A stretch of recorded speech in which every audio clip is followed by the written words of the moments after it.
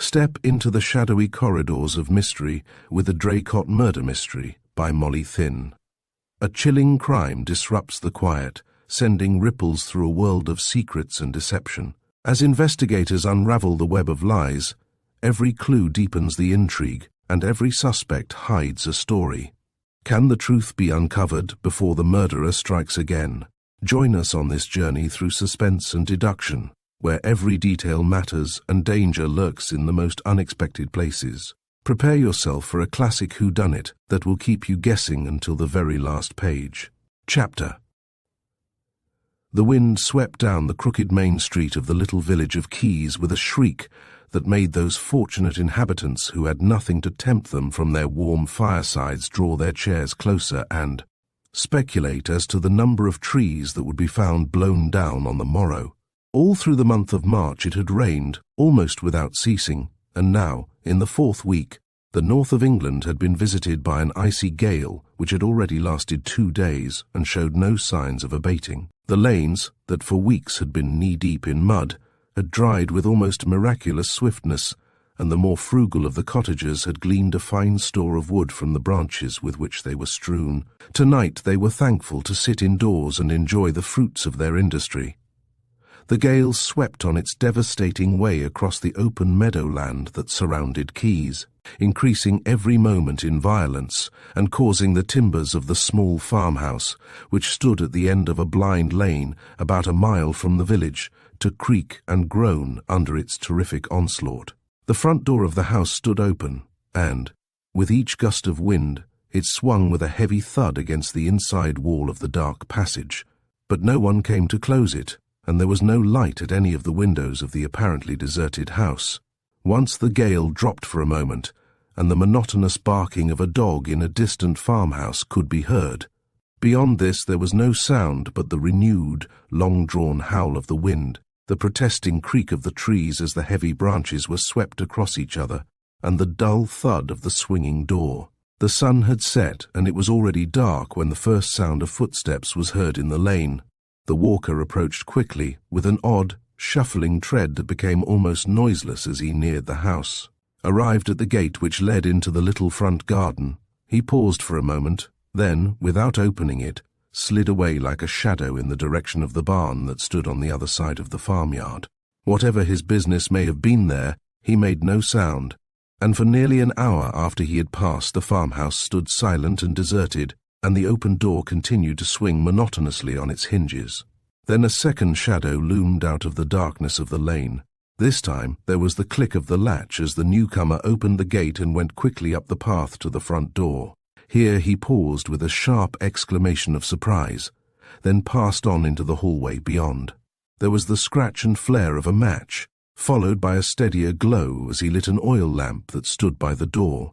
Carrying the lamp, he went first to the front door and examined the latch to see that it was undamaged before closing it. Then he passed on into the little kitchen at the back of the house, placed the lamp on the table, and was about to put a light to the fire when he discovered that his matches had run out. He had used the last one to light the lamp. With an exclamation of annoyance, he picked up the lamp once more and made his way to the sitting room, one of the 2 rooms that lay right and left of the front door. He moved quickly, his mind intent on the food and warmth he needed badly, for he had walked a long way in the bitter wind and was feeling both hungry and tired. Dazzled by the glare of the lamp in his eyes, he was already well inside the door of the sitting room when he saw the thing that pulled him up with a jerk, as sharp as though someone had laid a detaining hand on his shoulder. He stood arrested, holding the lamp at such an angle that it smoked violently, but the black fumes drifted past his nose unheeded. For the room which he had thought untenanted save for himself held yet another occupant, seated at the writing table facing the door, her arms outflung across it and her head pillowed on the open blotter between them, was a woman. From where he stood he could see only the top of her head, a tangle of fair curls that gleamed yellow as spun gold in the lamplight, and the rich fur collar of the coat in which she was wrapped. He could see her hands too, and the sparkle of her rings. There was something about those hands, with their strangely crisped fingers, as though they had been arrested in the very act of closing. That somehow gave the lie to the woman's attitude of sleep. But it was not her hands or the beauty of her hair that held the eyes of the man at the door. They were glued to the open blotter and the stain which had spread across it, a stain which had already stiffened the fair curls that lay so still upon the once white paper into hard little rings, and which was even now fading from its first bright scarlet into a dull rust. He stood motionless, oblivious of the acrid odour of the smoking lamp, then, with an effort, pulled himself together and crossed the room.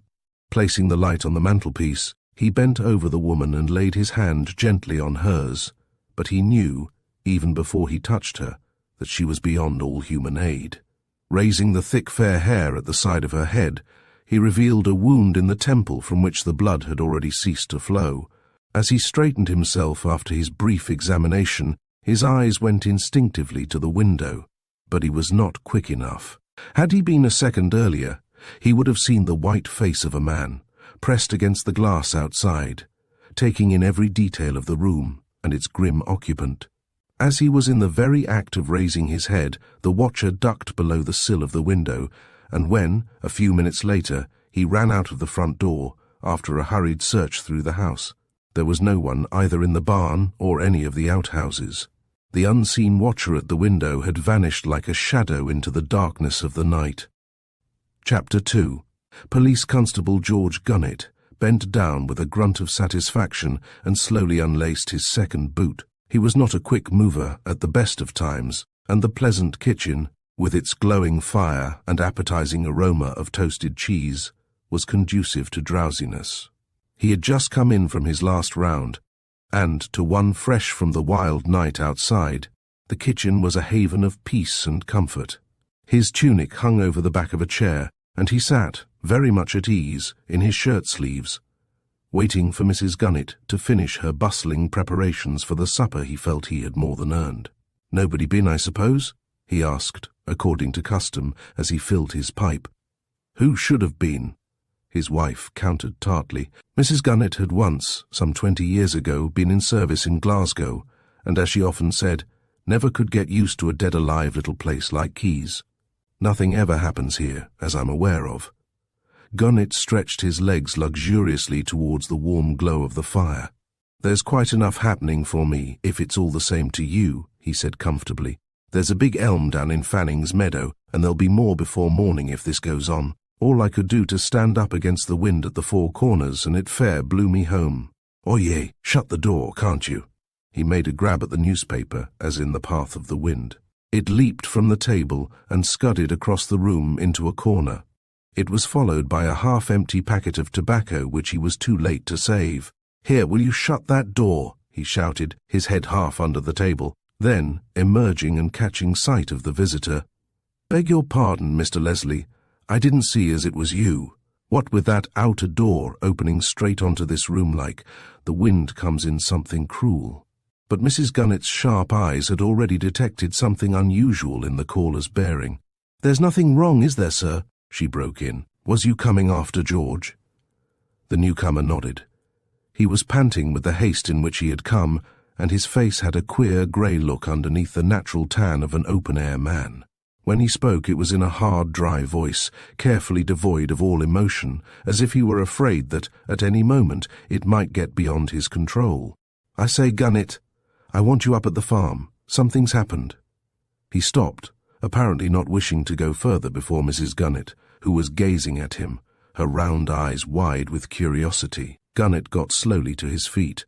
"Anything wrong, Mr. Leslie?" he asked. "It's a wild night for certain, but if I'm really needed—" Leslie gave a high-pitched laugh that ended in a crow. It was evident that he was keeping himself in hand with difficulty. "Needed, man." He pulled himself up once more.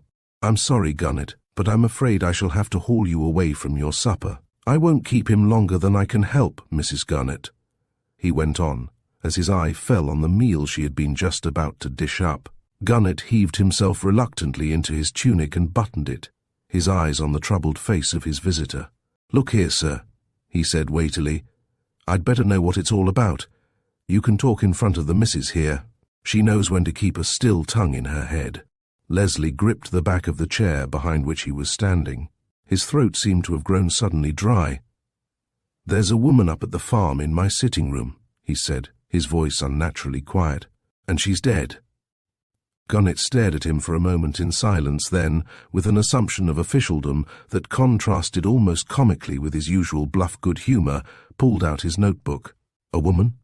Who is she?" "I don't know. Never seen her before, to my knowledge. I found her when I got back this evening." Gunnet unhooked his great coat and got slowly into it. "Better keep the rest till we get there, and don't you get talking, Mother," he added gruffly as he went out. "There ain't nobody to talk to except the cat," retorted Mrs. Gunnet, "and she don't answer." She had no cause, however, to complain of the village of Keys that night. Even in Glasgow, she had never spent an evening more replete with variety. Gunnet's return, and almost immediate departure, an hour later, was followed by the arrival of the sergeant and a constable from Whitbury, the market town to which Gunnet had telephoned. To Mrs. Gunnet was left the important task of directing them to John Leslie's farm, and she would have given a great deal to have gone with them. Gunnet opened the door to them when they arrived at the farm. John Leslie was standing just behind him and did not miss the sharp, appraising glance bestowed on himself by the sergeant as he came in. "Have you got the doctor?" was his first question. "Couldn't get him, sir," Gunnet answered. "He was out when I telephoned, but I left word for him to come up the instant he returned to inspect the deceased." Overshadowed as his spirits were by the whole unpleasant affair, Leslie could not resist an internal chuckle at this new aspect of Gunnet. The easy-going, rather garrulous villager had already draped himself in the majesty of the law and was expressing himself accordingly. Gunnet led the way into the sitting-room. Leslie had placed the lamp on the mantelpiece before making his hasty expedition to the police station, and it still burned there, lighting up the writing table with its tragic burden. The sergeant bent down and felt the cold cheek of the woman who lay across it. Then he lifted her eyelid and looked under the soft bobbed hair that fell round her face. "Dead, all right," he said. "She's just as you found her." Leslie stepped forward into the ring of light. "I didn't touch her, except to feel her face, just as you did. I knew then that she was dead." He could hear the scratching of the constable's pencil as he made his notes. "You're sure she was dead, then?" "I don't think there was the faintest doubt. If I'd had the smallest suspicion she was alive, I should have tried to do something for her. But I was so sure she was dead that I went straight for Gunnet. The blood on the blotter was almost dry then." "What time was this, Mr. Leslie?" "Just about 8. The clock in the kitchen struck while I was in here."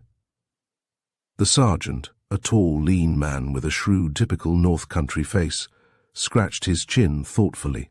"You live here alone, I think?" he asked. Leslie nodded. "Mrs. Gray, the carter's wife, does for me. She comes in the morning and leaves about 2, so that when you are out the house is deserted." "Absolutely, unless Gray is about in the yard. He was up at the station fetching some stuff this evening and didn't get back till about 9. Gunnet was here then." "Could anyone get in easily?" "Quite. There is nothing here to steal. It's only occasionally when there's money in the house that I lock the front door." The sergeant was about to speak again when Leslie interrupted him. "I've just remembered. I forgot it till just now. The door was wide open when I came in. I've never found it like that before." "It was unlocked when you went out?" "Yes, but it was latched. I always shut it. It's a good latch, too." "Were you about the premises at all this afternoon, Mr. Leslie?" "So far, except for the constable and his busy pencil in the background." The interrogation had been more or less friendly and informal. Now there was an official ring in the sergeant's voice that made Leslie look carefully to his answer. "I went out about 4 this afternoon and did not get back till just before 8. "You weren't near enough at any time during the evening to have heard a shot. This is a shooting case, you know." Leslie shook his head. "I went for a long tramp across country. Unless it was done just after 4 or just before 8, I couldn't have heard anything." "An unusual time at which to take a walk, Mr. Leslie." The sergeant's voice was non-committal, but Leslie felt himself flush. "I was too busy to go before and I needed exercise," he said shortly. "You can account for your time, I suppose?" "I must ask you to think carefully." Leslie broke in on him. His nerves had already been badly jarred by the events of the evening, and the man's manner was beginning to annoy him. "Good heavens, man, you're not going to tell me that anything I may say may be used against me. You're welcome to what I can tell you, but it isn't much. I never saw this lady before in my life, till I came in at 8 and found her in my room. How she got here, I've no idea. You surely don't think I've murdered her?" But the sergeant refused to be drawn. "All the same, we should like to know where you were during the evening, and whether you spoke to anyone who could identify you during that time. Who was I likely to speak to? I tell you, I went on a long cross-country tramp. I don't suppose I met a soul, certainly not anyone who could identify me. 4 hours is a long time. You were walking all the time?" "Yes." Leslie spoke curtly. He was tired, and the whole thing was beginning to get on his nerves. "Then, if that's all you can tell me, Mr. Leslie, I'll take a look round here. If you'll step into another room." Leslie opened his mouth as though about to say something, and then, apparently, thought better of it. "You'll find me in the kitchen if you want me," he volunteered as he went out. "There's some coffee on the stove for anyone who would like it." The sergeant looked after him thoughtfully, then strolled to the door. "I should be obliged if you wouldn't leave the house just at present," he called after him. Leslie suddenly lost his temper. "My good fellow, I'm not going to run away," he exploded. Once in the little kitchen, he sank into a chair by the stove and ran his fingers through his hair. He was abominably tired, too tired to think properly, but it was beginning to strike him that he was in a tighter place than he had realized. He had been a fool to lose his temper like that.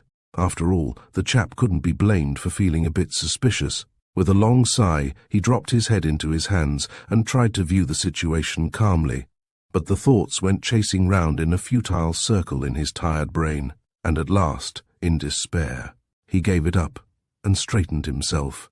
If only the police would hurry up and get through with the job. He reached for the coffee pot and poured himself out a big cup of black coffee. "Damn," he said with heartfelt emphasis. "Oh, damn." Meanwhile, the sergeant was pursuing his investigations. With the help of Whodunit and the man he had brought with him, he raised the body from the table and laid it on the floor. As the head fell back against his shoulder, Whodunit gave vent to an exclamation. "It's her from Miss Allen's." "Her sister, I think she is. I see her in the village this morning." "Miss Allen of Greycross?" "That's right. Been here a matter of 5 years now. I heard tell somewhere that she was expecting her sister, and this lady come yesterday. A Mrs. something, I think she is. The wife, no. She's a rare one for picking up news, she is." The sergeant was examining the wound that was hidden under the thick, fair hair. "It's a bullet wound, all right, and fired at fairly close range. Any sign of a weapon anywhere?" But there was no trace of the weapon by which the unfortunate woman had met her death. The little room seemed unnaturally tidy and normal for the scene of so grim a tragedy, an ordinary man's room, giving no sign of any struggle, the only feminine note in it being the still figure on the ground and a brocade bag which, with the ominous, suggestive stain on the blotter, supplied the only touch of colour on the dark wood of the writing table. The sergeant opened the bag. A small powder puff, a cigarette case and holder, a stick of lip salve, a tiny gold purse with a few shillings in it, and a lace handkerchief were all it contained. The handkerchief bore an embroidered monogram in the corner. RD or DR were the letters, but as Whodunit was unable to remember the name of Miss Allen's guest, this was of little use for purposes of identification. The contents of the bag were costly, and the woman's clothes in keeping with them. She was expensively dressed in a long fur coat, which fell open as they moved her, and revealed a fawn-coloured georgette dress, heavily trimmed with sequins underneath. As well as the rings on her fingers, she wore a long chain of rhinestones and a gold watch bracelet set with diamonds. Fine silk stockings and brown glace-beaded shoes with very high heels covered her feet. To the soles of the shoes dried earth was clinging, and a dead leaf was adhering to one of the heels. "Doesn't look much like robbery," remarked Whodunit. "She came here of her own accord, too, I should say. There is no sign of any struggle. Her clothes are as tidy as when she left home." The sergeant stood looking down at the calm face upturned to his. "She was a beauty, poor thing, and no mistake," he added gently. "It must have been sudden, the end. She never knew what was coming to her. Look at her face." It was true, except for the smear of dried blood down one side of the cheek and its ghastly pallor. There was nothing to suggest that she was not quietly sleeping. The still lips even held a faint smile, and it was evident that death had come swiftly and mercifully. It looks as if the murderer must have been someone known to her, someone she would have no cause to fear, went on the sergeant. Either that or she thought she was alone in the house, and he came on her unawares from behind. That young chap in there, he continued, indicating the direction of the passage with a jerk of his head. He knows Miss Allen, doesn't he? I seem to remember him and her at the point-to-point together. Very good friends they are, assented Whodunit. But this lady only came yesterday, I'm thinking. And I don't remember ever to have seen her here before. Likely he doesn't know her. He stood stolidly by the table while the sergeant proceeded with his examination of the room. Once, only, he volunteered a statement. He seemed proper upset when he came down to the station, he remarked thoughtfully. The sergeant looked round sharply. In what way? Upset? Whodunit's ruddy face took on an even deeper hue in his efforts to express himself clearly. Startled-like, as anyone would be that had found a thing like this in his room. More excited than guilty, if you understand me. By the time we got back here, he was acting quite natural. Lit the fire and made coffee and all while we was waiting for you. I shouldn't say he acted suspicious. If the sergeant held any opinion on the subject, he kept it to himself. He finished his examination of the room and moved to the door. Nothing here, he said. Give me your lantern and I'll have a look outside. You stay and keep an eye on things here. Come on, Collins. He went out, followed by the man he had brought from Whitbury, a young constable, fresh to his job, and awed into silence by the magnitude of his first case. Meanwhile, John Leslie sat huddled over the stove in the kitchen, half asleep. It seemed to him as if this pleasant country life to which he had retired so thankfully after 4 hideous years of warfare had suddenly merged, itself into a nightmare which would never end. His one longing was for bed and sleep, and yet even that seemed out of the question, so long as the farm housed that tragic figure. Meanwhile, there seemed nothing for it but to hang about until all this sordid official procedure was over. He was roused by the entry of Collins. "Sergeant Brace says, would you come outside for a minute, sir?" he announced. Leslie rose wearily to his feet and followed the man. Brace stood just outside the door leading into the garden. "We found footsteps in the bed under the sitting-room window. Looks as if someone had stood there, looking into the room. Perhaps you'd have a look at them." He led the way to the flower bed and turned the lantern on it. The footprints were distinctly to be seen in the soft earth. They were large and curiously undefined in outline. "That's not a clear-cut mark like you or I would make," commented the sergeant. "I should say they were done by someone in an uncommonly old pair of boots. There's more upper than sole to those. What sort of boots does your man wear?" "The usual heavy labourer's boot with nails in it. Good solid sole.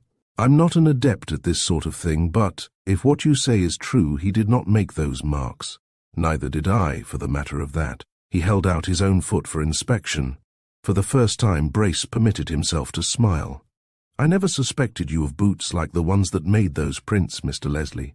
But I wanted to make sure that they were not the Carters. There's been no rain for 3 days, and those marks may have been there some time, provided the bed hasn't been raked over lately. As for that, I raked it over myself yesterday morning, but that doesn't tell you much, I suppose, as they might have been made any time afterwards." In spite of his fatigue and distaste for the whole business, Leslie was beginning to grow interested. Brace flashed his lantern on the brick path that led across the front of the house. "Nothing there, unfortunately, but there's something I'd like to show you over here." Leslie followed him to the barn. Here the footsteps were distinctly discernible on the earthen floor, but less clearly defined and, in some cases, blurred in a manner that suggested that the walker had crossed his own tracks. But they led quite obviously to the foot of the ladder up to the loft. Brace went on ahead up the ladder. "Here's something you might be able to help us with," he said as they reached the top. He pointed to the straw in the corner. "That's been slept on lately, and look at this." He indicated a couple of dirty rags that looked as though they might have been used as bandages, except that they were bare of any stain, probably some tramp. "I've had them in here more than once in cold weather," said Leslie. "It's a tramp right enough. Those are the rags they mostly bind their feet up with instead of socks. They stick to them too as a rule. Looks as if this chap must have been disturbed and left in a hurry. It's probably his footsteps under the window." You don't recall turning a tramp out of the barn any time lately? Leslie shook his head. I don't think I ever have turned one off. I sometimes find their traces in the morning, but even if I knew one of them was here, I should probably wink at it and let him stay. The fowls are all securely locked up, and the tramps round here are a harmless lot, as a rule, so long as they don't smoke in the straw and fire the old place. It wouldn't be much loss if they did. It's not even weather-tight. You haven't seen one hanging round the last day or so? No, they don't hang round much in the daytime anyhow, because of the dog. They slip in at night after he's chained up. He's a sound sleeper, that dog, commented Brace. We've made noise enough and he hasn't stirred. He's not here. I had intended to go to London tonight, so I took him down to the Greys this morning, and then didn't go after all. I shouldn't be here now if I had, said Leslie wearily. I had a wire saying I wasn't wanted after all. What was the appointment, if I may ask? Leslie was tickled, in spite of himself. His irritation was beginning to wear off, no doubt due to the coffee which had begun to allay his fatigue. The appointment was at the law courts, he said dryly. Not in the dock, however. Just a perfectly respectable witness for the prosecution. Case of a stolen car, to be exact. Unfortunately for me, I happened to be talking to the owner when we saw the chap actually making off with the car. Case of identifying the thief, remarked Brace with professional interest. That's the idea. Wish to goodness I'd gone now, then I should have been out of all this, but the case was postponed. You'd have accepted that alibi all right, Sergeant? I'd accept any alibi you like to offer if it was authentic, Mr. Leslie, answered Brace soberly. That the whole business was awkward, Leslie had been slowly realizing ever since his first interview with the sergeant, but there was that in Brace's voice now that, for the first time, gave him a feeling of real apprehension. I'd give you one like a shot if I could, he answered quickly.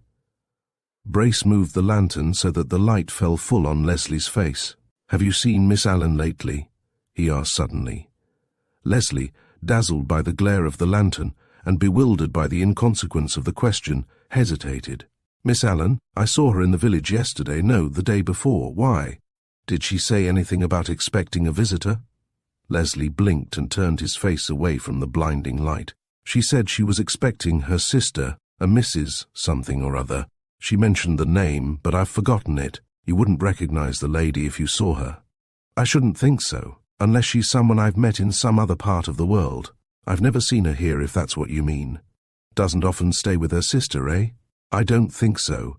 Miss Allen didn't say much about her, but from what she did say, I gathered that they were not very intimate.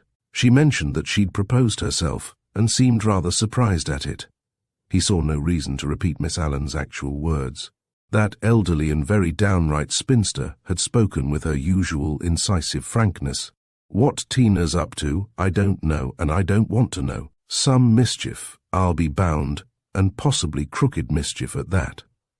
I don't trust her. She's got some good reason for wanting to spend a week with her old sister. I told her she could stay as long as she liked, provided she didn't try to ride my horses. She's got a seat like a sack of potatoes, and as for her hands, luckily scented cigarettes and a chair by the fire are more in her line. The wind had dropped, and, for the first time for 3 days, a fine rain was falling. As they left the barn, they heard the sound of a car making its way up the lane. That'll be the doctor, I expect, said Brace, obviously relieved. After that, we shall be able to get away to our beds.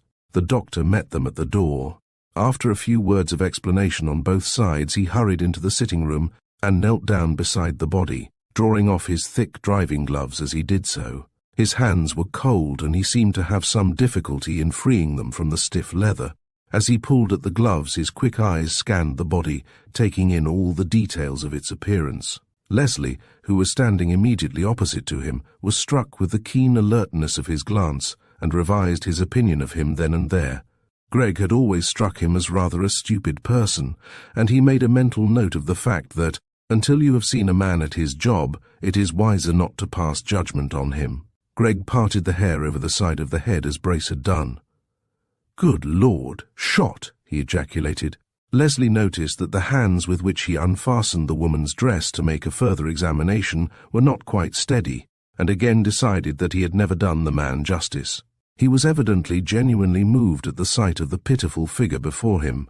"Can you arrive at any conclusion as to how long she's been dead?" asked Brace when he had finished his examination. "Difficult to say with such a cursory examination, but, roughly, 4 or 5 hours would cover it. Not longer?" "I don't think so. I shouldn't like to say within an hour or so. Not more than 6 hours, certainly." "Would death be instantaneous?" "Almost certainly. Shot in the temple. Who killed her?" He swung round, still on his knees, and looked up at the sergeant. Brace answered with another question as sharp as his own. "You don't admit the possibility of suicide?" "Quite possible. For a left-handed woman. The wound's on the wrong side." "On the wrong side for a right-handed person," commented Brace. "But we've no reason to think that she was right-handed." Greg rose to his feet and dusted the knees of his trousers. "Probably was. Most women are," he said slowly. He bent down and examined the hands carefully. "She wrote with her right hand anyway," he said. "Look at this." There were faint stains, evidently of ink, on the first and second fingers of the right hand. "One to you, Doctor," conceded Brace good-humouredly. "Apart from that, it was a good shot of yours. There's no weapon." "Who found her?" "Mr. Leslie here. Whoever did it seems to have got away." Brace looked sharply at Leslie. "A nasty jar, eh? Feel all right?" "Quite, thanks, but it's a beastly business, and I wish it had happened anywhere else." "Ever seen the lady, Doctor?" asked Brace. Greg scrutinized the delicate features of the unfortunate woman. "No friend of mine," he said curtly. "Any idea who she is?" "Whodunit here has recognized her as a lady staying with Miss Allen, of Greycross. Thinks she's her sister." Leslie's exclamation of horrified astonishment was drowned by Greg. "Good God!" he shouted. "Not Miss Allen's sister?" "I'm afraid so, from what Whodunit says. However, we shall know soon enough." Greg seemed aghast at the discovery. "Miss Allen's sister," he repeated. "It's impossible. Why, they're as different as chalk from cheese. There's a difference in age, too. But Whodunit saw her in the village this morning." Greg picked up his coat. "Well, it's a queer world," he said reflectively. "You'll want me, I suppose, for the inquest. Are you moving her?"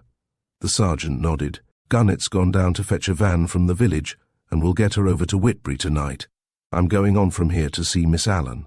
It's not a job I'm hankering after, to tell you the truth." "Want me to come along?" asked Greg. "I might be needed, but I doubt it. She's a strong-minded woman, Miss Allen, and I shouldn't say hysterics were much in her line." "I'd be grateful if you would, all the same. It's not a pleasant thing to have to tell a lady." Greg nodded. "Righto," he said.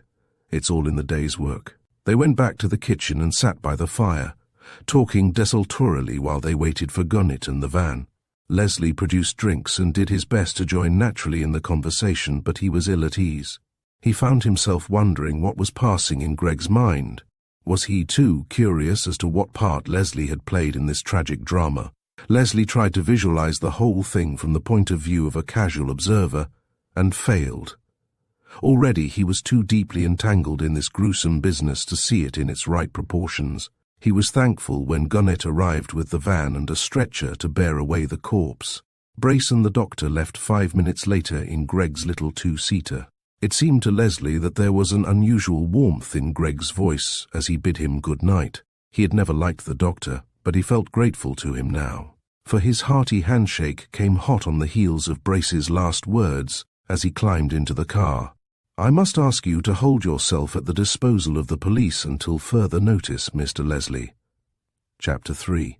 "How long is it since you have seen Cynthia, Mr. Fayre?"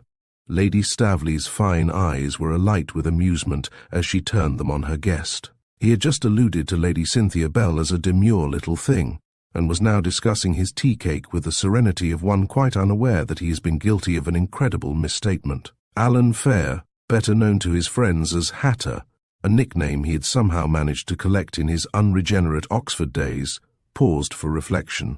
"Quite 12 years, I should think. She was a leggy little thing of about 8 when I last set eyes on her." Lady Stavely gave a soft gurgle of amusement. "She's leggy still. All these modern girls are, you know, but I'm afraid you'll find that the demureness has evaporated. She's decidedly what the children's old nurse used to call a cure now." Hatter Fayre caught the mirth in her voice and responded to it. When he smiled, it was easy to see how he had come by the network of fine wrinkles at the corners of his keen grey eyes, and why the old Oxford nickname had persisted through all the long years of his exile in India. For a nickname, unless it is an unkind one, rarely sticks to a man who is not beloved of his friends. "I do seem to be a bit of a back number," he admitted ruefully. "Girls occasionally were demure, you know, in my day. I'm fond of Cynthia," went on his hostess thoughtfully, "but she sometimes makes me rejoice that my peck of troubles are all sons." Fayre turned to his other neighbour. "What do you say, Sybil? You know Lady Cynthia, don't you?" Lady Keene, who had been listening to the discussion in silence, shot a languid glance of derision at her hostess. "Eve's a cat," she said. "She's only trying to assert her independence. Cynthia can twist her round her little finger. She twists us all, I think. Except perhaps Edward. He's untwistable." Sir Edward Keene, catching the sound of his name, strolled towards them. "What about Edward?" he asked, smiling down on his wife from his great height. "Something flattering, I hope." To Fayre, deeply interested in these old friends from whom he had been separated for so long, there was nothing he had come across since his return to England more surprising or touching than Keene's attitude towards his wife. Fayre and Sybil Keene had known each other since their nursery days, had played together as children in the country, and had foregathered again later in London. Keene had come into both their lives later, at a time when he was a struggling young barrister, and Fayre was cramming for the Indian Civil. When Sybil Lane, as she was then, fell madly in love with her first husband, a handsome guardsman, married and was carried off by him to Malta, Fayre had a suspicion that Keene was badly hit. Certainly he had remained single and had developed a capacity for work which, according to his friends, was almost demoniacal. To Fayre, far away in India, had come, first the news of the death of Sybil's husband, killed in the first year of the war, and second the report of her marriage to Keene 5 years later. And now he was back in England for good, picking up old threads once more and keenly interested to see how time had dealt with the friends of his youth. For a week now they had been at Staveley together, and what he had seen there had both saddened and touched him. To the outside observer, it would seem that Keene had at last achieved the two great ambitions of his life. He had married the woman of his choice, and a knighthood had already set the seal on his fame as the most brilliant counsel of his day. But to Fayre, who had known Sybil Keene too well in the past to be deceived by appearances, his absolute devotion to his invalid wife seemed little short of tragic in its intensity. For Sybil Keene was of the kind that does not forget. Her husband's death had come near to killing her. For weeks she lay hovering between life and death, only to emerge with her health shattered and an empty life before her.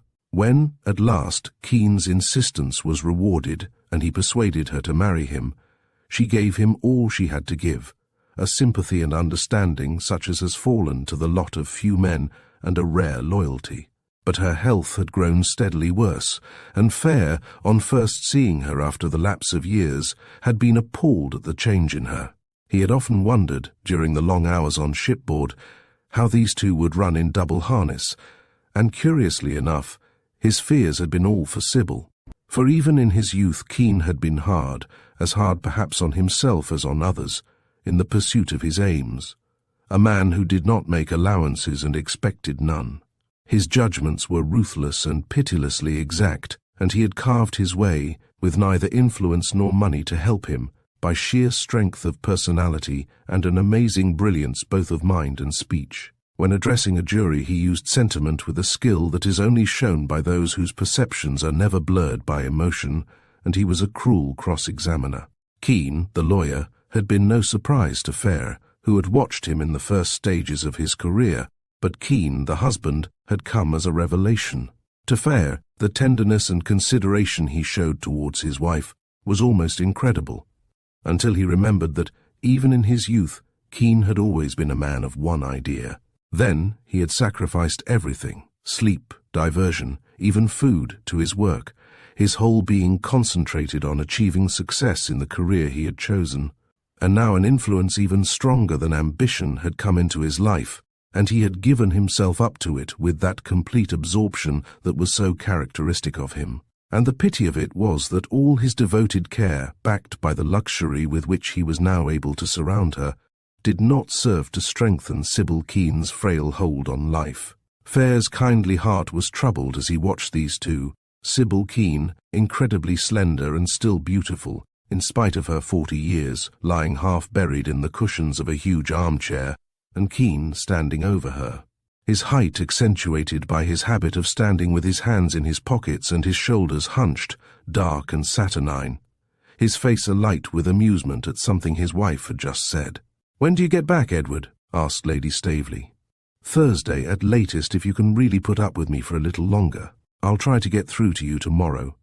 I shall know better then. Meanwhile, I shall have Sybil to myself for a couple of days.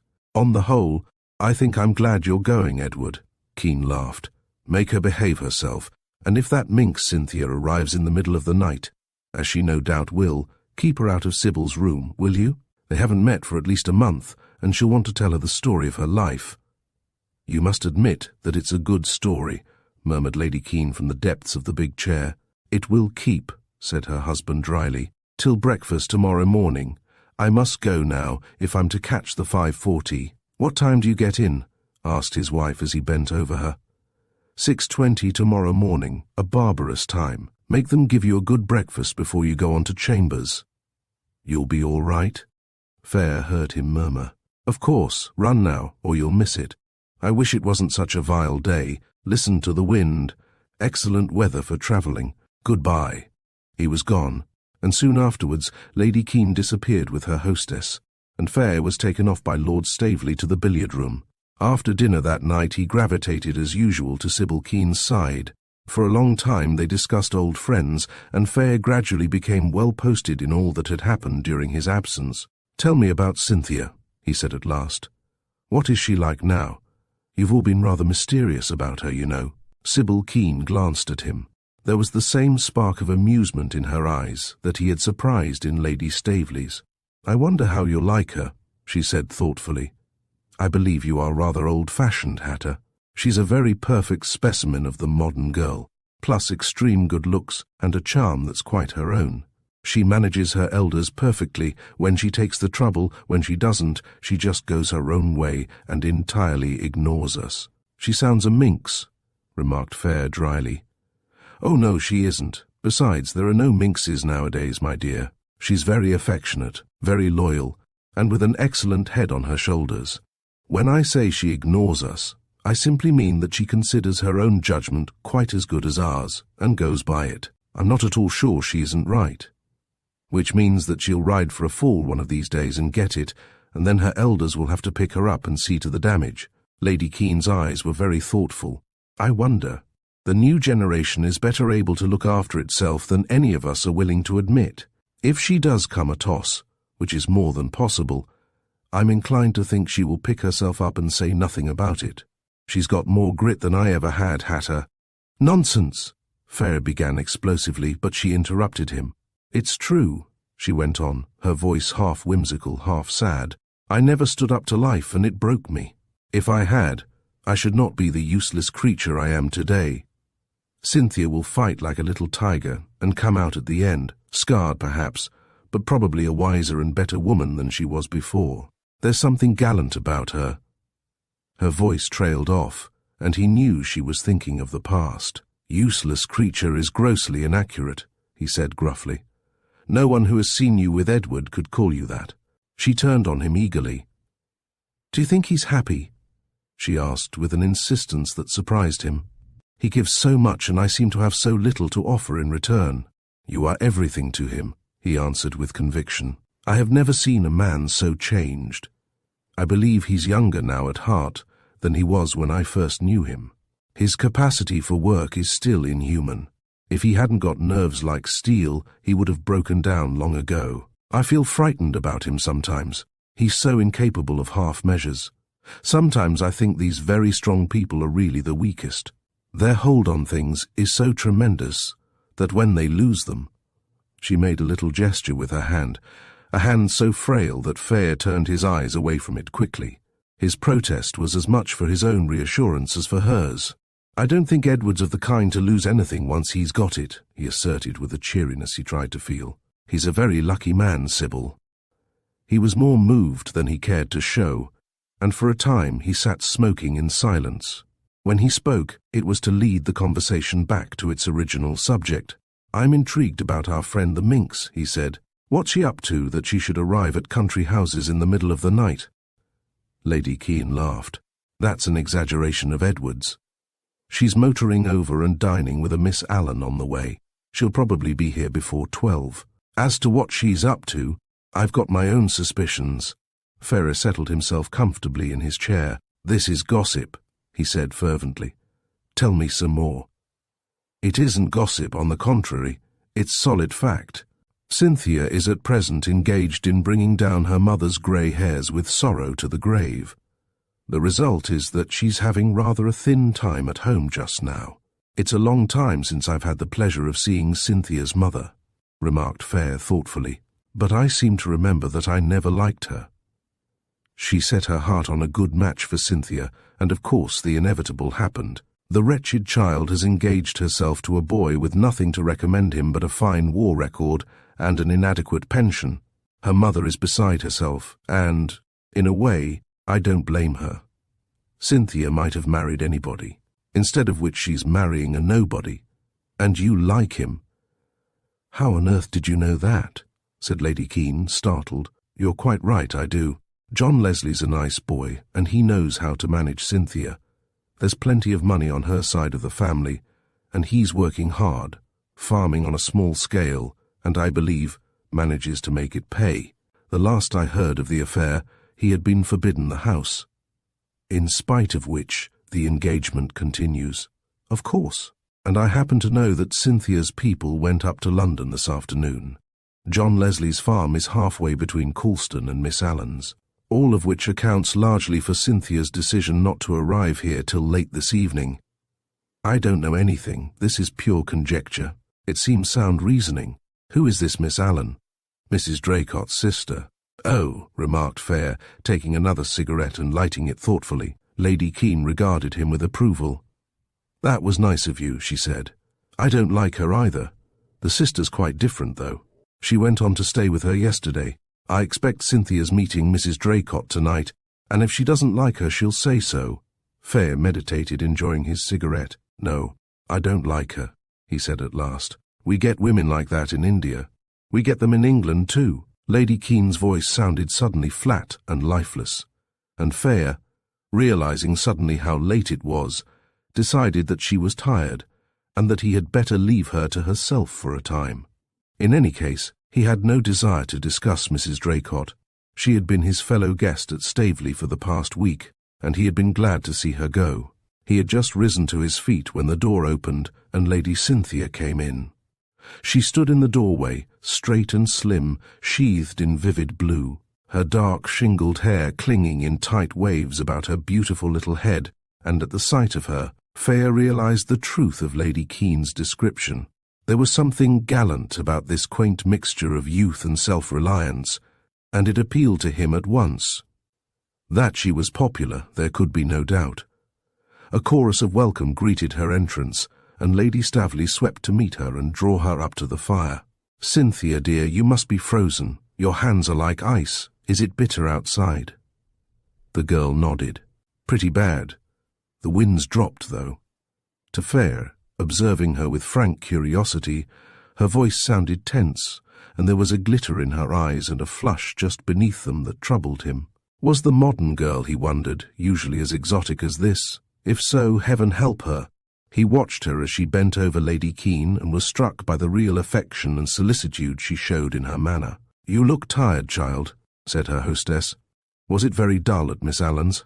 "It wasn't dull," answered Lady Cynthia slowly. "Anything but." She stood by the fire, warming her hands in silence.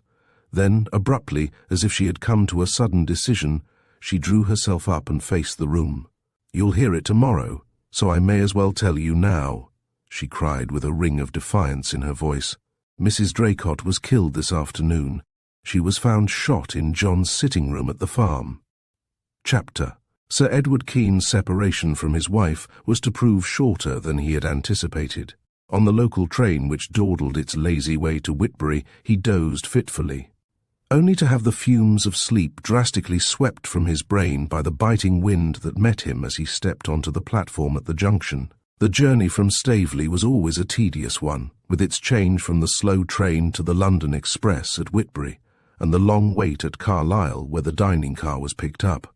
This, however, was the only long stop, and after a passable dinner, Sir Edward was able to settle down to a long evening's work, being one of those fortunate people who can concentrate their minds as easily in a crowded train as in the seclusion of their studies. He alighted at Euston probably having slept less than any of his fellow travellers and looking infinitely less jaded. Also, he had got through all the work he had intended to do on the journey and was ready for a strenuous morning at his chambers. His wife had been right in saying that only a man with an iron constitution could have stood the pressure under which he lived. He drove straight to his house in Westminster, where breakfast was awaiting him, and then, after a bath and change of clothes, took a taxi to his chambers. "Fayre, ring up Mr. Carter and tell him I should like to see him before he goes into court," he called to his head clerk as he hurried to his room. "You know the case is postponed, Sir Edward," ventured the old man nervously. He had not expected Keene until late in the evening, and was uncomfortably aware now that he should have wired instead of writing about the postponement of the case. Sir Edward stopped dead, his hand on the latch of the door. "What's that?" he said sharply. "Strickland v. Davies postponed?" "Yes, Sir Edward. We understood that you were leaving the north this morning, and that a letter would reach you if it was posted yesterday afternoon. Had we known—" His voice trailed off into silence. In all the years he had worked for Keene, he had never seen him look so angry. "Knowing you were coming up, in any case, for the other consultation," he began again. "My instructions were that I was to be notified immediately." Keene's voice was icy. "I wrote, Sir Edward, and gave me a night's journey for nothing. Always telegraph if there is any doubt as to my movements. You knew I was coming up today." "Yes, Sir Edward. In the future, I should be grateful if you would obey my instructions. I suppose the witnesses have been notified." "Bentley's will have seen to that, Sir Edward." Keene closed the painful interview abruptly by vanishing into his room. "All because he's missed 12 hours up in the north," muttered Fayre, as he hurried thankfully out of range. He never used to be so set on holidays. His heart's more with her ladyship than his work nowadays. Sir Edward, having said his say, did not refer to the matter again, but he proved a difficult taskmaster all through that day. He worked ferociously, and his staff found themselves hard put to it to keep the pace he had set. It was late before he left his chambers, and then it was with a sheaf of papers that kept him hard at it till the small hours, in spite of which an accumulation of work still remained, which would keep him in town till late the following day. Ever since a severe heart attack had brought Lady Keene almost to death's door, he had dreaded leaving her for any length of time, and on the few occasions on which any great distance lay between them. He was a difficult man to work with. He went to bed fretted and out of patience, and his first act on reaching his chambers in the morning was to ring up Staveley, ostensibly to let his hostess know when to expect him, but actually in the hope of a few words with his wife and an assurance that all was well with her. There was the usual vexatious delay over the trunk call, but when he did get through, he was surprised to hear Lady Keene's voice at the other end. She should, by rights, have been breakfasting in her room according to her wont, and he said so. "I might have known you'd be up to your tricks as soon as I turned my back," he told her. "In spite of which, you were going to ask for me and drag me out of bed in your usual heartless way," she mocked. "You could have gone back again as soon as I'd done with you. As it is, I suppose you are up and dressed and in for a strenuous day. The folly of women." For the first time since his arrival in London, he ceased to feel at odds with the world. Even at this distance, his wife's influence made itself felt, and already all his annoyance had evaporated in the mere delight of listening to her voice. "There's wisdom in my madness this morning, though," she assured him. "I guessed you'd ring up early, and I wanted to catch you myself. I should have rung up yesterday if I had not known you were too busy to help. I'm worried, Edward, and I want you." In an instant he was on the alert. "You don't feel seedy." No, I'm all right, it isn't that, but come back as soon as you can, my dear. That child, Cynthia, is in trouble, and I want you to see her." Keene's face darkened. As far as it was in him to take an interest in any woman besides his wife, he liked Cynthia Bell, though it is doubtful whether. If it had not been for Lady Keene's fondness for the child, he would have paid any special attention to her. He did not, however, propose to have Sybil worried by the consequences of any of that young woman's mad escapades. "What has she been up to?" he demanded sharply. "Nothing. It's not her fault this time. But that young man of hers is in a very nasty position from all accounts. Come back as soon as you can, dear, and see what you can do." Keene's scowl deepened. "Young Leslie? I'd forgotten that affair of hers. Well, what's he been doing?" He paused for a moment as though trying to control his impatience then. "I won't have you worried over the affairs of a couple of children, Sybil." Sybil Keene laughed in spite of herself at the intense exasperation in his voice. "My dear, it doesn't do me any harm, and anyhow, I shall worry much less if I know that you have taken a hand in things. They really do need advice, Edward. If you take my advice, you'll keep out of the affair. Let them settle their troubles in their own way. You don't even know what their troubles are. Don't be difficult, Edward." Lady Keene's voice was very appealing. She did not often take this line with her husband, but when she did, she almost invariably got her own way. "Well, I want you to keep out of it, whatever it is," he said curtly. "Edward, John Leslie's mother was a great friend of mine, and she was extraordinarily kind to me as a girl. I really do owe her something, and I am fond of both John and Cynthia. I can't keep out of it, and I am counting on you to stand by me. Be nice about it, and come back as soon as you can." "Well, you haven't told me yet what is the matter," he temporized. In as few words as possible, she repeated all she had been able to learn from Cynthia, supplemented by the account of Dr. Gregg, who had turned up on a professional visit to Lady Keene on the day after the girl's arrival. Keene heard her in silence, and for some moments after she had finished, made no comment. Then he gave vent to a muffled exclamation. "What did you say?" "I said the devil," he replied grimly. "What on earth did the young idiot want to go roaming all over the country for at that time of night?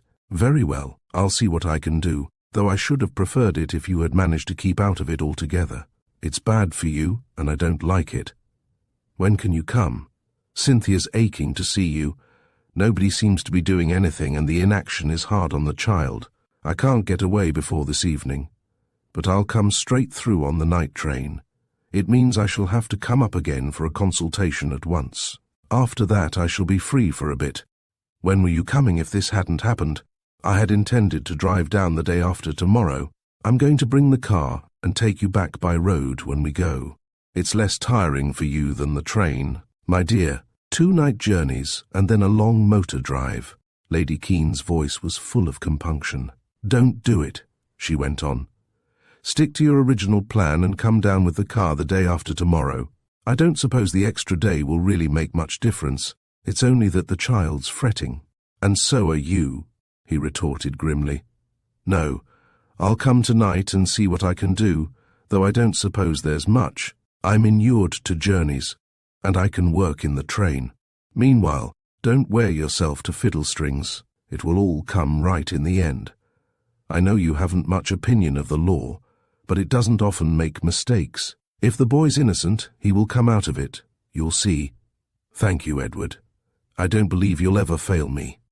There was more in her tone than in the words, and he felt amply repaid for having yielded as he hung up the receiver. But he found it difficult to fix his mind on his work that morning, and he wished with all his heart that his wife had been safe in London at the time of the murder. He knew that she would not know a night's real rest so long as any friend of hers was in trouble, and in spite of his brave words on the telephone, he thought things looked awkward, to say the least of it, for John Leslie. And once more he cursed the fates that had decreed the postponement of the case of Strickland v. Davies. For Leslie had been subpoenaed as a witness, and if things had taken their normal course, would have been in London at the moment when Mrs. Draycott met with her tragic end. And if it had not been for that unfortunate blunder of old Fayre's, he would have heard in time about the postponement, and would have been at Staveley instead of in London when Lady Cynthia arrived with the news. Keene was usually studiously courteous in his dealings with underlings, but he was positively brutal to the old head clerk, when, later in the day, he had occasion to pull him up for a slight error in the wording of a letter. Chapter, At the best of times, Whitbury Junction cannot be described as an attractive spot, with its 3 long platforms flanked on either hand by sidings with their usual array of cattle trucks and apparently derelict third-class coaches, an uninspiring collection of faded posters imploring the weary traveller to hasten at once to Ostend or the Cornish Riviera, and a row of battered milk cans embellish the platforms. And the porters, elderly men of pessimistic habit, take even the arrival of the London train with complete lack of enthusiasm. At 7 o'clock on a chilly March morning, the junction is at its worst, and Sir Edward Keene, alighting somewhat stiffly from his first-class carriage after a night of mingled boredom and discomfort, eyed his surroundings with marked disapproval. The fact that he would have over an hour to wait before taking the local train to the little station of Staveley Grange did not serve to cheer him, and he was entirely unprepared for the apparition of Cynthia Bell, the last person he desired to see under the circumstances, waiting for him on the platform. There was a hint of shyness in her greeting. Sybil Keene's distinguished husband was one of the few people of whom she stood in awe, and she not only felt responsible for his presence at an unearthly hour at this dreary spot, but was quite aware that, but for his wife's persuasion, he would not have made the journey at all. It was this knowledge that had decided her to meet the train and see him first alone, in the hope of winning his sympathy and inducing him to take more than a cursory interest in John Leslie's affairs. The sight of his dark, inscrutable face and thin-lipped, relentless mouth sent her courage into her boots, and she felt pitifully young and very helpless as she hurried to meet him. "I wanted to see you and thank you, Sir Edward," she began rather breathlessly. "Sybil told me you were coming down on purpose." In spite of his annoyance, Keene was touched by her distress. "It seemed better to look into things at once," he said kindly. "Sybil said you were anxious to see me. I wanted to ask your advice. There's something I'm worried about, and no one seems to know in the least what's going to happen or what one ought to do. It's the waiting that's so hard. It makes one imagine things. They haven't even said they suspect John yet, but they behave all the time as if they did, and they've searched the farm as if they expected to find something. Meanwhile, one hangs about." She was getting almost incoherent, and Keene could see that she was on the verge of tears and was holding them back with difficulty. "You've let this get on your nerves," he said quietly. "I suggest that we shelve the subject altogether till you've had some breakfast.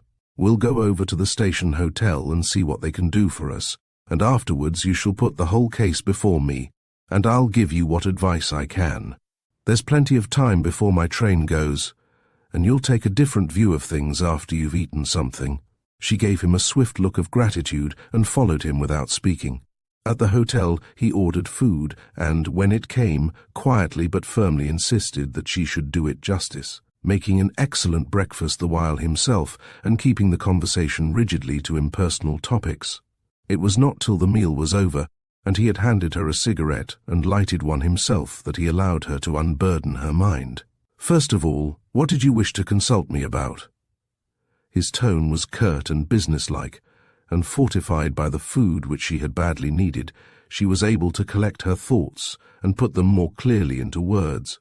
She gave him a brief account of what had happened, the main facts he had already learned from the evening papers, in which Mrs. Draycott's latest photograph, over the caption of "The Murdered Woman," had confronted him.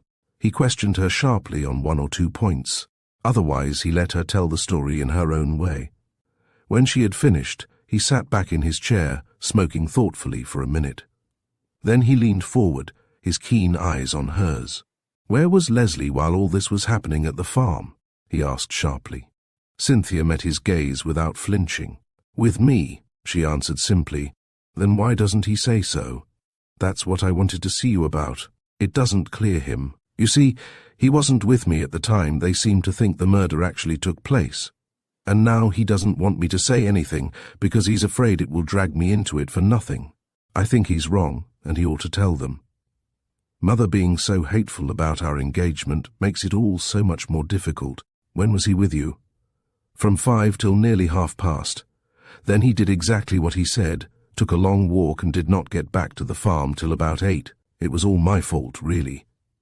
She broke off, as though she found it difficult to continue. "You'd better tell me exactly what happened," came in Sir Edward's quiet voice. "It's all rather complicated," she went on haltingly. "You know what Mother's been about our engagement. Daddy likes John, and he'd be all right if it wasn't for her. Lately she's been trying to get round John too, telling him that he is ruining my young life and all that sort of rot. And poor old John gets fits of the blues, and then he swallows everything she says and behaves like a blithering idiot afterwards, offers to let me off the engagement and all that sort of thing. He's done it once already, and we had an awful row, and I wouldn't speak to him for nearly a week. On Monday, the parents went up to London, and thank goodness they're there still, or else I don't think I could bear it. John and I arranged to meet in a copse near the home farm at 5, after they'd gone, and go for a long walk. After that I was going home to dress for Miss Allen's dinner, and we'd planned that John should pick me up at her house and drive me in my car to Staveley at about 11. You see, when the parents are at home, we never seem to get much time together, and we were going to take advantage of their being away. We met at 5, just as we'd arranged, but we did not go for the walk.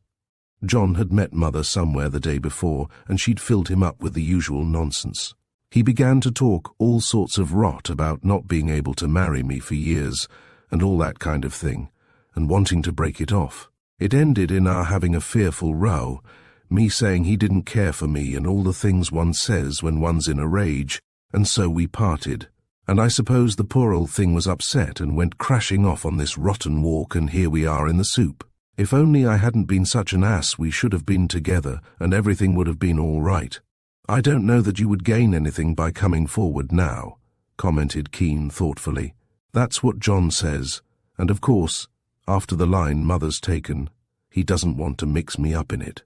What I say is that sane people don't go charging about the country for nearly 4 solid hours, unless there's something wrong with them, and of course everybody thinks John must have been up to something.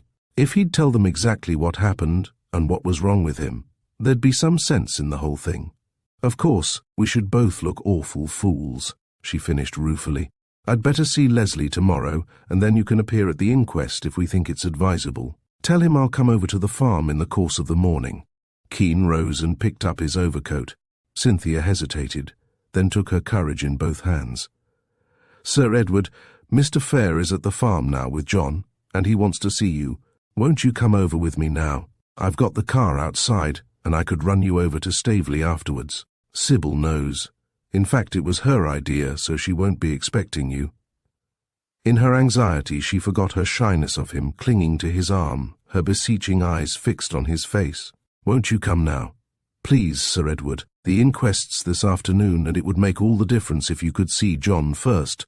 Keene's face had begun to darken at her first words, but, at the mention of the inquest, it sharpened to a look almost of anxiety. "The inquest? Already? I was afraid of that." "Sir Edward, they can't arrest John." "I don't know. It all depends on what the police have up their sleeve. I think you're right. I'd better come up to the farm now." On their way they spoke little. Cynthia drove with all the recklessness of youth, and less than half an hour had passed before they turned into the little lane that led to the farm. Fayre and Leslie were at the door to meet them. "It's very good of you, sir," said Leslie. "I seem to be giving you a fearful lot of trouble." He looked worn and anxious, but his eyes met Keene's fearlessly, and the lawyer, accustomed as he was to read faces, was both attracted and impressed by his manner. He laid his hand on Leslie's shoulder. "Come inside," he said, "and let's talk things over. So you've got a finger in this pie, Hatter? You always were an old busybody." There was a hint of annoyance in his voice. For one thing, he had all the professional's dislike for amateur interference, and he knew Fayre too well not to be aware that he was lamentably thorough in his methods. Also, he would be yet another link which would serve to draw Sybil still more surely into this unsavoury business. There was a gleam of mischief in Fayre's eyes as he answered, "Beastly nuisance, Edward. An outsider butting in. I know. I've had experience of them in the East. Don't worry. I'm only here in the capacity of family advisor. I've constituted myself a sort of adopted uncle of Cynthia's. After all, I've known her since her pigtail days."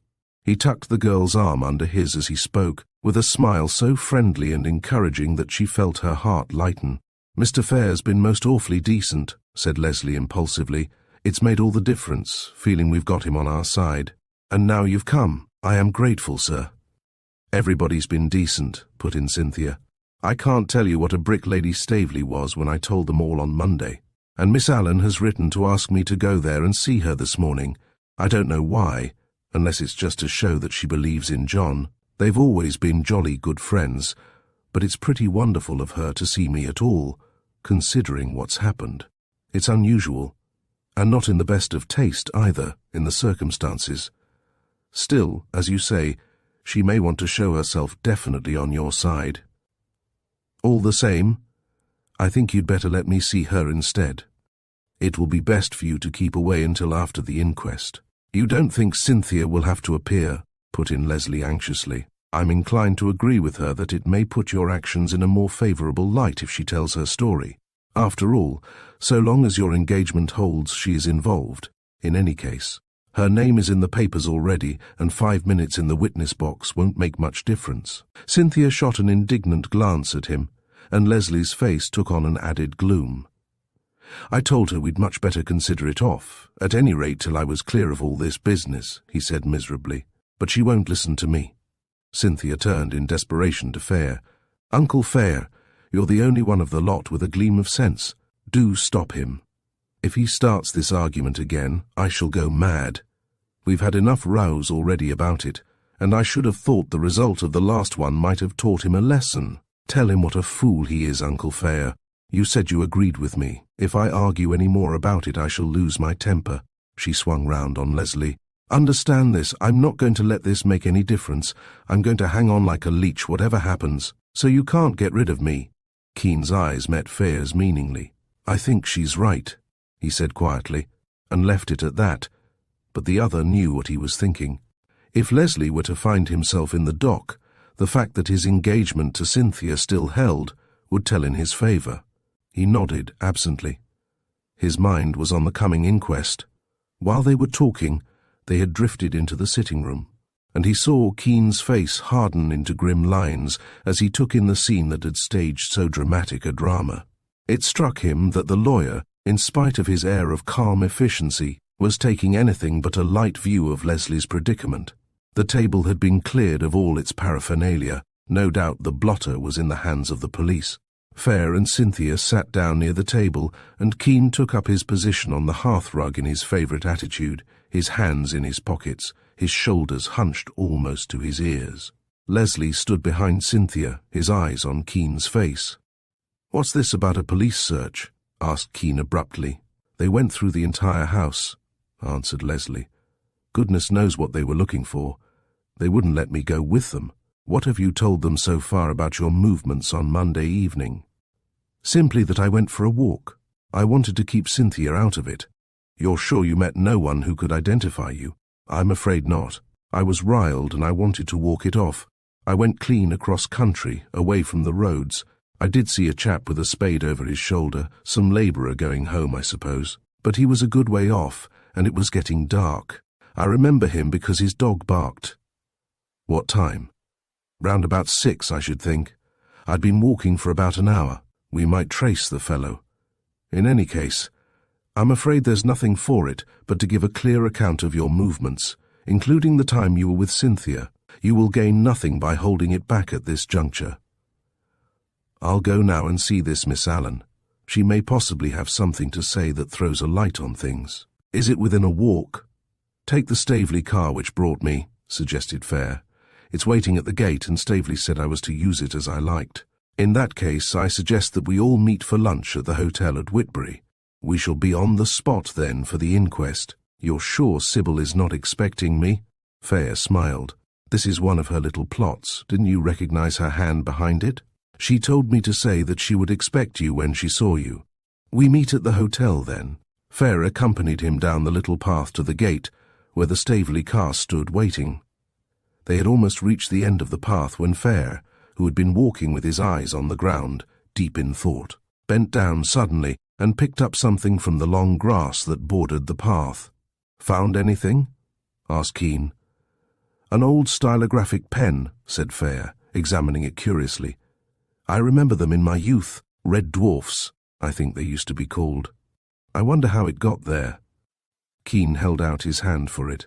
It's probably been there some time. We'll ask Leslie if he recognizes it. We'll stick to it anyway. It may prove of interest. Fayre was peering about in the grass. There's nothing else, he said, except some copper-colored spangles, 3 of them, here on the path. I believe the poor creature was wearing a brown spangled dress, so, as we know, she probably came up this path. That does not lead us anywhere. The pen may prove more useful. It has probably got there since the murder, Keane reminded him. It's hardly likely the police would have missed it. They must have gone over this ground pretty carefully. The pressmen have been down here already, remember. One of them may have dropped it. He slipped the pen into his pocket as he spoke. After Keane had climbed into the car, Fayre stood for a moment, his hand on the door. I'm not going to make a nuisance of myself, Edward, he said. But if there's anything I can do, you might put me onto it. I'm sorry for those children, and would give a great deal to help them. Also, I'm at a loose end and I've no ties. If there's any special line you want followed, I could do it more tactfully, possibly, and unobtrusively than one of these fellows from an agency. Keane nodded. I'll remember. Don't underrate the private detective, though. It's not such an easy job as you seem to think. Meanwhile, if you can keep Sybil from worrying herself silly, I should take it as a kindness. I've got to go back to town tonight, and I should like to leave her in good hands. Yours are the best I know, old chap. The car slid away, leaving Fayre, for all his even temper, a little ruffled. His offer, not a very practical one perhaps, but none the less heartfelt for that, had been quietly but firmly put aside. The lump of sugar, skillfully administered after the pill, did not deceive him, and he was human enough to feel snubbed. There was something significant, too, in the way in which Keane had quietly pocketed his find in the garden. Evidently he had no intention of taking his old friend into his confidence with regard to his conduct of the case. Fayre, who had meant to ask him his intentions should Leslie be committed for trial, decided to leave all such negotiations to Lady Keane. They had both hoped that he might be persuaded to undertake the defence, and he felt now that she was the only person who could be counted on to influence him, should the occasion arise. He returned to the farm in as near a bad temper as was possible to one of his temperament, and thoroughly out of patience with the legal mind. If Edward takes this line, blessed if I don't do a bit of investigating on my own, he told himself doggedly. He always was a hidebound beggar. Come to that, why couldn't he let Cynthia go and see Miss Allen? She'd probably get more out of her as woman to woman than he will. Another of his absurd points of legal etiquette. Meanwhile, the object of his wrath was reviewing the situation as the motor bore him swiftly on his way to Greycross. If Cynthia had seen his face now, she would have been robbed of even the faint hope that had been kindled by his visit to the farm. But he felt no doubt as to Leslie's innocence. His manner, all that he knew of him in the past, the complete lack of motive, even the very weakness of his alibi, all served to exonerate him. But, as Keane knew from long experience, only the lack of motive would weigh with a jury. He had guessed that part of Leslie's time on the Monday had been passed in the company of Cynthia Bell, and had counted on her to produce a sufficient alibi. Expecting to be confronted with nothing more serious than the boy's chivalrous desire to shield her, he had been far more concerned than he had chosen to admit, even to Fayre, when he found that Cynthia's evidence would be worse than useless. He was so deep in thought that he was taken unawares when the motor drew up in front of Miss Allen's pleasant, picturesque old house. A bulldog ambled out onto the drive to greet him, and a couple of terriers sniffed at his legs as he waited in the comfortable drawing-room into which the maid had shown him. The pale March sunlight filtered in through the long French windows, but the blinds had been drawn in the anteroom through which he had passed, and he knew that probably all the other windows of the house were shrouded. An ominous quiet seemed to brood over the whole place, and he found himself moved for the first time by the realization of Mrs. Draycott's death. Until now, he had been too occupied with the consequences of the murder to give much thought to the woman who had, after all, been his fellow guest at Staveley for over a week. Now, in her sister's house, the sense of tragedy deepened, and when Miss Allen found him standing by the window, staring with sombre eyes into the sunlit garden, she was struck by the weariness of his pose and the almost haggard pallor of his face. He, summing her up sharply in his turn, was surprised to see but little sign of the violent grief he had expected. Her plain, fresh-coloured features were grave and a little sad, but she was obviously not prostrated by the loss of her sister. She greeted him frankly and with a certain quiet dignity. "My maid said that you wished to see me," she said simply. "I must apologize for intruding on you at such a time, but I have come from Lady Cynthia Bell. She tells me that you very kindly offered to see her, and she asked me to express her gratitude and appreciation. I am afraid that I am responsible for her failure to take advantage of your suggestion. It is difficult to explain my interference without encroaching on a subject which, I am afraid, must be very painful to you." He broke off, his face alight with a very real sympathy. "You mean my sister's death?" she said steadily. "I know your name well, Sir Edward, and if you have come on Cynthia's behalf, there is one thing I should like to make quite clear before we go any further. You have guessed, probably, why I wanted to see her, and I am very glad to have the opportunity of saying as much to you as I had intended to say to her. It is simply this. I have known John Leslie for some time, and I'm not a bad judge of character. I am absolutely convinced that he had nothing to do with my poor sister's death, and, what's more, am practically certain that he had never met her or had ever had anything to do with her." Having said her say, she stood, waiting, a dignified, sturdy figure of an English spinster, a look of quiet resolution on her well-cut, weather-beaten features. Keene summed her up as a good friend and a bad enemy. "This will mean a lot to Cynthia," he said warmly, "and I should like to thank you on her behalf. As for myself, I entirely agree with you, but, as you know, we may have to convince people who do not know Leslie, and, however strongly we may feel ourselves on the subject, we have no real proof to offer. Frankly, I came here in the hope that you might have some evidence that would help us. You say you are practically certain that Leslie never knew your sister. Is this only conjecture? Mr. Leslie told me himself that he had never met her when I spoke to him about her visit to me, but that, I suppose," she went on with a rather grim smile, "is hardly sufficient for you lawyers. But as a matter of fact, by sheer luck, my sister happened to pick up a snapshot of Cynthia and Mr. Leslie the morning she arrived. She recognized Cynthia from a photograph she had seen in some paper and asked who the attractive boy was with her. When I told her his name, she said she had heard him spoken of at Staveley, but had never met him. Now, if what these idiots seemed to suspect were true, John Leslie might have his reasons for keeping their acquaintance dark. But my sister could have had no objection to saying she knew him. Besides, from her manner, I am sure she did not recognize the photograph. Could you let me have this snapshot, Miss Allen? It is on the mantelpiece behind you. Keep it, if you think it will be of any use. You will forgive me if I seem insistent," he went on, "but, as you know, this is a very serious matter for Leslie. Can you think of anyone in the past who might possibly have harbored a grudge against your sister?" Miss Allen hesitated, her clear eyes very troubled. "I'd better be frank with you," she said at last. "You'll probably think what I am about to say almost indecent, but I've never shirked the truth in my life, and I want to leave no stone unturned to help that boy. You met my sister at Staveley, I believe, Sir Edward, and I think you will understand what I am trying to tell you. You may not know that she was divorced by her first husband, and would have been divorced by her second if he had not died in the nick of time. It isn't pleasant for me to say this, and I hope it need not go any further, but that is the kind of woman she was. I don't judge her, and I suppose it was largely a matter of temperament. She was spoiled too as a child, but she was a woman who was bound to have enemies, both male and female, and she had some queer friends too. If her first husband were not dead, I should have been very much inclined to put this down to him. He went to pieces altogether after she left him, and became just the kind of half-mad, reckless creature that might end in the dock.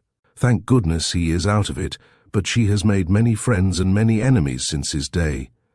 "You know of no one in particular?" pressed Keene eagerly. "Is there nothing she said, at any time, that would suggest any one?" But Miss Allen shook her head.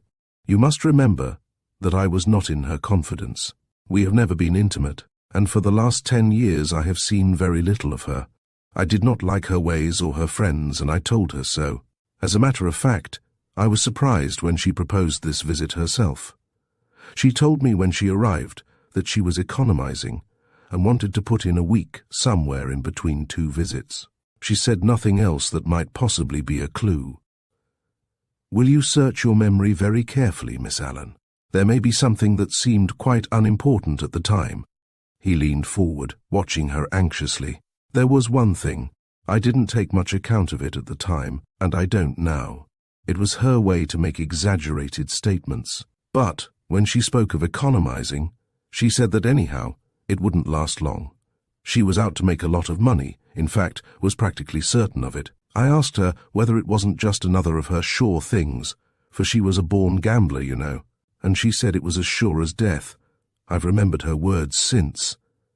As sure as death, echoed Keene softly. What irony! I took it for granted that she was talking either of racing or of some speculation she was mixed up in. She had a lot of queer people in tow, bookies, and the sort of shady-looking men who are supposed to be something in the city. Looked like criminals, most of them, and I told her so, more than once. But I dare say they were harmless enough, really. I met her once in Paris with a man she told me was a well-known French bookie, and I wouldn't have trusted him alone in a room with my purse. They fleeced her a lot, one way and another. There was nothing among her papers that pointed to any big transaction. Miss Allen shook her head. I went through them carefully yesterday. There was nothing. As I said, I don't believe John Leslie had anything to do with this, and I should like to see him cleared. But I am not so heartless as I may have sounded. I don't say that we got on well together, but she was my sister when all's said and done, and I find myself regretting many things now. Perhaps if I had taken the trouble, I might have been of some influence in her life. I don't know, but I should like to see the man who did this brought to book. Her voice was wrung with emotion, and Keene could see that she had been tried more hardly than she realized in the past few days. I don't think I had ever understood the strength of blood relationship until I saw her lying in that horrible place at Whitbury, she muttered almost inaudibly. Keene waited in silence. There seemed nothing he could say. She pulled herself together with a pluck that roused his admiration and turned to him. I'm afraid I've helped you very little, she said regretfully. I'm not so sure. Anything may turn out to be important in a case like this. In the meantime, I am more than grateful to you, Miss Allen, for your frankness. Cynthia will no doubt see you very soon, and thank you herself. In view of the fact that she may have to appear at the inquest this afternoon, I considered it better that she should not be known to have been in touch with you. She saw my point. Otherwise she would have come in answer to your note this morning. Miss Allen nodded. I'm very glad she has got you to turn to, Sir Edward. If there is anything more I can tell you at any time, I will let you know. Keene paused in the act of shaking hands. One thing more, he said. You have no reason to suspect that your sister went out with the intention of meeting anybody on Monday night. I hadn't at the time, but I have wondered since. I was writing letters in the little room I call my study when she went out. I shut myself up there directly after tea to get through some troublesome correspondence, and left her comfortably settled in front of the fire in here. When I came back about 6:30, she was gone, and the maid told me she had seen her go out. I was surprised, because she hated walking, and it was not the sort of weather to tempt her out of the house. But I did not get anxious until after the arrival of Cynthia. We waited dinner for her until 8:30, and after dinner I sent the groom down to Keys to ask if she had been seen there. When he returned and said he could get no trace of her, I began to get really anxious. Until then, I had simply thought she had lost her way, and was in hopes that she might have telephoned to the inn at Keys, leaving a message for me saying she was hung up somewhere. I have no telephone here, you see, and she knew that the people at the Boar sometimes take messages for me. I sent my man straight back to Keys, telling him to see Whodunit, the constable there. But Whodunit was out, and his wife did not know when he would be back. Of course, I know now that he was at the farm. Cynthia was just trying to persuade me to let her take her car and scour the lanes when the police arrived with the news of what had happened. You have no idea what could have taken her to Leslie's farm. None whatever. I should certainly never have dreamed of looking for her there. By 10 o'clock, I had made up my mind that she had either lost her way or had an accident. There was a gale blowing that night, and a good many trees were down, and I was afraid she might have been hit and be lying helpless somewhere. Thinking it over, I feel certain of one thing." Keane looked up quickly. "Yes?" "She never meant to go to the farm. It is 2 miles the other side of Keys and 40 minutes walk from here. She was wearing an old pair of evening shoes, and she hadn't troubled to change them. No sane woman would walk even a mile on a country road in thin slippers." Chapter 6. Keane found Fayre waiting for him when he reached the hotel at Whitbury. Cynthia, he learned, had taken the car to the garage to fill up, and Leslie had accompanied her. "With consummate tact, I said I should prefer to be dropped here to wait for you," explained Fayre. "Heaven knows how much more time they'll have together. It strikes me as a black outlook, Edward." His kindly face was grave and troubled. Keane nodded. "I haven't been able to get much out of Miss Allen. She is convinced that Leslie had nothing to do with it, and I believe she is right. All the same, his story is weak. It's the most infernal bad luck. If only he'd gone up to London as he intended.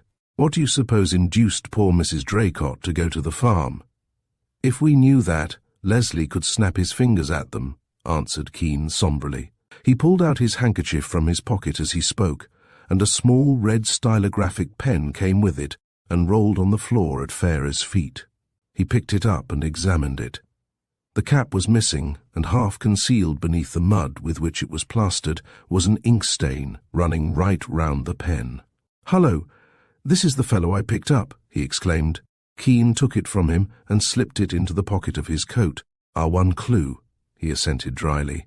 "And we shall probably trace that to one of the reporters. I don't think we need build on it." He pulled off his heavy coat and threw it over a chair. Then he turned and faced Fayre squarely. "I'm going to save that boy if I can, Hatter, if things go against him," he said. "You can tell Cynthia that, if I don't have an opportunity myself after the inquest.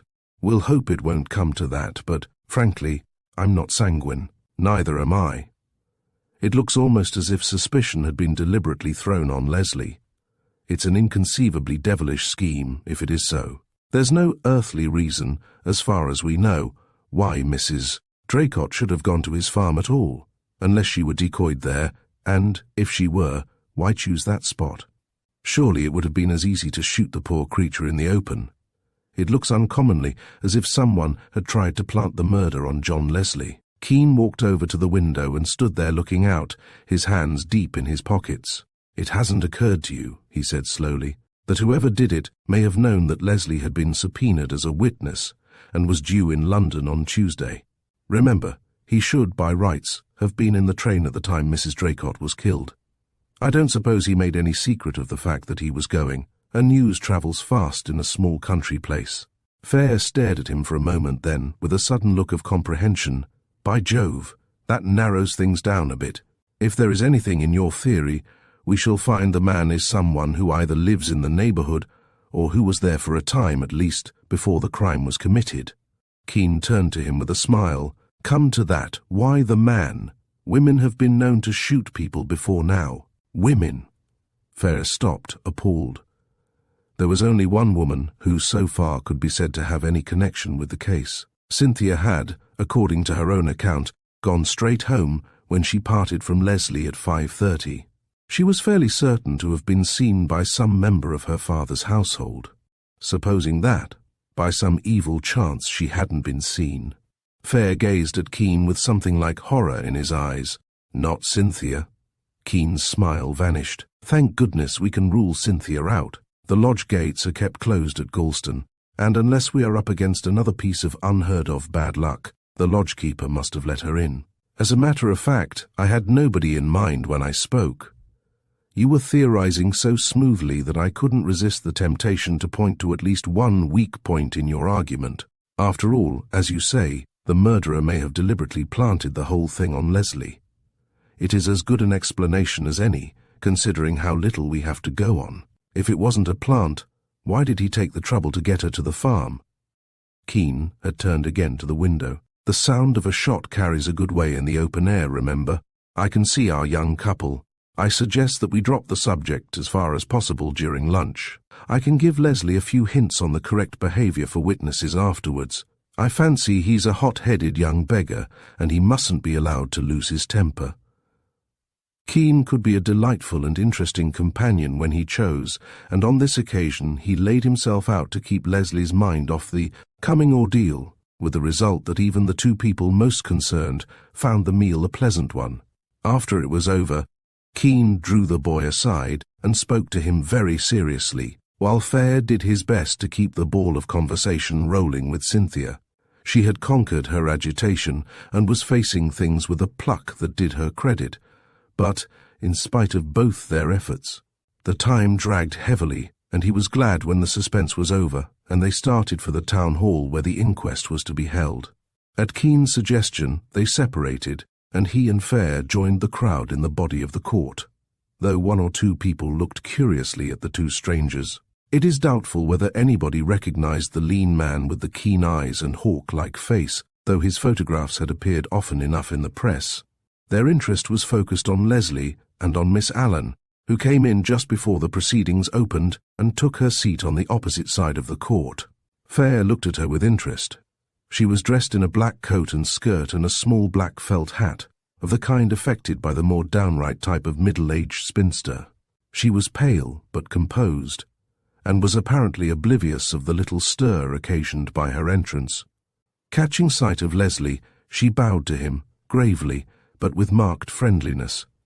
The jury filed in, followed by the coroner, an elderly man whose practice lay on the other side of Whitbury. His address to the jury was short and to the point. "You have inspected the body of this lady," he concluded, "and have been shown the cause of death, a bullet wound in the left temple. The body, as you know, has already been identified. After hearing the evidence which will be brought before you, you are called on to settle in your minds in what way the deceased came by her death." The proceedings opened with the evidence of Whodunit and Sergeant Brace. Brace described his visit to the farm and the discovery of the footsteps under the window and in the barn. He reported his conversation with Leslie concerning them.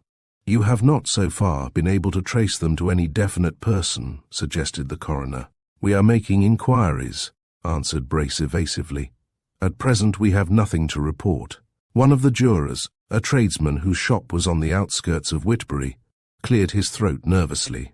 "There was a tramp past my place on Monday afternoon," he volunteered. There was a slight delay while he was sworn in.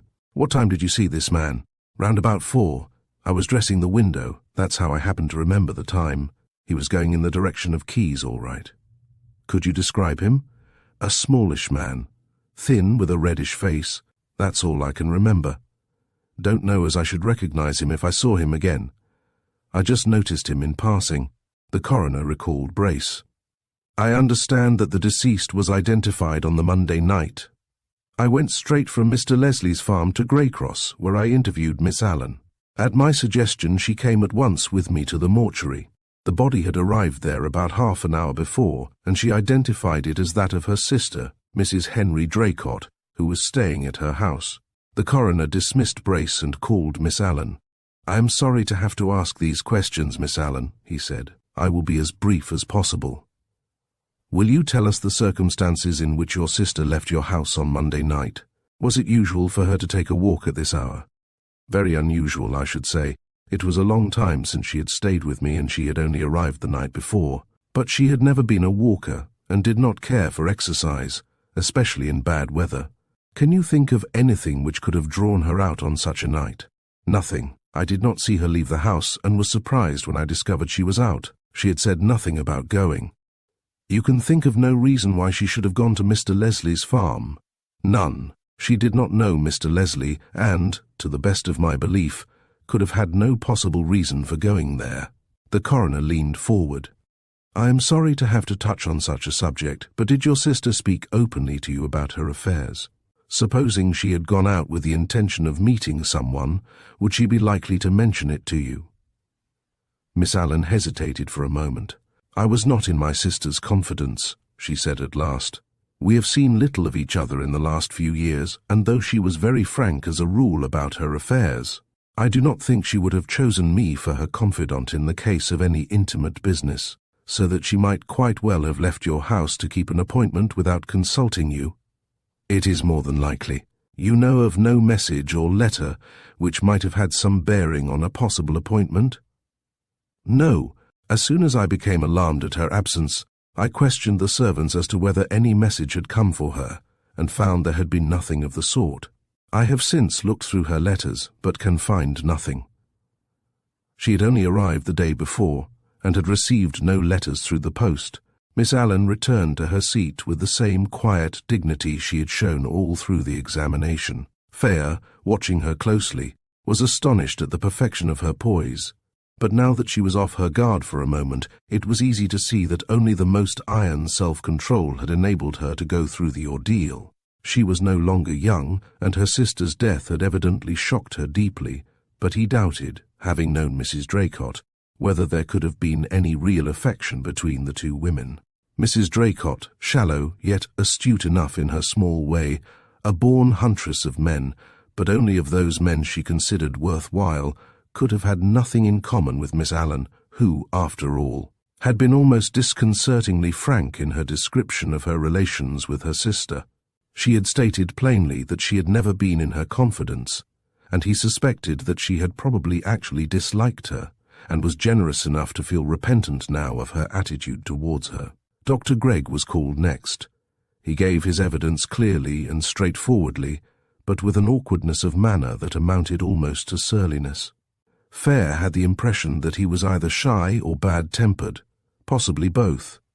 He expressed his opinion that the deceased had been dead for about 4 hours at the time of his examination. Asked whether the wound might have been self-inflicted, he said that such a thing would be practically impossible, even in the case of a left-handed person, as the shot had been fired at arm's length, a feat so difficult as to be almost out of the question. In answer to a question by the coroner, he stated that death would have been instantaneous, and that, in the case of suicide, the weapon would undoubtedly have fallen either on the table or on the floor close to the chair. He gave his answers grudgingly, as though he resented having been drawn into the affair at all. His evidence was corroborated by the police surgeon who had been summoned from Carlisle. There was a little stir in the court as John Leslie stepped forward. Keene had drilled him well in the few minutes he had had at his disposal, and he gave his evidence in a clear, audible voice, confining himself to the bare facts of the case. He described his return to the farm and the finding of the body, and stated emphatically that he had never met Mrs. Draycott and had no idea of her identity until Whodunit recognized her. Asked to account for his movements, he said that he had left the farm at about 4 o'clock, and that from 5 until just before 8 he had been walking. That leaves a certain period of time unaccounted for. "Where did you go when you left the farm?" asked the coroner. "I walked to the edge of the Galston Copse. I had an appointment there at 4:30. "Did you keep that appointment?" "I did, leaving there at 5 and walking straight across the fields in the direction of Besley. When I was almost in sight of the village, I turned off and made a wide detour, and arrived back at the farm from the Whitbury side." "You did not stop at any inn or speak to anyone in the course of your walk?" "No. I was in the fields practically all the time. I hardly saw a soul. It was dark before 7 and pitch black by the time I got home." "Then I understand that you spoke to no one except the person with whom you had the appointment?" "No one." "Who was that person, Mr. Leslie?" "Lady Cynthia Bell."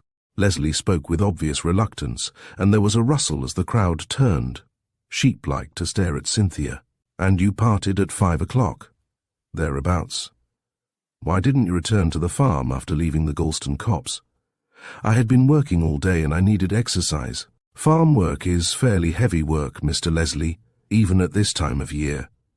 According to your account, you must have walked a good 12 miles between 5 o'clock and 8. Had you no other reason for making such a wide detour?" Leslie's eyes flashed, and for a moment it seemed as if Keene's admonitions were to go for naught. Then he controlled himself with an effort. "I was annoyed and wanted to walk it off." "What had happened to upset you?" "I had had a difference of opinion with Lady Cynthia. We had been going for a walk together, but, owing to this, we parted rather suddenly. I'd got the walk in my mind, I suppose, so when that happened, I just went on by myself and tried to walk my temper off." "You are engaged to Lady Cynthia Bell, I believe?" "Yes." "Was the difference of opinion you mentioned just now due to attentions you had been paying to another lady? Mrs. Draycott, for instance?" Leslie stared blankly at his interrogator, a dark flush slowly mounting to his forehead. "Good Lord, no," he ejaculated. "You say that you tried to walk off your anger. Was that anger directed against anybody in particular?" "I was annoyed with Lady Cynthia at first, in the way one is annoyed with anyone one has had an argument with. But after that I was angry, principally, with myself for being such an ass as to quarrel." "There was no third person involved either in the quarrel or in your thoughts afterwards?" "Of course not. Who should there be?" "You are sure that you did not go back to the farm after leaving Lady Cynthia Bell for the purpose of keeping an appointment you had made with the deceased?" Fayre heard the sharp hiss of Keen's breath between his teeth, followed by a whisper.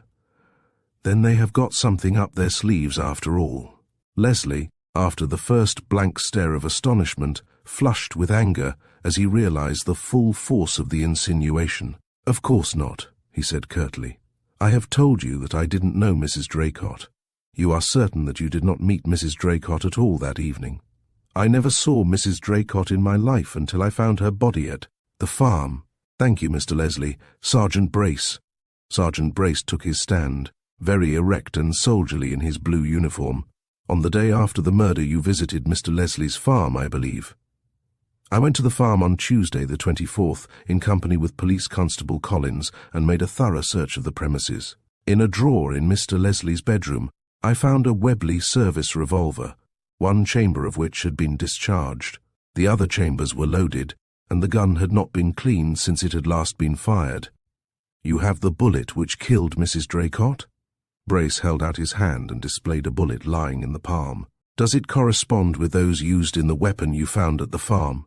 "It does." "You have the revolver in court?" Police Constable Collins stepped forward and handed a heavy service revolver to the coroner. "Thank you. Call Mr. Leslie." Leslie's expression was one of blank consternation. "Do you recognize this, Mr. Leslie?" Leslie examined the revolver. "It belongs to me," he said simply. "I keep it in the drawer of the dressing table in my bedroom. I suppose Sergeant Brace found it there. When did you last fire it?" "About a week ago. I found a poor beast of a cat in a trap in Smith's Field, just across the lane from me. It was past saving, so I went home and fetched this and shot it through the head." "You have not used it since then?" "No, I haven't had it out of the drawer since." "Was anyone present when you shot the cat?" "No, I was alone." "Did you speak to anybody afterwards of what you had done?" "No. If I'd run across Smith I should probably have mentioned it to him, but I haven't seen him." "Was there anyone who could have heard the shot?" "There might have been, quite likely not. My man had gone home and Smith's farm lies a good way back from the lane. Why did you hide the revolver at the back of the drawer?" Leslie coloured hotly. "I've never hidden it. The drawer's full of mufflers and silk handkerchiefs and things, and I keep it at the back for fear Mrs. Gray, who does my room, should get monkeying with it.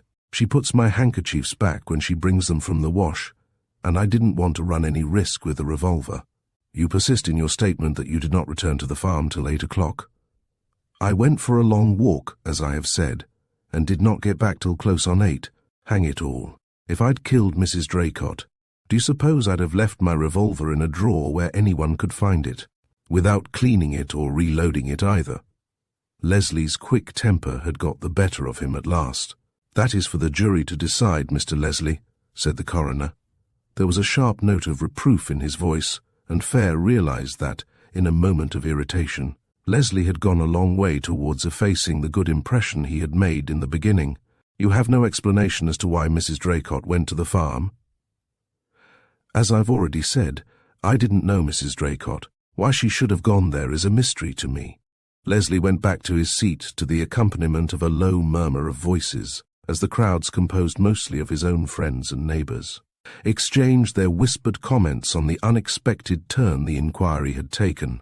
He was popular in the district, and Fayre noticed that, in spite of the damning evidence the police had brought forward, there was little hostility so far in the faces that were turned so eagerly in Leslie's direction. His heart sank when Cynthia was called. He had hoped that she might escape this ordeal. "Will you tell us in your own words exactly what happened on the evening of March 23rd, said the coroner. Cynthia's colour was a little deeper, her eyes a trifle brighter than usual. Otherwise she showed no embarrassment at the position in which she found herself. "I met Mr. Leslie as we had arranged on the edge of the Galston copse," she began. "What time was that?" interrupted the coroner. "About 4:15. We talked for about 3/4 of an hour, and then I went back to Galston, and Mr. Leslie walked away through the copse in the direction of Besley." "Good girl," murmured Keene in Fayre's ear. "She's got her wits about her." "You are sure you noticed the direction in which Mr. Leslie went?"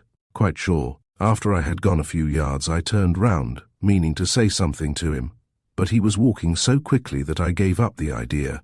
He was going in the opposite direction to the farm then." The coroner leaned forward. "You were not on friendly terms with Mr. Leslie when you parted, I understand." "I was furious with him at the moment, and I expect he loathed me. I got over it almost at once. That's why I turned round, meaning to call to him." "You considered that he had treated you badly." "It wasn't that exactly. I was angry because he would go on trying to treat me too well, or at least what he thought was well. I didn't agree with him and lost my temper. He'd got into his head that because he'd no prospects and couldn't marry for a long time, he was putting me in a false position and that he ought to break off the engagement." "Was this the first time he had made the suggestion to break off the engagement?" "Oh dear, no. He began worrying about it 10 minutes after we first became engaged." A ripple of nervous laughter ran through the court, and the jury, who had pricked up their ears at the coroner's question, relapsed into somewhat amused languor. "Was it an old argument between you?"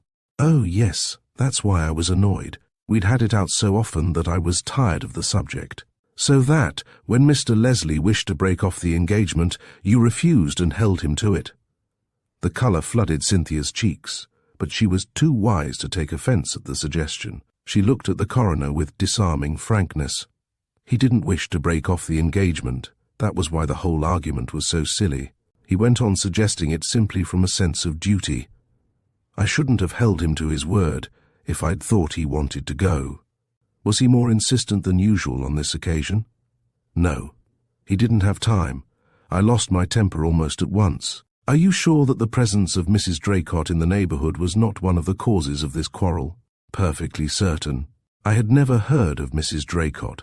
Miss Allen told me her sister was coming and asked me to meet her at dinner that night, but I didn't know then that that was her name." "Had you never heard her name coupled with that of Mr. Leslie?" "Never."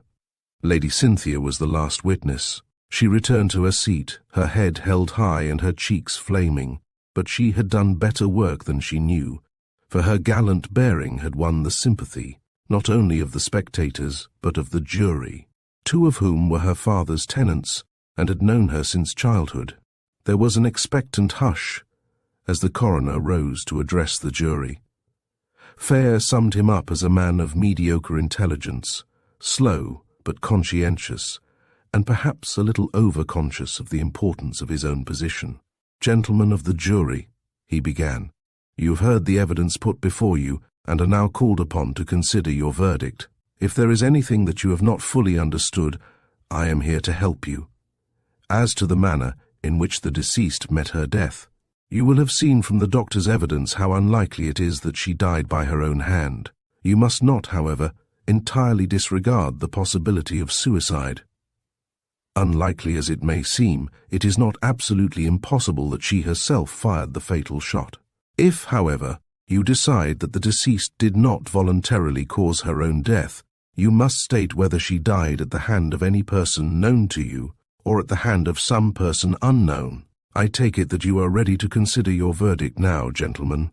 The jury filed out of the court, and Fayre, after a word with Keene, crossed over to a chair by the side of Cynthia. He found her pale but composed, talking quietly with Leslie. To his surprise, they were discussing the farm and the steps to be taken should Leslie find himself unable to return there immediately, and his sympathy and admiration for these two increased as he realized the pluck with which they were facing an almost unbearable situation. Keene remained in his old place in the body of the court, deep in his own thoughts. He had little doubt as to what the verdict would be, in the face of the unexpected evidence brought forward by the police. Indeed, the jury was not absent for more than 20 minutes. Fayre watched them, trying to judge from their faces what line they would take. The coroner addressed them. "Well, gentlemen, have you considered your verdict?" And even before the foreman spoke, Fayre knew what was coming. They found that Mrs. Draycott had been murdered, and John Leslie left the court in the custody of the police. Chapter 7. The drive back to Staveley was a silent one. Cynthia had been allowed to see Leslie for a few minutes before he was removed to the police station and had taken friendly and reassuring messages from both Keene and Fayre with her. She found him cheerful and apparently undismayed, but even her pluck had not been proof against the sordid atmosphere of the dingy little waiting room and the menace of the two policemen who remained within earshot all through the interview, and she could no longer conceal her weariness and depression. Miss Allen, who had waited at the entrance to the town hall, begged for a lift to Greycross, thereby earning the gratitude of the two men, who were in dread of collapse now that the strain was over. But Cynthia had not the smallest intention of breaking down. Her whole mind was centered on Leslie and the necessity for instant action. What form this was to take she had no idea, but inactivity had always irked her, and now, in the face of Leslie's danger, she found it almost unbearable. She sat huddled in a corner of the car, her mind working feverishly, barely hearing the low-voiced conversation of the two men and Miss Allen. With the wisdom of true sympathy, they left her alone with her thoughts, knowing that even a chance word might undermine her control. They dropped Miss Allen at Greycross. As the car started again, Fayre glanced at Cynthia. "All right?" he asked kindly. She nodded. "Quite, only thinking. There must be something we can do, Uncle Fayre." Keene roused himself from his abstraction. "Want to get moving, eh?" he said in his incisive way. "I know how you feel, but it's no good trying to rush things. You did more for Leslie than you realized at the inquest today. I've seldom heard a more satisfactory witness. I congratulate you." Cynthia's eyes shone with pleasure. As he had intended, his praise supplied just the tonic she needed. "I'll tell you exactly what I propose to do," he went on.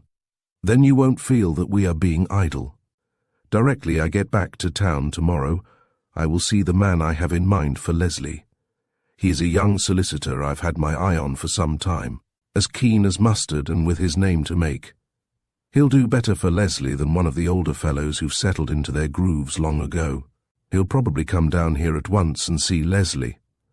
Then, later, he'll brief me, and if we don't get your young man off between us, I shall be surprised. Your job is to stand by and keep a brave face on things. Let Leslie know that you believe in him, and see that other people realize it too. You've got Miss Allen on your side and, from the look of it, a good portion of the people who were present today.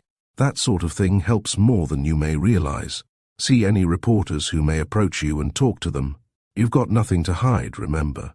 You won't like it, of course, but keep in mind that the more confidence you manage to inspire, the better, and you can do that best by publicly advertising your own belief in Leslie. Make a point of the fact that he had no motive for the crime. In short, carry on the lines you took at the inquest. The press can be an abominable nuisance, but fortunately it can be used too. I leave that part of the business in your hands. You've no idea how important it is." Later, after they had handed the girl over to Lady Staveley and were sitting over the fire with Sybil Keene in the deserted billiard room, Fayre went back to the subject. "That was clever of you, Edward," he said, "and merciful. The inaction was driving the child frantic. Now you have given her something to do and made her feel that she has actually helped already." Lady Keene's eyes stole to her husband's face. To her, his tact and consideration had always been unfailing, but it had never been his way to show much kindness to others, and she had often been half amused, half exasperated, by the cold courtesy with which he had treated even her closest friends. She felt very grateful to him now for his gentleness to Cynthia. "As a matter of fact," he said slowly, "it wasn't all eyewash. She can be quite useful, and it will keep her out of mischief. She's got a head on her shoulders and plenty of grit. Leslie's a lucky man. I only hope his luck won't fail him now," put in his wife. "Don't you worry, my dear," Keene assured her. "We'll pull him through all right. You needn't lose any sleep over him." His hand was on hers, and Fayre, after a glance at them, slipped out of the room and settled himself by the fire in his bedroom. For one thing, he wanted to think. For another, he possessed tact enough to leave these two to their own devices till the time came for Keene to catch the London train. With a smile at his own childishness, he fell back on the time-honored method of all detectives of fiction and set to work with a pencil and paper to get his thoughts in order. According to Greg, Mrs. Draycott had been shot some 2 hours before Leslie discovered her body in the sitting room at the farm. Going on this assumption, Fayre headed his paper, March 23rd, between 6 and 7, Mrs. Draycott shot. When he had finished, half an hour later, his notes ran as follows: John Leslie, according to his own account at 6 o'clock, was walking across the fields in the direction of Besley. Motive, apparently none. Have only his own explanation of his movements and of the empty chamber in his revolver. Tramp seen by juryman outside Whitbury. May have no connection with the person whose footsteps were found by the police outside the sitting room window at Leslie's farm. Someone undoubtedly slept in the barn on the day of the murder, and this man was passing through Whitbury at 4 o'clock. This would get him to the farm before 6. Motive, robbery, may have been scared away by Leslie or the police. Cynthia Bell was at Galston Manor by 6. Note: see lodgekeeper at Galston for corroboration. Motive, none, unless she and Leslie are keeping back Leslie's possible connection with Mrs. Draycott in the past. This is unlikely, as Mrs. Draycott herself stated that she had never met Leslie. Fayre sat back in his chair and contemplated his handiwork. He did not seem to have got very far. Then he picked up his pencil again. May as well go through the lot of them, he muttered, out of patience with his own futility. Miss Allen was writing letters in her study at Greycross at 6 o'clock. Motive, none. Unless her disapproval of her sister's mode of life amounted to insanity, does not impress one as a person likely to go to extremes. Note: find out whether she benefits to any extent financially by her sister's death. Also whether she was seen by any of the servants at Greycross round about 6 o'clock. While he was in the act of writing the last entry, Keen's words at the hotel recurred to his mind. Why the man? Had he had Miss Allen in his thoughts then, Fayre wondered. He sat over the fire for a long time, his thoughts busy with the problem of Miss Allen. He recalled her emphatic denial that her sister had ever had any dealings with John Leslie, her letter to Cynthia. Keen's suggestion that Mrs. Draycott might have died at the hand of a woman had come hot on his return from his visit to Miss Allen. Fayre wished with all his heart that he had been present at that interview. What had she told him? As he dressed for dinner, he was conscious of a growing resentment against Keen. The more he pondered on his manner at the hotel, the more he suspected that Keen had discovered something of importance at Miss Allen's. Something, Fayre told himself with growing exasperation, that tomorrow he would pass on as a matter of course to Leslie's solicitor. He did not blame Keen. He knew him well enough by now to accept his methods, however annoying and inhuman they might seem. But there was a streak of obstinacy in Fayre's nature, which responded to just such treatment as he had received from his old friend, and he felt more than ever determined to take a hand in the game. He had offered to meet Gray, the solicitor, at the station, and Keen had not demurred. He made up his mind to get as much out of him as possible and then work on his own lines. He realized that these were disconcertingly vague, so far. The events of the next morning, however, opened out a possible field of action. Crossing the hall, he ran into Dr. Gregg on his way to visit Lady Keen. The doctor's greeting was curt but friendly. "Have you heard that they've got our friend, the tramp, who was at the farm that night?" he said.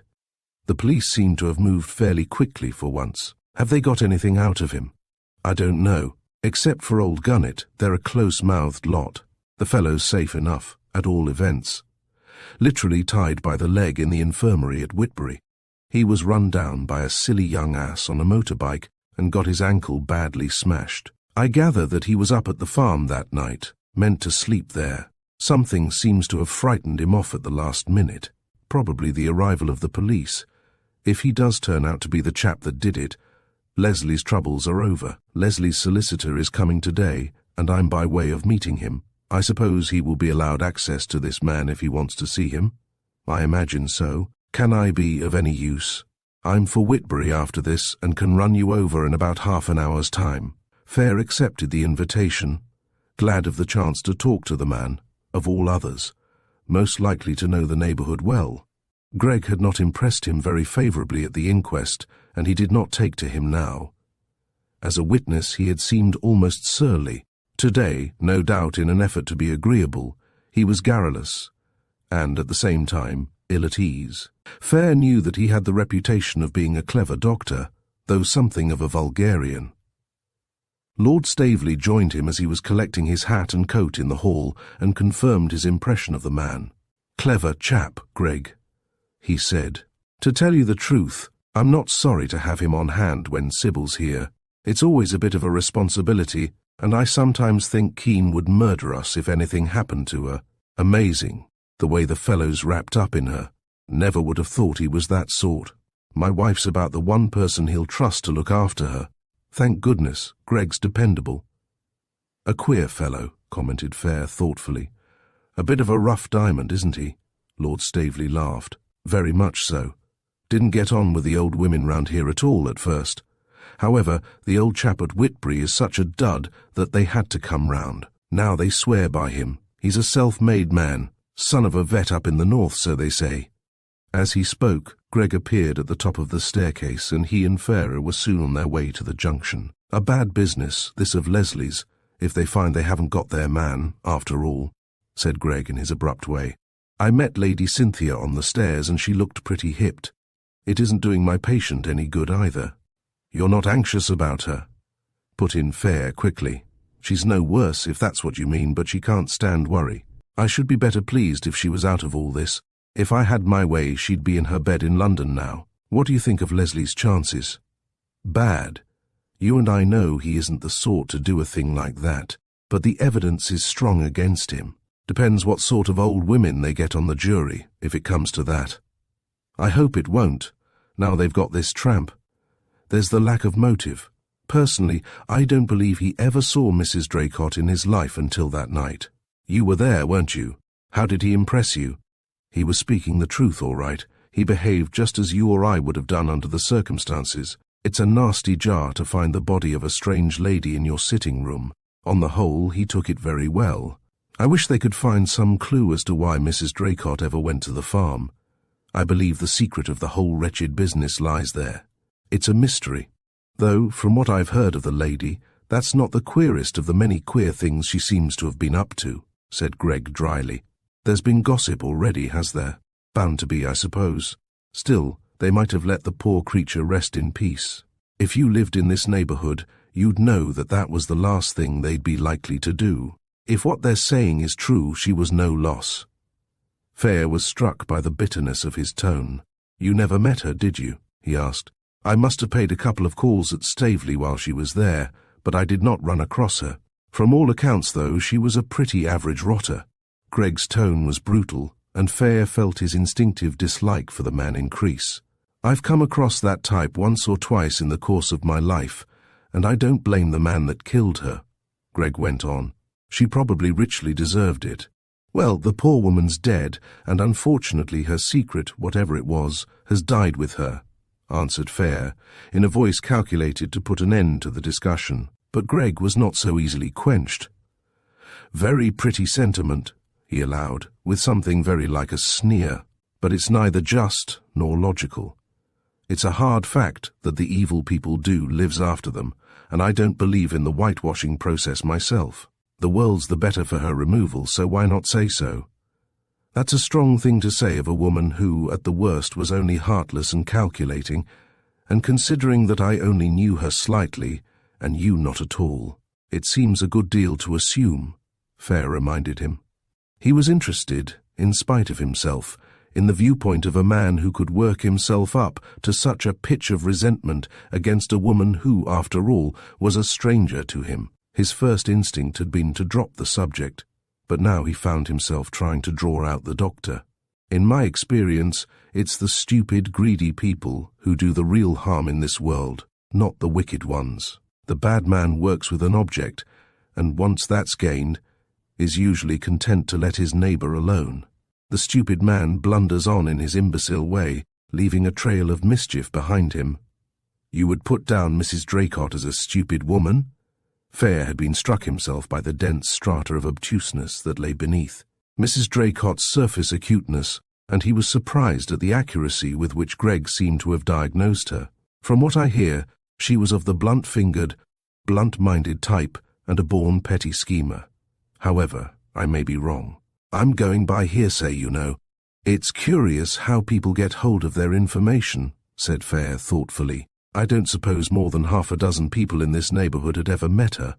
They read their papers, though, and she's been before the public more than once, you must remember. Also, the mere fact that she was Miss Allen's sister would be enough to draw attention to her. After all, there was the Dare case. She was mixed up in that, was she? I've been out of England for so long that I've missed things. She was called as a witness and came out of it pretty badly, as far as I can remember. I don't read those things much myself. All the same, you seem to have got your knife into her pretty thoroughly, remarked Fayre dryly. The doctor sat silent for a moment. I'm afraid I rather let myself go on the subject of stupidity, he said at last. It's a thing we doctors are always up against, and we get to hate it. I was probably doing Mrs. Draycott a gross injustice. He seemed to realize that he had said too much, for, in spite of Fayre's attempts to get out of him the exact form the gossip had taken, he kept resolutely off the subject during the rest of the drive to the station. The London train was late, and as Fayre sat waiting on the platform he read over the notes he had made the night before. After some thought, he added a memorandum on Dr. Gregg. Seems curiously well informed as to Mrs. Draycott's past and general characteristics, and is almost vindictive in his attitude towards her. Did not reach the scene of the murder till 10 o'clock. Up till then, movements unknown, but was probably with patients. If possible, find out from Leslie whether he noticed anything unusual in his manner at the farm. Gray, the solicitor, turned out to be an even younger man than Fayre had expected, but he was, as Keene had predicted, very much on the spot, and not only ready, but anxious to discuss the case. His first object was to see Leslie, and he arranged to go straight to the police station and meet Fayre at the hotel on his return. Fayre told him of the arrest of the tramp, and Gray undertook to procure a permit to visit the infirmary. He did not imagine that any objection would be raised to Fayre's presence at the interview with the patient. They parted in High Street, and, as luck would have it, Fayre almost immediately ran into Whodunit, the constable from Keys. Fayre was known to him, both as a friend of Lady Cynthia's and as a guest at Staveley, and, being off duty, he saw no objection to stepping into the hotel and accepting the offer of a glass of beer. He had little of interest to relate. Two things he did say which had some bearing on Fayre's notes of the evening before. I stepped up to Galston yesterday, he remarked, and had a few words with Doggett, the lodge-keeper there. He informed me that he let the young lady in at the gates shortly before 5:30, and she did not go out again till she passed through in the motor on her way to Miss Allen's. That tallies with what she and Mr. Leslie said at the inquest. It does. Come to that, begging your pardon, sir. I've known her ladyship since she was so high, and she wasn't never one to tell a crooked story. I'd take her word anywhere, and so would anyone in Keys. What I did, I had to do, in the way of duty, if you understand me. Fayre nodded. Anything settled about the funeral? He asked. The body's to be moved to Hampshire, I understand. The family grave is there, and Miss Allen wished it. Very trying for Miss Allen, the whole thing, though they do say she's come into a bit of money as next of kin, seeing as the deceased left no will. Whodunit departed, leaving Fayre with further food for reflection. He was very thoughtful as he strolled through the little town, whiling away the time until Gray should return from his visit to Leslie. By the time the solicitor joined him, armed with the permit, he had decided that, reluctant as he felt to do so, he would have to place Miss Allen in his category of suspected persons. They found the tramp, a small, grey, shrunken individual, neatly tucked up in the accident ward of the infirmary, with a cradle over his injured leg. As a potential murderer, Fayre found him disappointing. He had already gathered from Whodunit that the police were inclined to accept his statement that he was not at the farm at the time the crime was committed. At the same time, he seemed unable to produce a satisfactory alibi. One thing was obvious: the man was scared, though he tried to hide it under an assumption of indifference. Gray questioned him closely as to his movements on the night of the 23rd. He admitted that he had intended to sleep at the farm and described how he had looked through the window into the sitting room and been frightened away by what he had seen there. He corroborated the statement of the juryman that he had left Whitbury about 4 in the afternoon, arriving at the corner of the lane leading to the farm at about 5:30.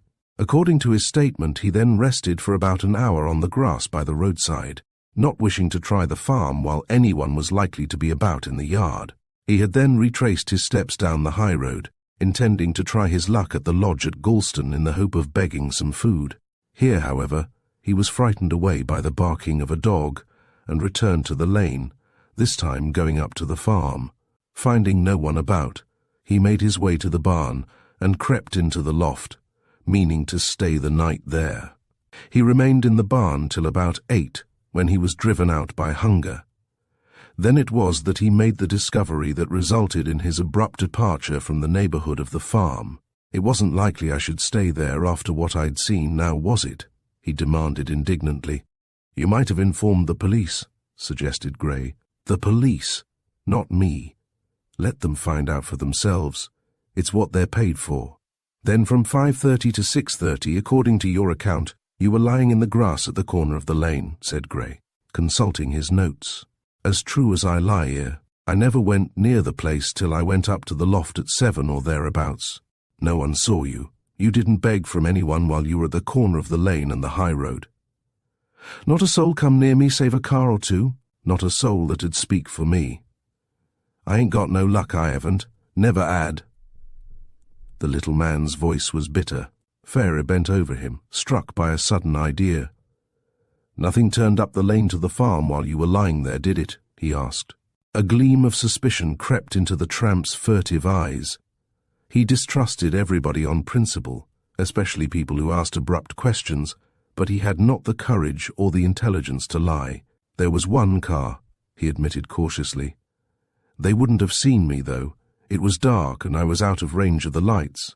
Gray took up the interrogation eagerly, speaking softly so that his words should not reach the ears of the policeman sitting in the chair by the window. "Can you remember what the car was like? Was it too dark to see who was in it?" The little man looked at him with weary scorn. He was tired of being on the defensive and wanted above all things to be left alone. Pitch dark it was nearly. "I couldn't have recognized the Prince of Wales in all his feathers. You've no idea of the colour of the car or how many people were in it," persisted Gray. "You can't see no colours in the dark. There was 2 people in it, though, unless one was the chauffeur. It come close to me, taking the turn, and I see the 2 heads. I did think one was a woman, but I don't know why. It was pretty dark." "It went up to the farm, you say?" "I don't know where it went. How should I? It went up the lane, like I told you. What time was this?" "Just before I went along the road to the lodge. About an hour after I lay down at the corner." "You are sure of the time, more or less?" The tramp groaned. "I don't carry no watch, mister. Anyway, they couldn't have seen me, so it don't prove nothing either way." Fayre hitched up his chair nearer to the bed, his friendly gaze on the man's face. "I've been on trek myself without a watch," he said cheerily, "and had to go by the skies. It's a gift in itself, and I'll wager you're as good a hand as any at calculating time. What time would you put it at now?" The man observed him shrewdly for a moment. Then, "Seeing as you're the first as has spoke to me friendly-like, since I've been here, I'll tell you as near as may be.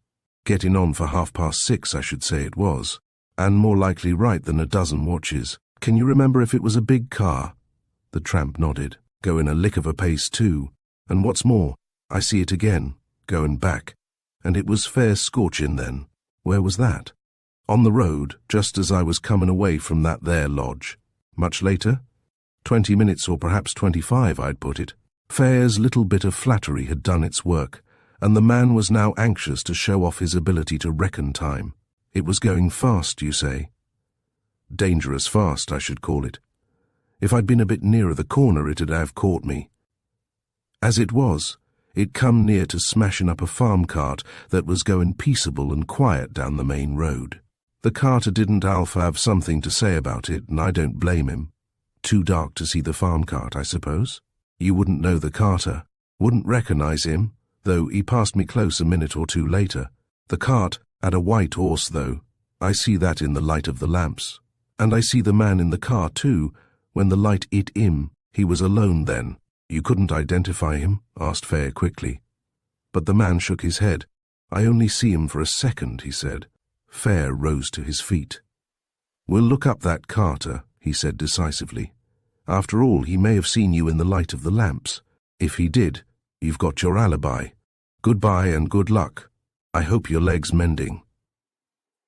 For the first time, the man's gloom lifted. Fayre's friendliness was, as usual, infectious, and the tramp looked after him with something of the wistfulness of a stray dog. Good luck to you, mister, he croaked in his hoarse voice.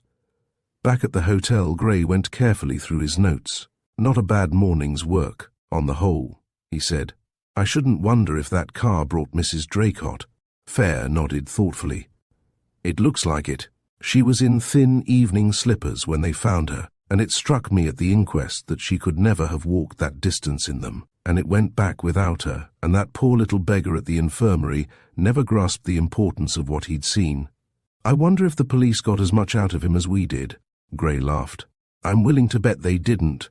He's a suspicious customer and wouldn't say more than he was obliged, and he obviously didn't think it worth the telling.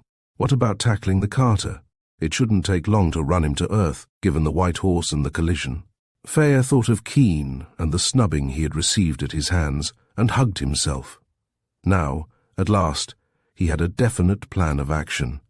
I'll tackle the Carter, he said gleefully, and let you know how I get on. Chapter 8. Fayre and Gray lunched at the station hotel where the solicitor had booked a room for the night. From Fayre's point of view, the meal was more than satisfactory.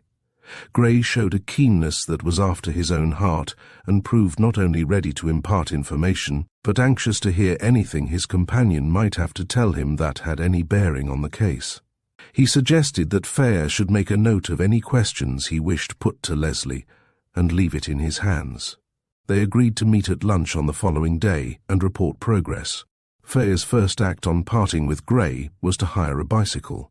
It was a ramshackle affair with dubious tires, but it was the best the Whitbury dealer could provide, and at least it made Fayre independent of the Staveley motor.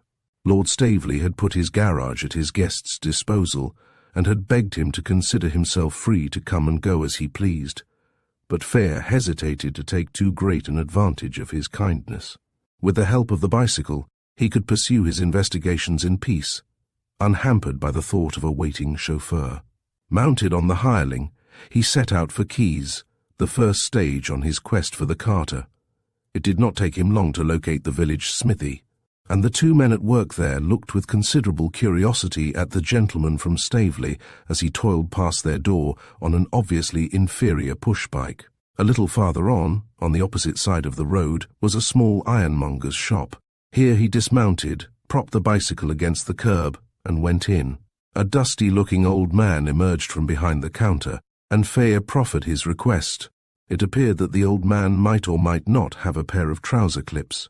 He would see, but it was a long time since he had been asked for any. While he was rummaging in a drawer, Fayre strolled to the window. From it there was, as he hoped, an excellent view of the smithy. The trouser clips materialized, and Fayre explained that he had taken up cycling again after a lapse of years for the sake of exercise, and added the comment that he found the roads very different from what they had been when he was last in England. I reckon you got to have your wits about you nowadays, sure enough, agreed the shopkeeper. I mind the day when a man might walk 5 miles round here and see nothing but a horse and cart, and a child could play in the lanes and its mother not give it a thought. It's a different story now. I suppose you get a lot of motors through here. A goodish few.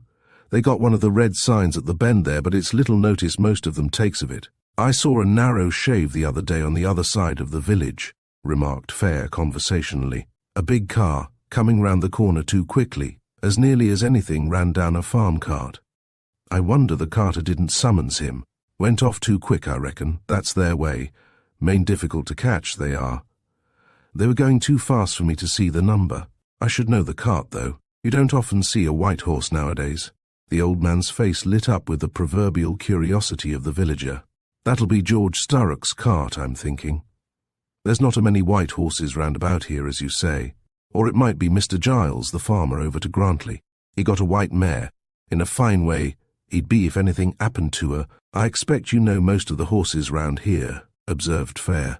Living where you do? The old man chuckled. Always one for horses, I was. They've mostly got their allotted days for coming down to the farriers yonder. You wouldn't believe how I notice if one of 'em misses. Them two white ones, I see 'em regular, the mare on a Monday and the horse Saturday. You'll see one of them tomorrow then, said Fayre pleasantly. Saturday morning, regular as clockwork. He come. George has only got the one carter, and he brings the old horse down afore he goes to his dinner. Fayre paid for the clips and strolled out of the shop, well satisfied with his opening move. The storm of chaff that greeted him as, flushed and breathless, he pedalled up the drive to Staveley nearly an hour later, failed to disturb his equanimity. He said he needed exercise, and, as Lord Staveley sapiently remarked, he seemed to be getting it. Certainly he was markedly stiff the next morning, and it required a certain amount of determination to unearth his steed once more from the garage and climb painfully into the saddle. He was rewarded, however, for March was going out gently indeed, and the air was soft as spring. As he coasted quietly down the long slope to Keys, he found himself wondering, for the 100th time, at the beauty of England, and regretting the long years he had wasted in the tropics. He dismounted at the end of the road that led to the smithy and wheeled his bicycle slowly to the door. Here he paused and stood watching the smiths at work, one of a group of interested idlers. Out of the corner of his eye he kept a good lookout for the white horse. He had been there about 10 minutes when it came round the corner, led by a lanky, brown-faced farm labourer. Fayre noted with satisfaction that he did not belong to the heavy, bovine type so prevalent farther south.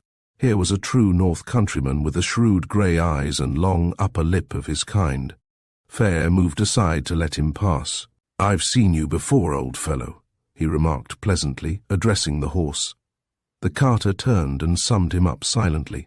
"It was a bit dark, and I didn't get a good look at him," Fayre went on, speaking to the carter directly this time. "But he's uncommonly like the horse I saw on the Whitbury Road about a week ago. If he was, he's lucky to be here now, that's all I can say. There's one motorist near here that ought not to be allowed on the road." The carter flushed a deep red under his tan. "It wasn't no one round here, or I'd have let him hear of it. It was some damned stranger. I know the cars round here well enough. Ought to be hung, coming round the corner like that, he ought." Fayre nodded. "Lucky for me I hadn't reached the bend," he said. "I was walking carelessly and he'd probably have got me. You didn't take his number, I suppose? A fellow like that deserves to be hauled up."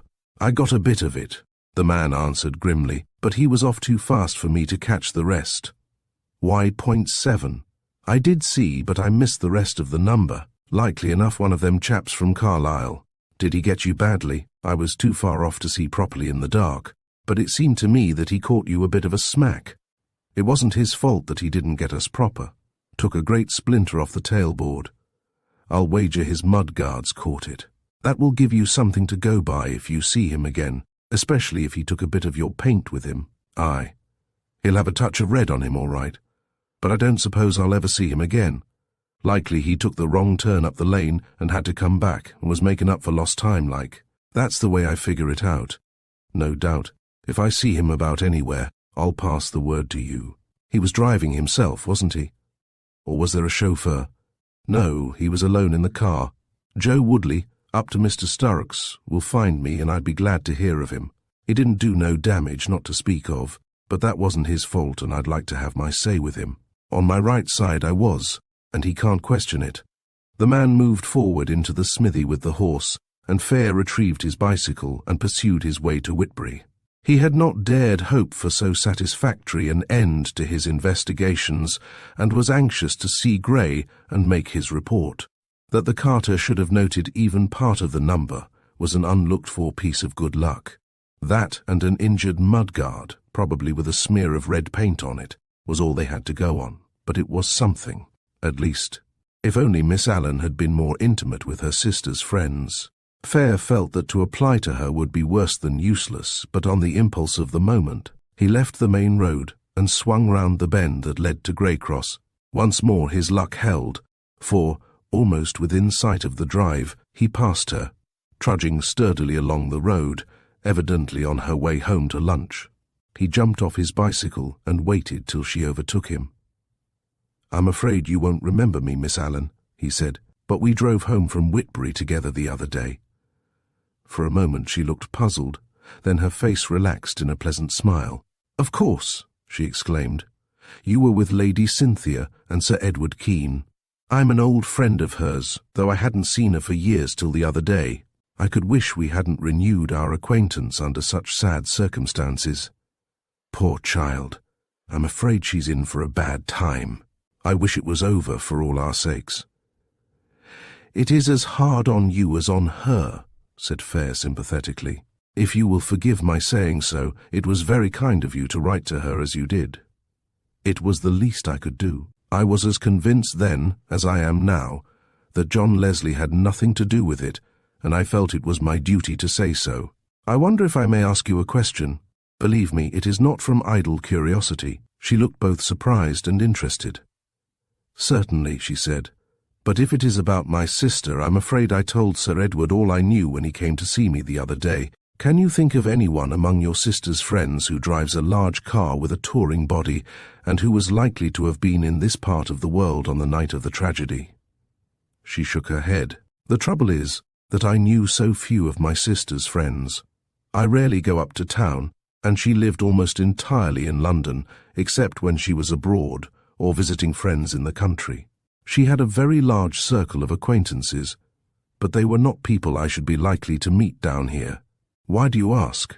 She had hardly uttered the question when her own quick wits supplied the answer. "Oh," she exclaimed, her voice sharp with interest. "You think she was driven to the farm? I have known all along that she could never have walked there." "You mean on account of her shoes?" "Of course. I was surprised that no one at the inquest made any comment on it. I couldn't have walked that distance myself in thin evening slippers, and I am a good walker.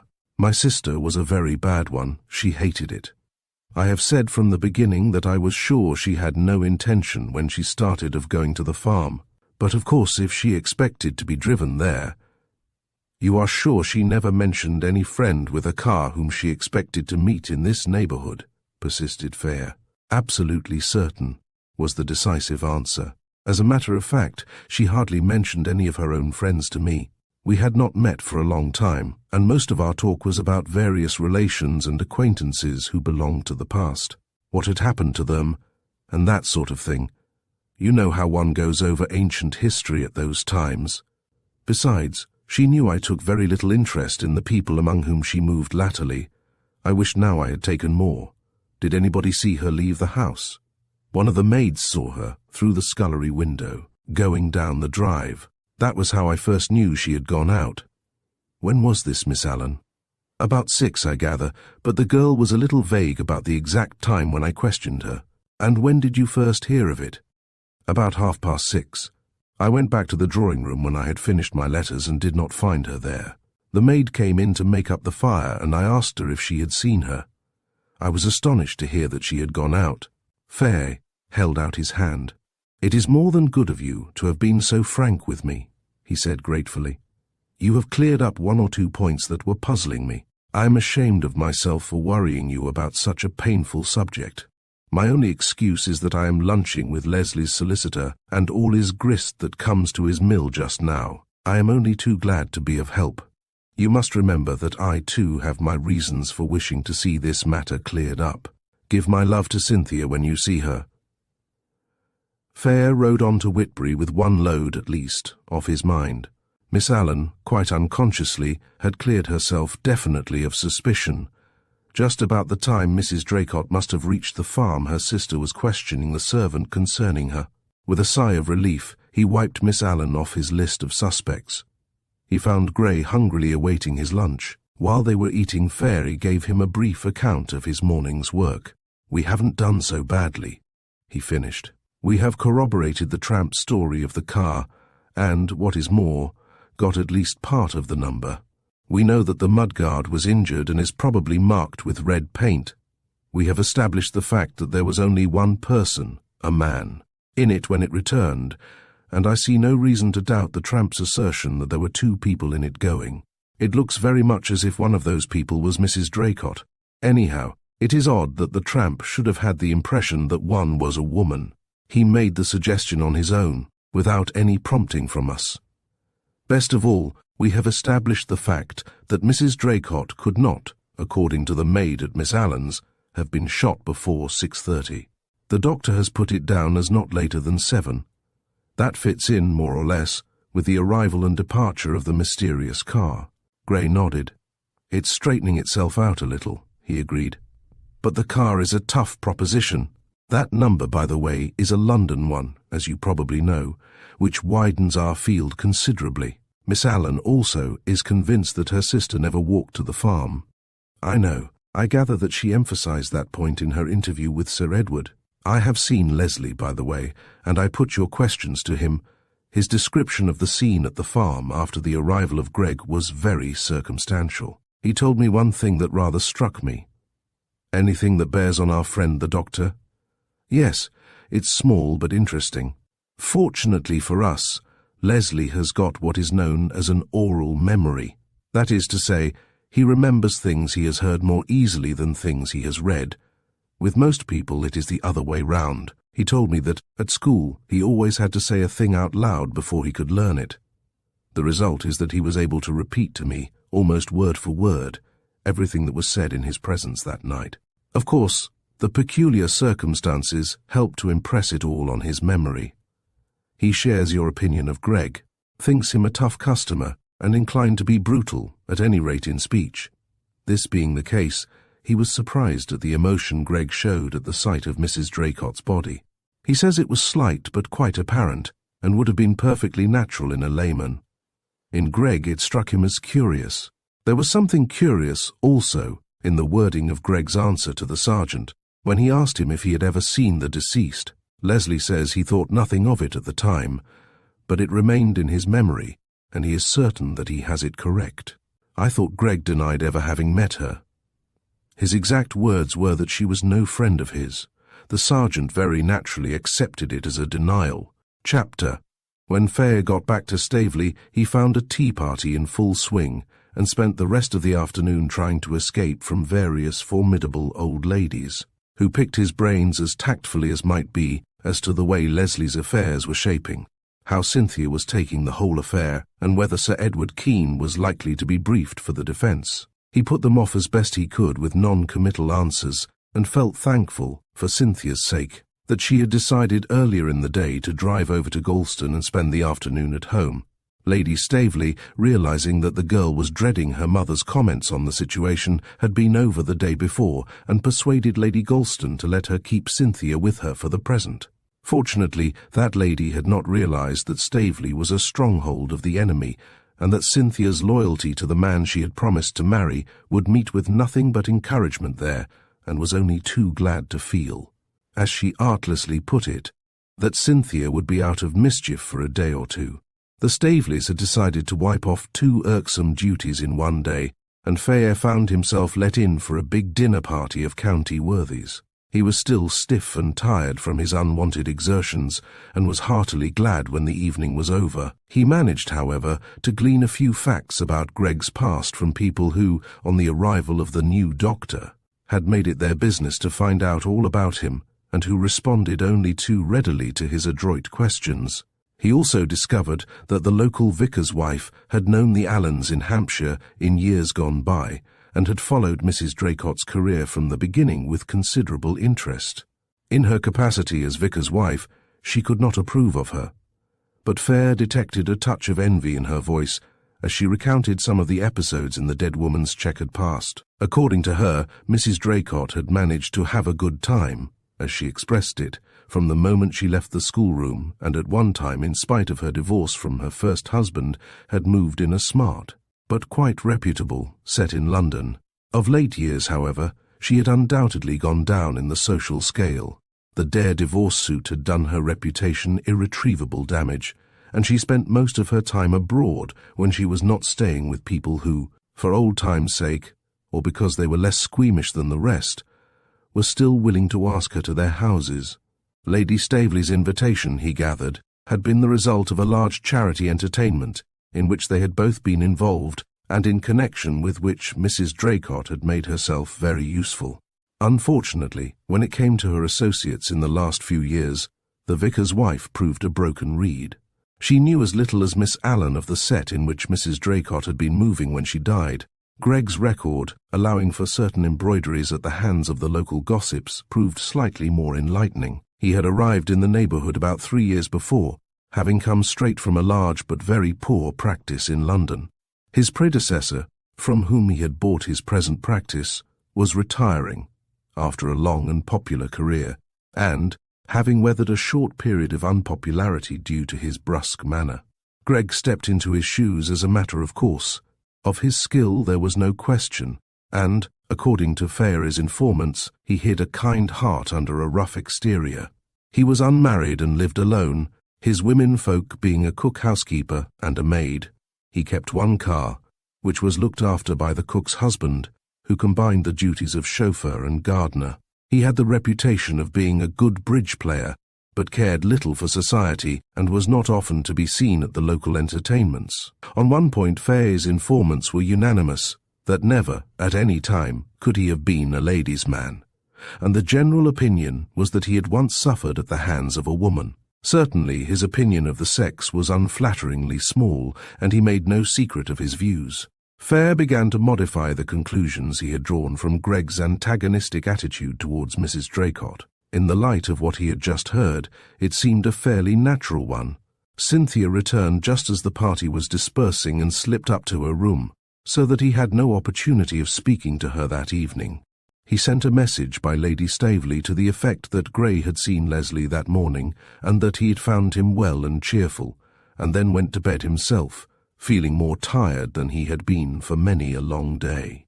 The fine weather held, and the next morning he basely turned a deaf ear to the bells of the little church at Keys, and, having seen the Staveleys off to the pursuance of their Sunday duties, went in search of his fellow truants, Lady Keene and Cynthia. He found them, wrapped in furs, in a sunny corner of the terrace. Cynthia greeted him eagerly. "I very nearly came to your room and heaved you out of bed, Uncle Fayre, last night," she exclaimed. "I did so want to know what you'd been up to. Only Eve said you were too tired. She declared you'd been bicycling." Fayre laughed outright at the horror of her tone. "Why not?" he retorted. "When I left England, all the best people bicycled, and it seemed to me as good a way to get exercise as any. It never occurred to me that it would make such a sensation. Even the villagers look at me as if I'd suddenly gone mad." "You probably have," said Cynthia severely, "if you've really started careering about the country on a push-bike. Anyhow, I careered to some purpose. For one thing, Gray and I have pretty well established the fact that Mrs. Draycott was taken to the farm by someone in a car, and that person was actually seen leaving, alone, after the murder. He had made his point as effectively as a good actor, and his audience responded to the full. Even Sybil Keene's habitual languor deserted her, and she leaned forward in her chair, her fine eyes alight with interest. "Am I on in this scene?" she asked almost eagerly. "Or must I do the correct and tactful thing and drift away down the terrace as if I hadn't heard a word of what you've just said? I expect you do want to talk to Cynthia alone." Cynthia turned on her indignantly. "We want you, don't we, Uncle Fayre?" "Of course. I was counting on your advice. For one thing, you must have a closer acquaintance with the person I want to discuss than anyone else in this house." For a moment she looked puzzled. Then, "Dr. Gregg," she said quietly. "How did you know?" "There are times when you're uncanny, Sybil. There's nothing uncanny about this." "I'll tell you later, but get on with your story first. It's brutal to keep us in suspense. Begin at the very beginning, Uncle Fayre. And please, what did Mr. Gray say exactly about John? Was he really cheerful, and is he desperately uncomfortable?" Fayre told her all he had been able to gather from Gray. "He's going to try to get you an interview again next week. It's a bit of a strain for you, my dear, I'm afraid, but it means a lot to Leslie." Cynthia's almost boyish youth seemed to fall from her like a garment, and Fayre, watching her, had a sudden vision of what a charming woman she would make in the days to come. Sybil Keene looked meaningly across at him. "Get on with your story, Hatter," she said gently, and he knew that she did not want the girl's emotions played on at this juncture. He told them in as few words as possible of the tramp's disclosures and his own subsequent investigations. The probability is, he finished, that Mrs. Draycott was picked up at the bottom of the lane leading to Greycross, whether by appointment or not we do not know, and driven to the farm. Why she was taken to the farm is a mystery, unless it was part of a deliberate attempt to cast suspicion on Leslie. It certainly looks as if there was an appointment, and she left Greycross to keep it. She was hardly the kind of woman to go for a stroll on a cold, windy night in such unsuitable clothing. It was a queer kind of appointment, if she did not tell her sister about it, said Sybil Keene thoughtfully. It may have been with one of the many friends of whom she knew her sister would disapprove. In fact, that's pretty obvious, or she'd have asked him to the house instead of slipping out to meet him. I suppose Miss Allen can't suggest anybody, put in Cynthia. Useless. I've asked her. She did her best and sent a lot of messages to you, by the way, Cynthia, but she says she knows very little of her sister's friends. I gather they weren't a very reputable lot. Somebody else may have seen the car, suggested Cynthia. There's always a bare chance, agreed Fayre. If our luck holds, we may come across someone. You mustn't forget that the tramp's not out of the reckoning yet. He admits to being in the immediate neighborhood of the farm at the time the crime was committed, and we've no proof that he wasn't actually present. What he said fitted in very well with the Carter's story, though. It did, but that doesn't alter the fact that he might have been actually at the farm when he saw the car the first time. We've only his word for it that he was at the corner of the lane. Personally, I don't think he's got brains enough to invent such an ingenious defense, or enough pluck to commit a murder, but one never knows. A timid man sometimes kills in a moment of panic, from sheer fright at being discovered. We can't afford to rule him out yet. Mrs. Draycott may have gone to the farm on her own account and been surprised there by the tramp, and he, in his turn, may have been surprised by the arrival of the man in the car and have killed her to stop her mouth. But there were 2 people in the car, going, and only one coming back. Remember, that's according to the tramp himself. He's the only person who saw the car the first time. Then we get back to the original problem, said Sybil Keene. Why did Mrs. Draycott go to the farm at all? Fayre nodded. That's the real snag, he agreed. Still, I can't help thinking that it all points to an appointment, probably with the driver of the car. Given that the tramp killed her, the man with the car may have kept his appointment, found her dead and cleared off, hence his haste. And where does Dr. Gregg come into all this? Asked Sybil Keene. On very flimsy grounds at present, I'm glad to say, for the sake of your peace of mind. I can imagine it would be a little disquieting to find you'd got a murderer as your medical attendant. Sybil Keene smiled lazily. Poor Dr. Gregg. He is rather a bear on the surface, but you'd be surprised how gentle he can be. You've got to be ill to see the best side of him. He's not cold-blooded enough for a murderer. Fayre looked at her in surprise. Then what made you pitch on him as the person in whom I was interested? You said there was a reason. A very vague one, and I may be absolutely mistaken. It was more an impression I had. Let's have it, anyway. Then I'll tell you what's been worrying me. We may make something of it between us. It was really Mrs. Draycott. As soon as she heard his name, she did nothing but ask questions about him. When he came here, where he came from, what was he like, and that sort of thing. I may have been wrong, but I had a distinct impression that she had met him before. Why didn't she see for herself? She had plenty of opportunities. He came 2 or 3 times while she was staying here, didn't he? That was the funny thing. I don't believe she wanted to meet him. As a matter of fact, I chaffed her about her curiosity and suggested she should stroll casually into my room and have a look at him. She laughed and seemed quite ready to fall in with the idea, but she never came. Did you ever tackle him on the subject? Yes. On one occasion, I asked him point blank if he had ever met her. He laughed and said that, unless she had ever been addicted to slumming, she was the last person he was likely to meet. All the same, I had an odd conviction that they had come across each other at some time or other, and that neither was anxious to renew the acquaintance. Of course, I've nothing to go on but my own very vague impressions. That, and the fact that I see more of him than most of the people here, made me suspect that you had him in your mind. It's funny how it fits in with what I was going to tell you. My suspicions were roused in very much the same way. When he drove me to the station to meet Gray, we discussed Mrs. Draycott, and he seemed quite extraordinarily bitter against her, considering they had never met. Also, he struck me as knowing a good deal about her, nothing that gossip and newspaper reports would not account for, but enough to show that he had followed her career with considerable interest. Unfortunately, I said something that put him on his guard, and he shut up like a clam. Mine, like yours, was only a vague impression, but oddly enough, Leslie seems to have been struck by the same idea. It's only fair to say, though, that Leslie may have been influenced by certain leading questions Gray put to him at my request. "What roused John's suspicions?" asked Cynthia. Greg's manner when he was called to view the body.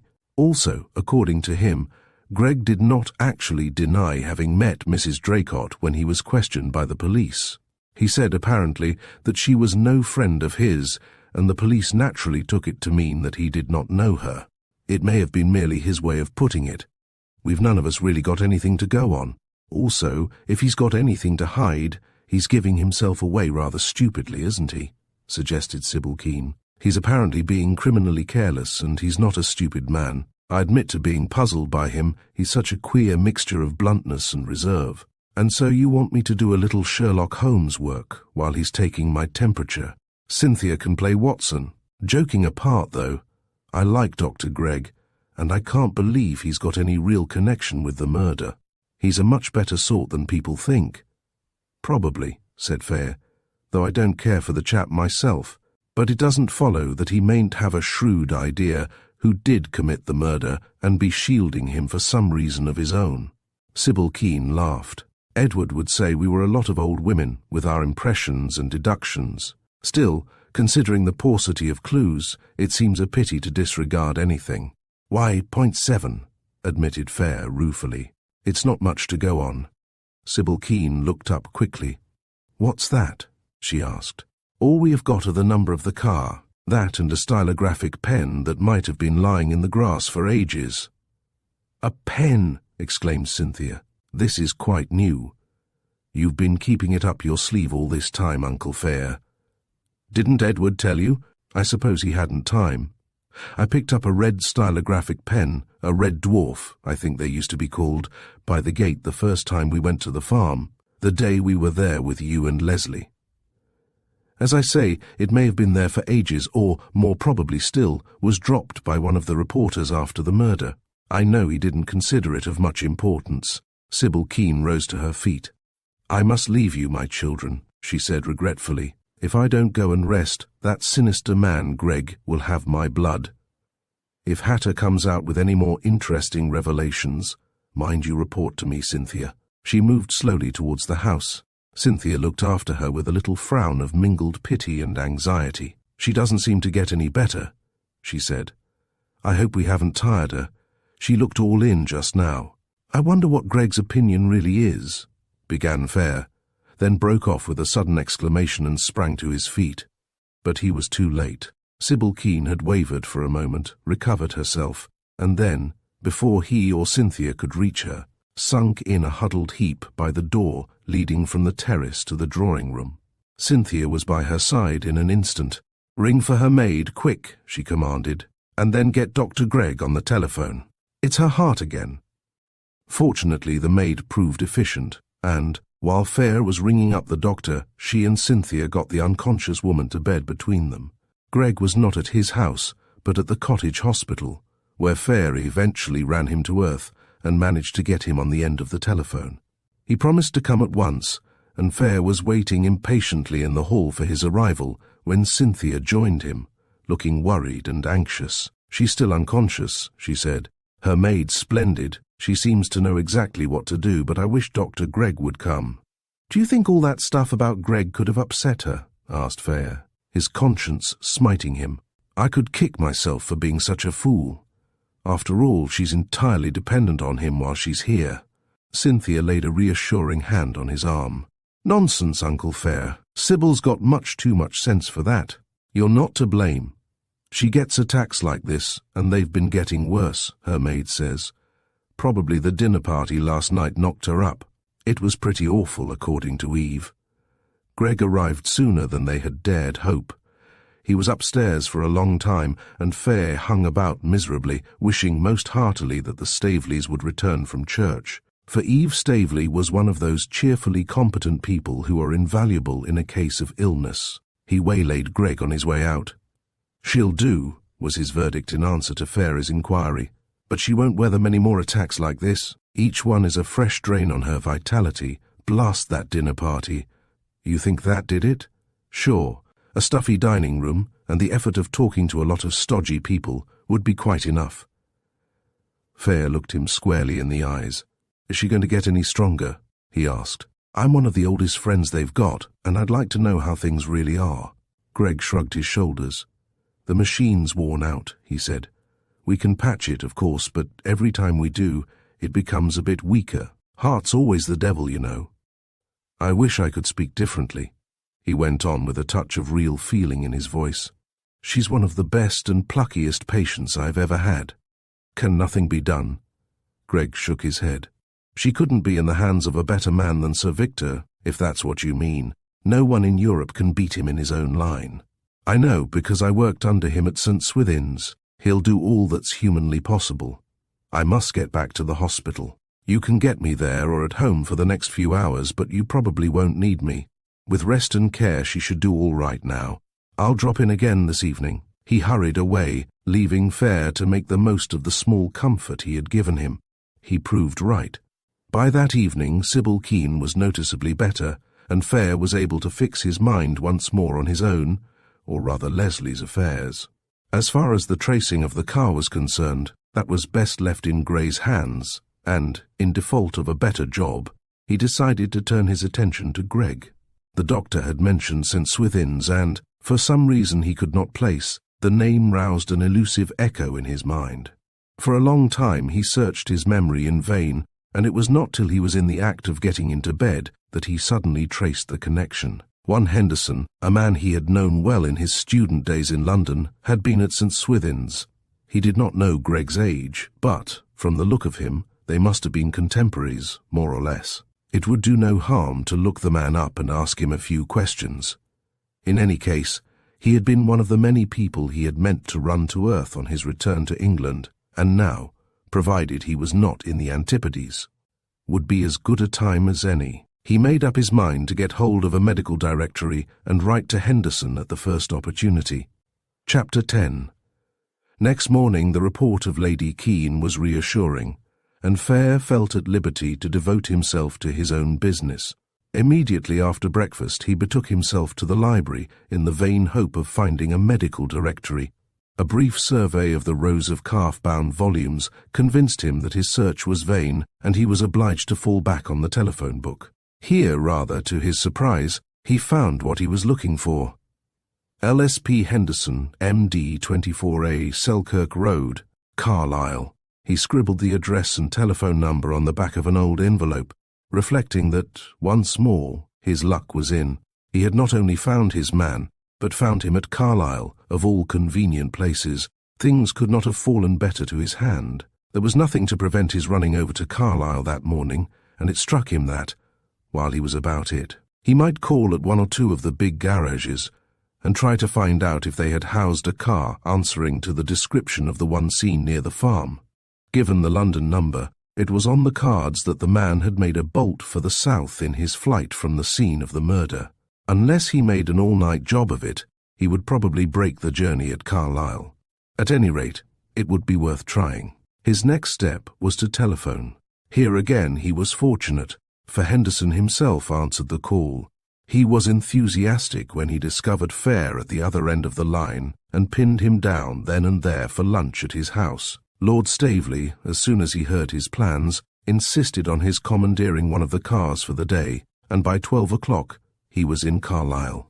He chose a busy garage near the station as a likely place to start his inquiries. He found the manager in the office and, on the plea that he was acting for a farmer whose cart had been run into on the evening of March the 23rd, ascertained that no car answering to the very meagre description he was able to give had been garaged there on the night in question. He drew as complete a blank at 3 other garages he visited and was compelled at last to give up the quest in despair. In one case he did hit on a car with Y0.7 as the beginning of the registered number, but the owner was well known to the garage proprietor, and the car had been in his keeping for a week prior to the day of the murder and, to his knowledge, had not been outside the garage during that time. Rather disheartened, he drove on to Henderson's and found the doctor and his wife awaiting him. They gave him a welcome that more than made up for his unsuccessful morning. Henderson, a huge, burly man with the strength of an ox and the gentlest of bedside manners, had married in the interval and was evidently immensely proud of his tiny, very capable-looking Scotch wife. They entertained Fayre lavishly, and so infectious was their open-hearted friendliness that, by the time lunch was over, he felt as though the intervening years had vanished like a dream, and that he was back again in his old student days. Henderson was able to give him news of several old friends he had lost sight of, and they were so deeply engaged in discussing the past that it was not until they were settled with their pipes beside the fire in the doctor's study that Fayre found an opportunity to bring up the subject of Greg. Henderson recognized the name at once as that of a man he had known fairly well at St. Swithin's, and was interested to learn what had become of him. Very able chap he was, but a bit of a roughneck. He was very raw when he first arrived, I remember, and had to put up with a good deal of chaff. Came from somewhere in the north, I believe, and had got most of his training from an old local doctor who took an interest in the boy. Apart from that, he was mostly self-educated, correspondence schools and that sort of thing. Rather an interesting fellow in his way. Did you see anything of him after he left? Lost sight of him entirely. I've a sort of idea that I heard a rumour at one time that he had a practice somewhere in London, but I'm rather hazy. Do you remember at all who his associates were at the hospital? I've an idea that he knew someone I'm interested in, and I don't care to ask him point blank. His great pal was a man named Baxter. They used to go about a good deal with a couple of nurses, one of whom was by way of being engaged to Baxter. I remember that because there was a certain amount of talk about it. The girl had the reputation of being hot stuff, and Baxter was supposed to be making rather a fool of himself over her. It's extraordinary how it all comes back when one starts talking about old times. There was a St. Swithin's man here the other day, and we began gassing, and, I give you my word, I felt at the end as if it was yesterday that we were there together. We were talking about Baxter, among other things, so that he's fairly fresh in my memory. What happened to him? According to Parry, the fellow who was here the other day, he married the girl, and the thing proved a ghastly failure. Parry said he believed he was dead. Greg would know, though. They were very thick with each other. You don't remember the names of the two girls? They may have been friends of the person I'm after. Henderson shook his head. I haven't the remotest idea. They were pretty girls, I remember, the sort that take up nursing to get away from home and have a bit of fun. Mrs. Henderson, who had been busy over the coffee pot, looked up suddenly. If you're wanting information about any of the nurses at St. Swithin's, why not go to Ella Benson, she suggested. Her husband brought his hand down on the arm of his chair with a whack which made the dust fly. By Jove, she's right. Mrs. Benson's a friend of my wife's, and lives a few doors up this street. She was a nurse at St. Swithin's, and she's up in all the gossip of her day. She's probably at home now. I'll stroll along and see when I've finished this, said his wife. She often drops in after lunch. Her husband's a surgeon, and we see a good deal of them, one way and another. She's a decent little body. Since when have you taken an interest in the medical profession? Asked Henderson lazily, his shrewd eyes on his friend. Fayre laughed rather guiltily. It's curiosity, mostly, about Greg. He's a queer stick, and when he flatly denied having met someone I'm pretty sure used to know him in the past, it was too much for my inquisitive mind. I remembered that you were a St. Swithin's man, and thought I'd sound you when I saw you. It's not important. The truth is that I haven't got enough to do nowadays, and I'm developing into a confirmed busybody. Henderson grinned. Very good, he said appreciatively, as far as it goes, but you weren't in the habit of doing things without a reason in the old days, and you don't look as if you'd changed much. Fayre felt himself redden. Confound you, he said. To be frank, it isn't all curiosity, but I've got so little to go on that I'd rather not say anything yet. Right, was Henderson's good-tempered answer. That's good enough for me, but what are we going to say to Mrs. Benson? She's a lady with a very efficient tongue and not particularly lacking in imagination. Why not leave Greg out of it? Put it that I knew Baxter years ago and want to find out what has become of him. That ought to be enough to lead her onto the girls. Ella won't want much leading if it's a question of St. Swithin's," remarked Mrs. Henderson as she finished pouring out the coffee. She rose and slipped out of the room before Fayre could apologize for the trouble he was giving her. "What's your program now?" asked Henderson. "You'll find vegetation a bit of a bore, won't you?" Fayre settled himself luxuriously in his chair. "I don't know about that. I've done my share of hard work and had one go of fever too many, and I shan't be sorry to settle down. I shall loaf round for a bit, looking up old friends and that sort of thing, and then take a little place in the country with a spare bedroom or two and a bit of fishing. I might perpetrate a book. Like most of us who've been in the East, I've got ideas I shouldn't mind airing." They chatted desultorily until Mrs. Henderson came back with Mrs. Benson, a plump, voluble little woman who seemed only too pleased to find a fresh audience for her reminiscences. "It's funny you should mention Baxter," she said as she settled herself comfortably by the fire. "I turned up an old photograph of him only yesterday in a group taken just before I left the hospital. I'm afraid he made a mess of things, poor fellow." "Do you know if he's alive?" "Henderson seems to think that he died. He went to pieces after his wife left him. He took to drink, I believe, and ended by drinking himself to death. He was a fool ever to have married her. There was a certain amount of gossip, I hear, over that affair. Gossip about her. She was a bad lot from the beginning. We nurses knew a thing or two, both about her and her great friend, a girl called Phillips. They and Baxter and a man called Greg were always about together, and they got themselves a good deal talked about. We were all surprised when Baxter married her, not on his account, he was dotty about her, but because we all thought she was after bigger game. She was the sort of girl who's set on making a good marriage, and generally succeeds in the end, too. Usually she hooks a rich patient after she's left the hospital, and both she and the Phillips girl were clever enough to do it." "Was Greg in love with either of them?" asked Fayre. "I shouldn't think so. He amused himself with Phillips all right, but he wasn't taken in by her. He was dead against Baxter's marriage, I know, and did his best to stop it. He wasn't a bad sort, old Greg. He was surly and bad-tempered, but we liked working with him."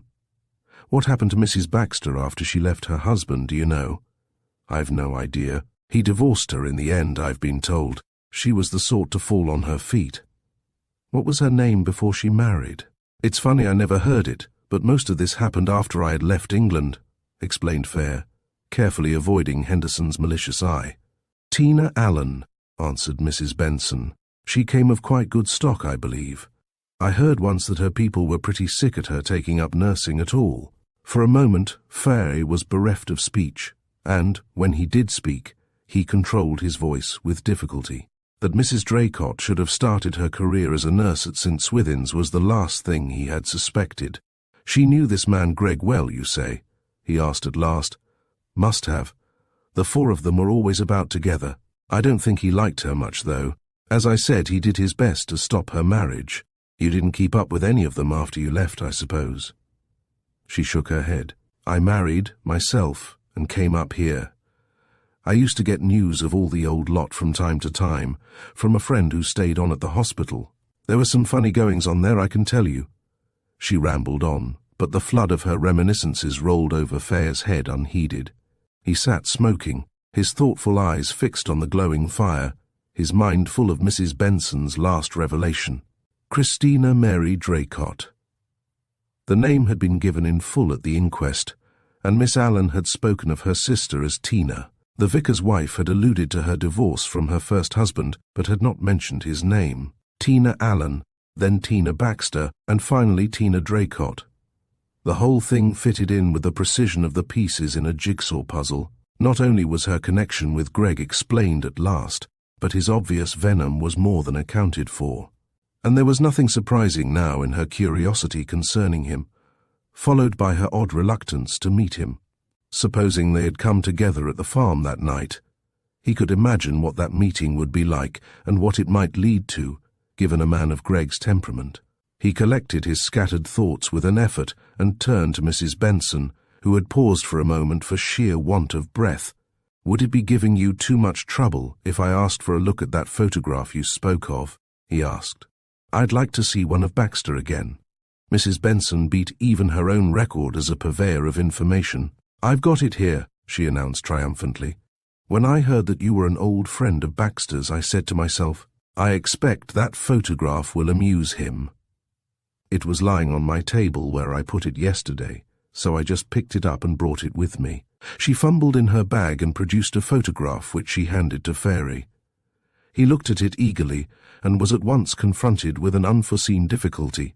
Greg he spotted at once, younger and a trifle leaner, but unmistakable. He was sitting in the front row of a group of about 15 men. Any one of the other 14 might have been Baxter, for all Fayre knew. But which? And he did not dare ask. It was Henderson who came to the rescue. He had risen and was leaning over the back of Fayre's chair, studying the photograph, and he grasped the situation almost immediately. Out of sheer devilry he allowed Fayre to sit for some minutes helpless, glowering at Greg's not very pleasing features, racking his brains for a way out of the difficulty, before he placed a finger on the portrait of a dark, rather haggard-looking man at the end of the front row, and remarked lazily, "Baxter looks as if he'd been making a night of it. It's very like him, though." He was always a queer, nervous creature, but he was clever enough. "I know they thought a lot of him at St. Swithin's," rattled on the unsuspecting Mrs. Benson. Fayre was busy studying the photograph. The figures in the group were small, but very clearly defined, and Baxter's head stood out distinctly against the white overall of the man behind him. Fayre could place his type at a glance. Very dark, with a high, narrow forehead and deep-set eyes, and the too sensitive mouth of a man whose nerves are perilously near the surface. The kind to fare badly at the hands of a woman like Mrs. Draycott. No wonder the marriage had ended in tragedy, he thought, and was not surprised that Greg had done his best to spare his friend. He returned the photograph to Mrs. Benson with a sigh. He could understand and sympathize now with many of the things Greg had said during their drive to the station. He felt a sudden, rather disconcerting sympathy for the man, and was not sorry when Mrs. Benson took herself off and gave him an opportunity to get away himself. He wanted to be alone with his thoughts. By tea-time he was back at Staveley. During the drive he had had ample time for reflection, but it had not helped him much. He was still very much at sea as to his next move, and realized that it would need considerable diplomacy to discover Greg's whereabouts at the time of the murder without rousing his suspicions. And, keen as he was to clear Leslie, he now found himself almost dreading the answer to his thoughts. Bill Staveley met him with the news that Leslie had appeared before the magistrate and been committed for trial at the Carlisle Assizes. Chapter 11. Fayre was only halfway through his first cup of tea when Cynthia cornered him. "You look hipped, Uncle Fayre," she said, her sharp eyes on his face. "Didn't you like your old friend when you did find him, or are you just fed up?" He shook himself out of his abstraction. "My old friend was excellent company, thank you, and very much his old self, plus a jolly little wife. But I do feel a bit weary. Too much bicycling, no doubt." But Cynthia resolutely ignored the red herring so adroitly drawn across her path. "It isn't anything new about John, is it?" she asked with a note of real terror in her voice. "You would tell me, wouldn't you?" "My dear, of course not. Honestly, it's only the after-effects of the Hendersons' overpowering hospitality. They gave me the most enormous lunch, and made me eat it too. How have things been going here?" "You're sure it's nothing else?" she urged doubtfully. "You wouldn't keep anything from me from a mistaken idea of kindness, would you?" "Uncle Fayre?" Fayre's eyes met hers with the blandest innocence. He could not take her into his confidence yet.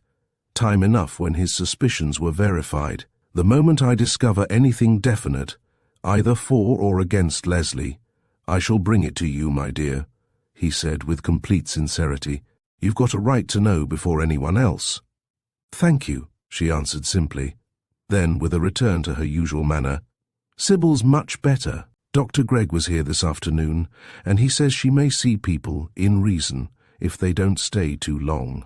But she's not to be excited, so don't let her talk about Leslie's affairs, Uncle Fayre." "I won't, if I can possibly help it," promised Fayre with all his heart. The last thing he wanted at this juncture was to share his knowledge with Sybil Keene. He could not forget that at any moment her life might be in Greg's hands, and so long as she was dependent on him, he resolved to do nothing to shake her confidence in him. "She's anxious to see you," went on Cynthia. "But Eve and Bill have both been with her, and they think she's had enough people for today. She wants to see you first thing tomorrow, though, and I'm afraid she means to go on with what we were saying on the day she was taken ill. She's a willful woman, too," he said ruefully. "She'll probably have her way. I'm no match for her." Cynthia laughed. "You old fraud. Even I have seen you twiddle people round your finger before now. As for shutting up, you're like a clam when you choose." After tea, Fayre joined his host in the library. "I feel I owe you both thanks and an apology," he said slowly, as he filled his pipe. "You've been a brick over this business, Bill. You've let me have the car at all hours, and use your house like a hotel, and you've never asked what I'm up to, or even when I'm going. You must want to know that, I should think, by now." Bill Staveley chucked a box of matches over to Fayre, who caught it neatly. "That's the third. You've got 2 boxes of mine in your pocket now," he murmured. "I saw them go in." Then, as Fayre turned out his pockets and sheepishly revealed 3 boxes of matches, he went on, "Don't be an old ass, old man, and stop handing round compliments. I like watching you trotting about, so happy and busy. As for asking questions, I never believe in butting in on other people's affairs. So long as I know you're on the job, I'm satisfied, and stay as long as you like. If you don't know how even I feel about that, I'm not going to indulge your vanity by telling you. It's something to know that I've got you both behind me," said Fayre soberly. "You can count on that, old chap." Bill Staveley had abandoned his usual easy banter and spoke seriously enough now. "Personally, I'd put my shirt on that boy's innocence, and I know Eve feels the same. Tell us as much or as little as you like, we don't care provided you clear him. And if anyone can do it, I believe it's you. Only, if you've got any nefarious schemes up your sleeve, remember that I'm a JP, and keep them to yourself. I don't want to know anything about them." Fayre chuckled. "I must say you're a top-hole hogger. When I fall into the hands of the worthy Whodunit, I suppose you'll turn up looking as if butter wouldn't melt in your mouth and bail me out. If it's any comfort to you, I'm not contemplating anything of the sort at present. Cynthia may have told you that we've got hold of a couple of clues, but they may lead to nothing. Sometimes I think it's a hopeless business. The only thing I do feel sure of is Leslie's innocence." Lord Staveley nodded. "Same here, and if he is innocent it ought to be possible to prove it. Has anyone thought of digging up that beastly cat?" For a moment Fayre was puzzled, then his face cleared. "The one Leslie shot. It appears that it was there all right. According to Gray, Whodunit went off and did a bit of sleuthing of his own, and he found the place and dug the cat up. Unfortunately, it wasn't labelled like a pheasant with the day on which it had been killed, and though I suppose they'll use it in the defence, it won't cut much ice with a jury. We want something more tangible than that. What you want is to produce the murderer, old man. That's your best defence, and I don't see why you shouldn't do it if you're anything like the sticker you used to be." Fayre's interview with Lady Keene the next morning proved far less easy. He found her lying on the sofa in her bedroom, looking pitifully frail and white. She was much weaker than she chose to admit, and, at the first sight of her, he made up his mind to cut the interview as short as possible. "Hatter, dear," was her greeting. "I'm sorry to have made such a fool of myself. I must have given you both a scare, and I'm thoroughly ashamed of myself. I'd been feeling seedy all day, and never dreamed when I started that I shouldn't manage to get to my room and collapse decently in private. Please forgive me for being such a nuisance." Fayre pulled a chair up to her side and sat down. "I think we were the culprits," he said gently. "We tired you out between us. It's something to see you up and dressed, but for heaven's sake don't overdo it again like that. You don't look fit to be talking even now." "Talking doesn't tire me," she assured him eagerly. "Hatter, please, I want to know what you've been doing. Is there any news?" "Cynthia says you went to Carlisle yesterday. I promised Cynthia I wouldn't let you discuss it," he answered reluctantly. "But if it will set your mind at rest, I'll give you my assurance that nothing definite has turned up since our last conversation. As a matter of fact, I went to Carlisle to look up an old friend, and had very little time for anything else. I did go to one or two of the garages in the hope of finding some trace of the car that was seen that night, but I drew a complete blank. I had an idea that that's what had taken you to Carlisle, she murmured. Thinking things over, it struck me the car might have stopped there. You found nothing? Absolutely nothing. As far as I can see at present, it must have vanished into space. Gray did his best before he left, but could find no one who'd seen it. And Dr. Gregg, she insisted, and her tone was so urgent that he thought it better to humour her. There's nothing new about him. My dear Sybil, I was away all yesterday, and Gray has gone back to London, he hedged. Even if he's managed to stumble on something there, he hasn't had time to communicate with me. If anything turns up from him, I'll let you know, but don't worry your head about it now. Rest and get well. She turned to him with a display of emotion quite foreign to her. I can't help thinking about it, she said piteously. That boy shut up in prison haunts me. Just imagine, Hatter, what it must be. Alone, with nobody to reassure him, not knowing how it is all going to turn out. And Cynthia, just at the beginning of her young life. It's cruel. He tried to soothe her. I know, Sybil, but it's no good for either of us to let it get on our nerves. Thank goodness they are young and able to face things. Someday this will be like an evil dream to them, and they'll be able to start afresh, with their whole lives before them. Don't waste your strength in futile pity, my dear. She managed to smile at him, though her face was still white and drawn. You're right, of course, and I know I'm being silly. It's only that when one's ill and helpless one loses one's sense of proportion. If I know how things are going, it won't be so bad. You will tell me, won't you? Don't keep things from me because of my rotten health, will you, Hatter? Her voice was very appealing, and Fayre mentally cursed his luck. He had barely succeeded in heading off Cynthia, and now here was Sybil Keene pressing him even more closely. He rose and took both her hands in his. The moment anything definite happens, you shall know. Meanwhile, try to put it all out of your mind for a bit, anyhow till you're stronger. Edward was right when he said you ought never to have been mixed up in this. She sank back on her pillows with a tired sigh. All right, I can rest more easily if I know that I can trust you to keep me posted. And come again soon, Hatter, please. He looked back as he reached the door and saw that her eyes were already closed. Evidently his visit, short as it had been, had taken what little strength she possessed. He went straight from her room to the garage where he had housed his bicycle. One of the chauffeurs had cleaned and overhauled it and had it waiting in readiness. Now that his first stiffness was past, Fayre was beginning to enjoy this despised method of getting about the country, and he pedalled down the drive and out onto the high road, quite unperturbed by the grin on Bill Staveley's face as he rode past him on the chestnut mare he had put at Fayre's disposal at the beginning of his visit. Fayre, who had promised himself some hunting next winter, looked after him with only a passing feeling of regret. His mind was busily engaged with other things.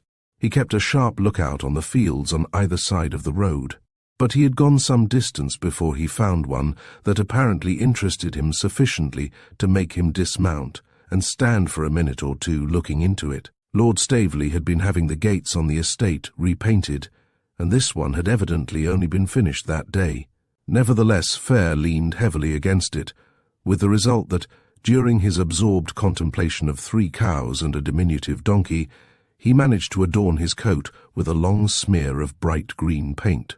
He took the misfortune with commendable fortitude, and picking up his bicycle, rode quickly off in the direction of Gregg's house. Arrived there, he went straight round to the garage at the back of the house. He found the doctor's man polishing the brass of a small 2-seater. I don't know whether the doctor's in, he said genially. If he is, I'll go round in a minute and have a few words with him. But I've just discovered this beastly stuff on my coat, and I wondered if you could let me have a drop of petrol to clean it off with. I must have got it leaning over a gate near here. The man touched the paint with his finger. You'll find the doctor in, sir, and this will come off easily enough while it's fresh, he said. Lucky it's still wet. He went into the garage and came out with a tin of petrol. If you'd got such a thing as a clean rag, suggested Fayre. If you'll wait a minute, sir, I'll get one from the kitchen. He disappeared round the corner of the house, and, as he did so, Fayre darted into the garage. It needed only a glance to see that there was room for but one car, and that a small one. Fayre cast a quick look round the tiny garage, and then made for a file of bills hanging from a hook against the wall. With one eye alert for the returning chauffeur, he ran through them swiftly. Knowing the ways of small cars when left to the care of odd jobmen, he hoped that Greg might on occasion be driven to hire a car from the local garage, and there was a faint chance that the garage bill might be on this file. Fortunately for him, it was not only there but near the top of the pile, and he found it almost immediately. It took him but a second to find the entry he needed. March 23rd, to hire. He slipped back into the yard just in time and was standing by the car, ruefully regarding his coat when the doctor's man returned. "If you'll let me have the coat, sir, I'll have it off in a moment," he said, as he unscrewed the can of petrol. While he was at work on the stain, Fayre examined the car. "Find her satisfactory?" he asked casually. "I'm thinking of getting a small car myself, and I can't make up my mind about the make." The man grunted. "Been given a lot of trouble lately," he said. "Wants a thorough overhaul, but the doctor can't spare her. Always chooses the worst night to balk on, I expect, if I know anything of cars." "That's right. With the wind blowing fit to knock you down and biting cold, she'll lay down on you proper. There was a night like that, just after I got down to these parts," said Fayre reminiscently. "There were a lot of trees down, I was told. Night of the murder up to Mr. Leslie's farm. Awful night that were. I was 2 hours working on this blessed car, and then the doctor had to hire. I think you'll find that all right, sir." Fayre thanked him and slipped a generous tip into his hand. Then, getting into his coat, he made his way round to the front door. The doctor was in, but was busy in the surgery. Fayre was shown into the study, an untidy, comfortable-looking room on the ground floor. He took a quick inventory of the contents. A big desk piled with papers stood in the window. The fireplace was flanked by a couple of shabby, roomy armchairs. Fayre sat down in one of them and warmed his hands at the fire. As he did so, his eye fell on the mantelpiece, and in a second he was on his feet again, examining a small framed photograph that stood there. He turned at the sound of the opening door to meet the steady gaze of Greg. "I haven't come to waste your time," he explained as he shook hands. "I know this is your busy time. I only wanted to explain that I've made free with your petrol and the kind offices of your man in the most shameless way. I got some paint on my coat, leaning over a gate, and as I was passing your house, I ventured to ask for some petrol to repair the damage. Very glad you did." "I hope you got the stuff off," answered Greg cordially. "Smoke?" He handed a box of cigarettes to Fayre, who thanked him and took one. "Sorry I can't be more hospitable," went on the doctor, "but I've got a pack of people waiting in the surgery, and I shan't get rid of them for another hour at least." Fayre reached for a spill from a vase on the mantelpiece. As he did so, his eye lighted on the photograph. "That's an interesting head," he remarked. He was an interesting chap. He'd have gone a long way if he'd been allowed. One of the best fellows I ever knew. "He looks it," said Fayre quietly, but with such obvious sincerity that Greg was moved to enlarge on the subject. "Got into the hands of a woman, and she killed him as surely as if she'd murdered him. He died of alcoholic poisoning. The worst case I've ever seen. Trying to forget, he called it." Greg's voice was rough with emotion, and for the first time, Fayre felt really drawn towards him. "What happened to the woman?" he asked carelessly. Greg turned away to light his cigarette. Fayre, watching him closely, noticed that his hand was steady as a rock, but his voice was not quite so certain as he answered. "I lost sight of her," he said, "but judging from the pace she was going, she's probably got her deserts by now." He accompanied his guest to the door and stood chatting with him for a moment. He had regained his usual bluff manner, but Fayre, for all his quiet cordiality, was sick at heart. For the photograph was that of Baxter, and Greg had once more flatly denied all knowledge of the identity of Mrs. Draycott. Chapter 12. Fayre did not turn back to Staveley when he left Greg's house, but rode straight on to Whitbury and lunched at the hotel there. For one thing, he did not feel equal just at that moment to facing any of the members of the Staveley party, and, for another, the heading on the bill in Greg's garage had been that of the station garage at Whitbury, and he had a weakness for tackling nasty jobs at once and getting them over as quickly as possible. He did not conceal from himself that he dreaded the result of this next step. He did not linger over his solitary meal, and by 2 o'clock he had already broached the subject of the car to the owner of the garage, a good-natured, chatty little man who seemed anxious to give him any information within his power. He adopted much the same story that he had used at Carlisle, only that, in this case, taking into account the manner in which news flies in a small town, he did not rely on the carter, but explained that he was acting for a friend in London whose motorcycle had been run down by a car on the night of the 23rd, and who had narrowly escaped serious injury. The manager led him into the hutch that served him for an office and produced a ledger. "A big closed car, make unknown," he muttered. "London number with a 7 in it." He ran his finger down the page. "Nothing of the sort in that night. It was the day of the murder, wasn't it? Blowing big guns and bitterly cold, and there weren't many people out. We had nothing in at all from lunchtime onwards, and I'm not surprised." "You didn't let out any car answering to that description?" "It's not much of description, if you'll excuse me," said the man with a friendly grin. "You can't say you've given us much to go by. I've only 2 cars for hire, and naturally neither of them has got a London number. One's too small for you and the other's well known round here." He referred to his book again. "Dr. Gregg had it that night. His own car was laid up. He took it out about 5:30. "Is it in now?" asked Fayre. "I know the doctor, and I certainly don't suspect him of careless driving, but I promised my friend I'd have a thorough look round." "Righto, I'll show it to you. If it was anybody but the doctor, I might suspect a faked number. It's been done often enough. Except for the number, the car answers to your description, such as it is. So do half the other cars in this county, for the matter of that." He was closing the book when his eye fell on another entry, and he gave a sudden exclamation. "Wait a minute. There was a car went out on the evening of the 23rd, at about 6 o'clock. I've a kind of feeling it was a London car, too. Owner's name, Page. The number ought to have been entered, but my wife evidently forgot to do it. She's usually in charge of the desk here, and you know what women are. Then 6 o'clock was the last you saw of it?" "Yes, it didn't come back." He was looking through the back pages of the book. "Here it is.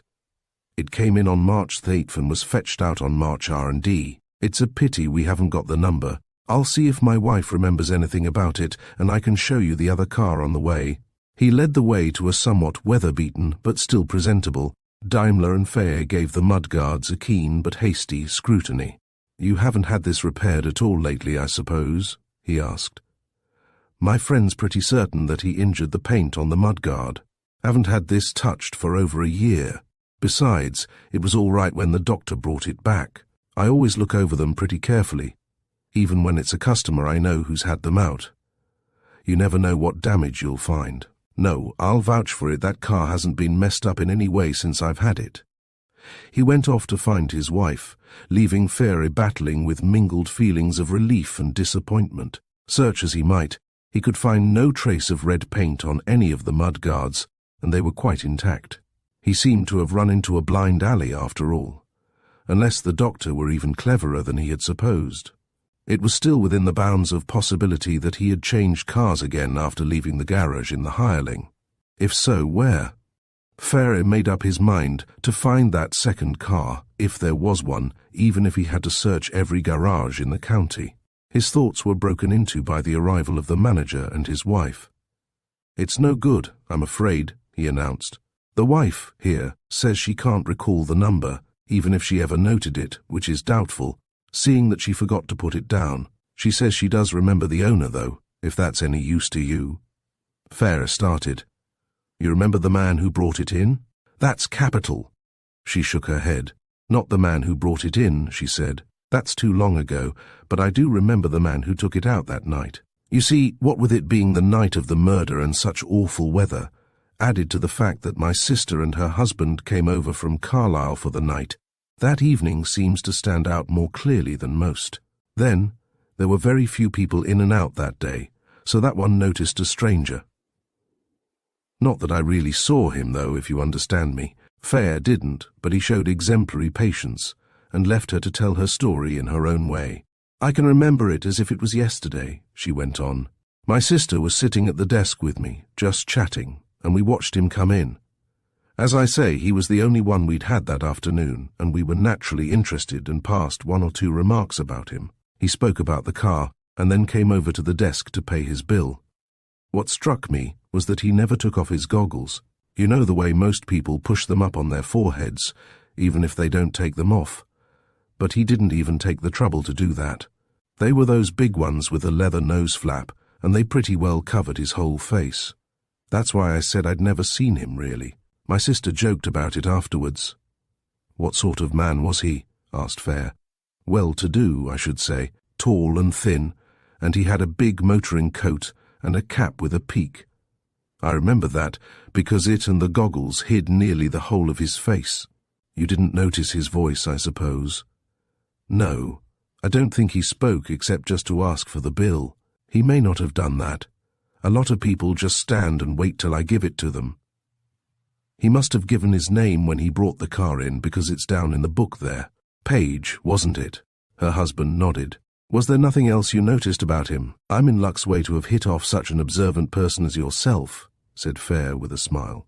"I was always one to take an interest in things, and what with so many coming in and out here, you find yourself wondering about them.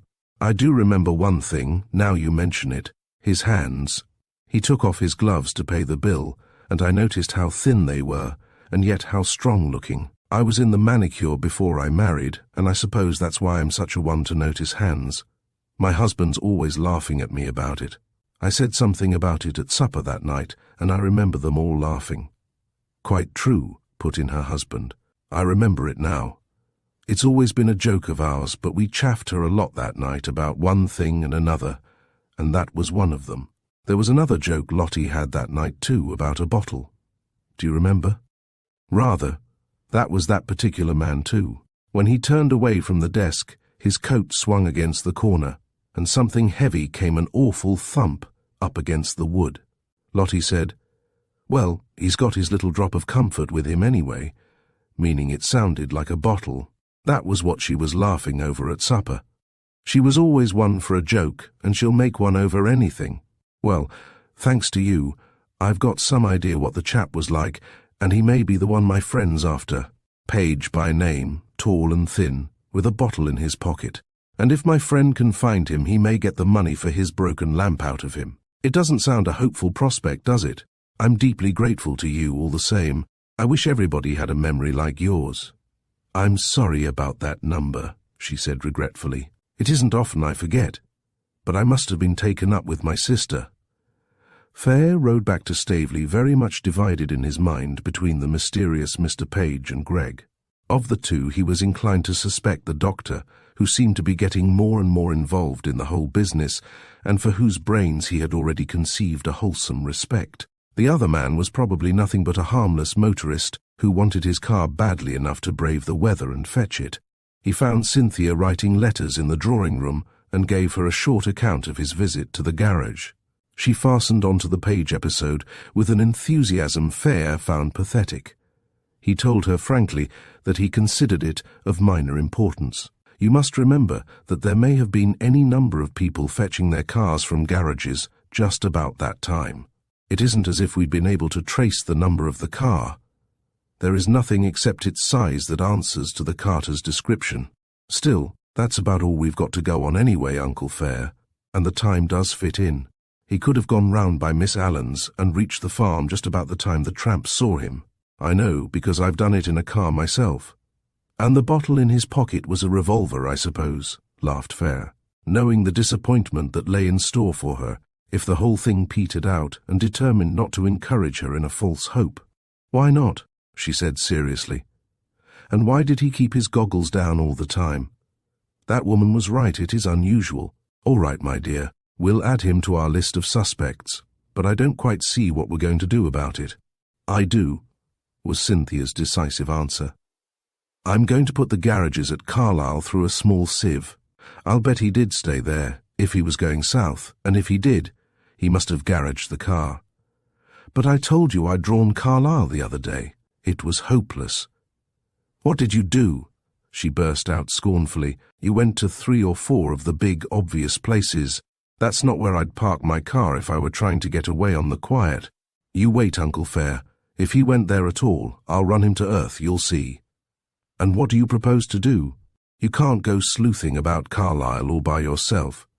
They must know you pretty well there, and we don't want this affair talked about. I'm not going by myself. I'm going with Tubby Campbell. Tubby Campbell, murmured Fayre helplessly. If you weren't just a measly bicyclist, you'd know his name at Brooklands, she scoffed.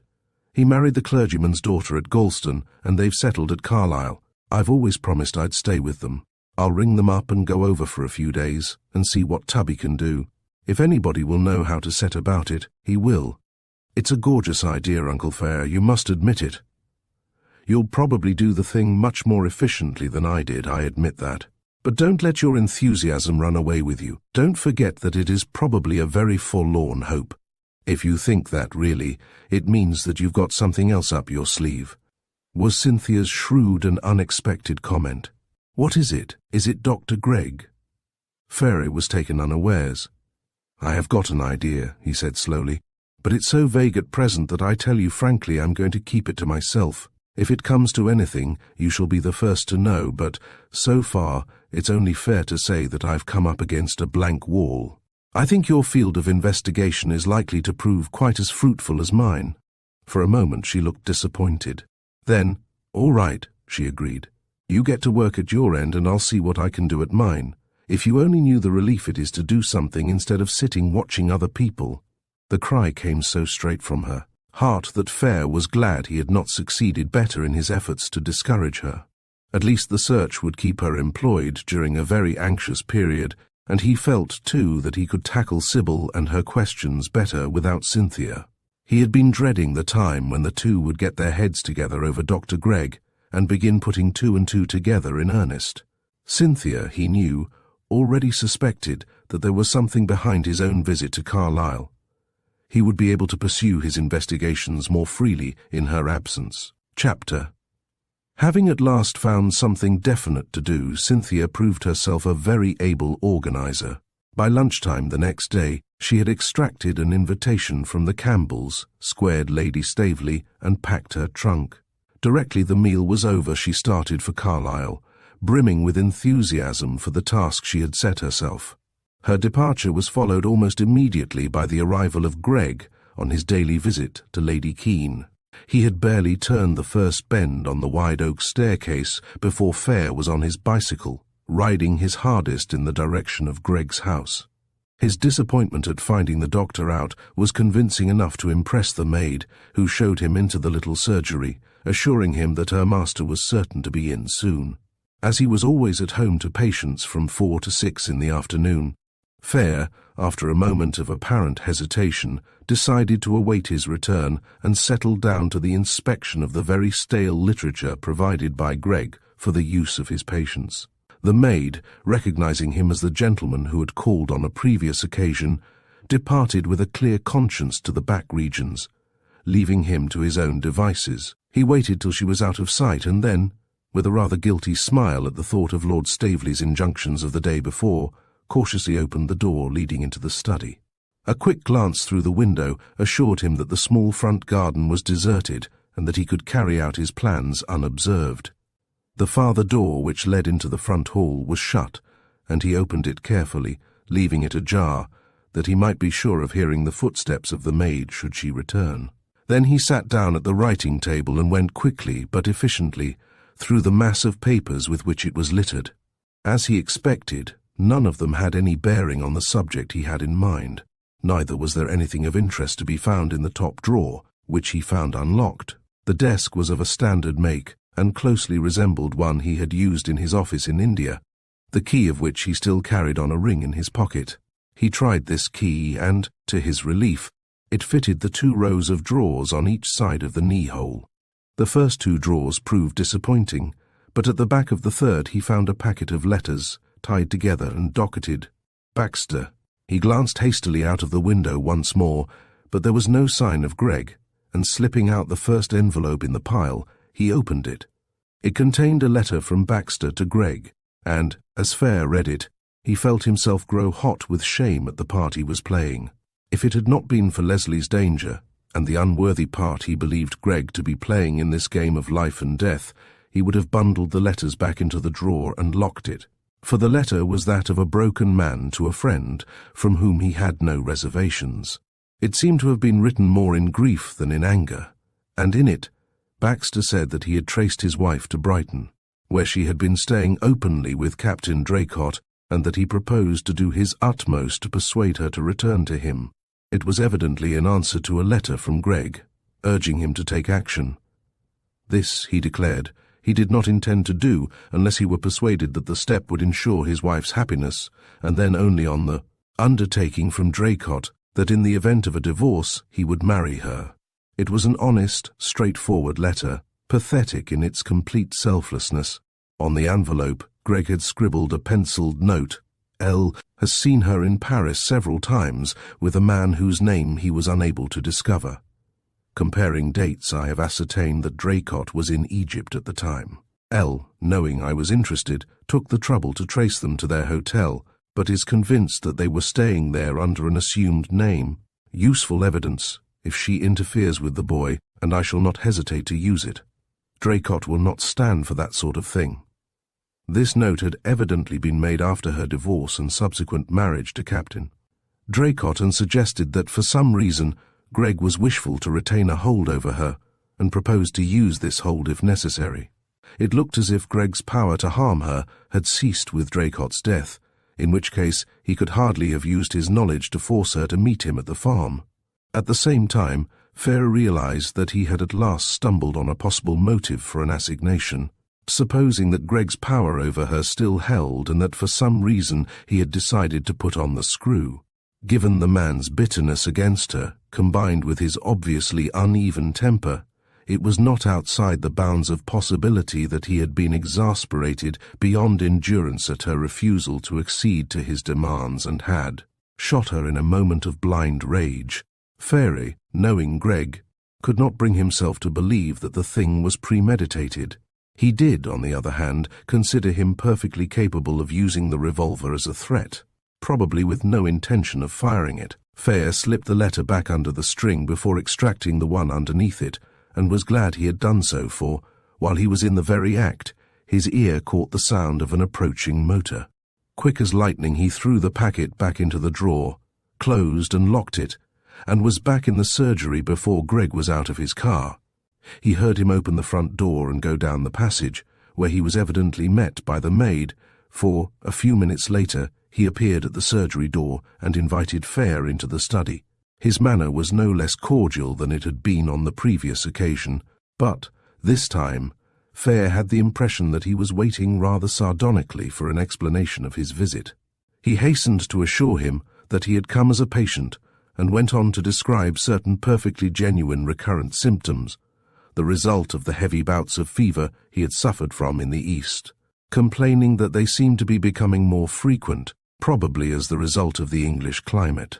Greg listened to him in silence, and when he had finished, asked him the usual questions, making notes on the pad at his elbow as he did so. He finished by subjecting him to a very thorough examination. "You've taken up bicycling lately, I see," he said, as he thrust his stethoscope back into his pocket. "Yes. Anything against it?" asked Fayre, who was standing before the glass over the mantelpiece, refastening his collar. "Nothing. You're in as perfect a state of health as anyone can expect to be who has lived the greater part of his life in the tropics. In fact, you're an admirable example of what temperate living will do for a man in a hot climate. I congratulate you." The words were harmless enough, but Fayre, suddenly catching sight of Greg's face in the glass, was not taken in by them. He realized, and the discovery was anything but pleasant, that the doctor was laughing at him in a grim way all his own. "I'll make you up a prescription if you like," he went on, unaware that Fayre was watching him. "But I warn you, it will probably be the same as the one you've got already." "Thanks," said Fayre warily. He was waiting for the other's next move. "I suppose I may count myself lucky to have got off so lightly." "You can thank your own common sense," was Greg's curt rejoinder, as he turned to his writing table.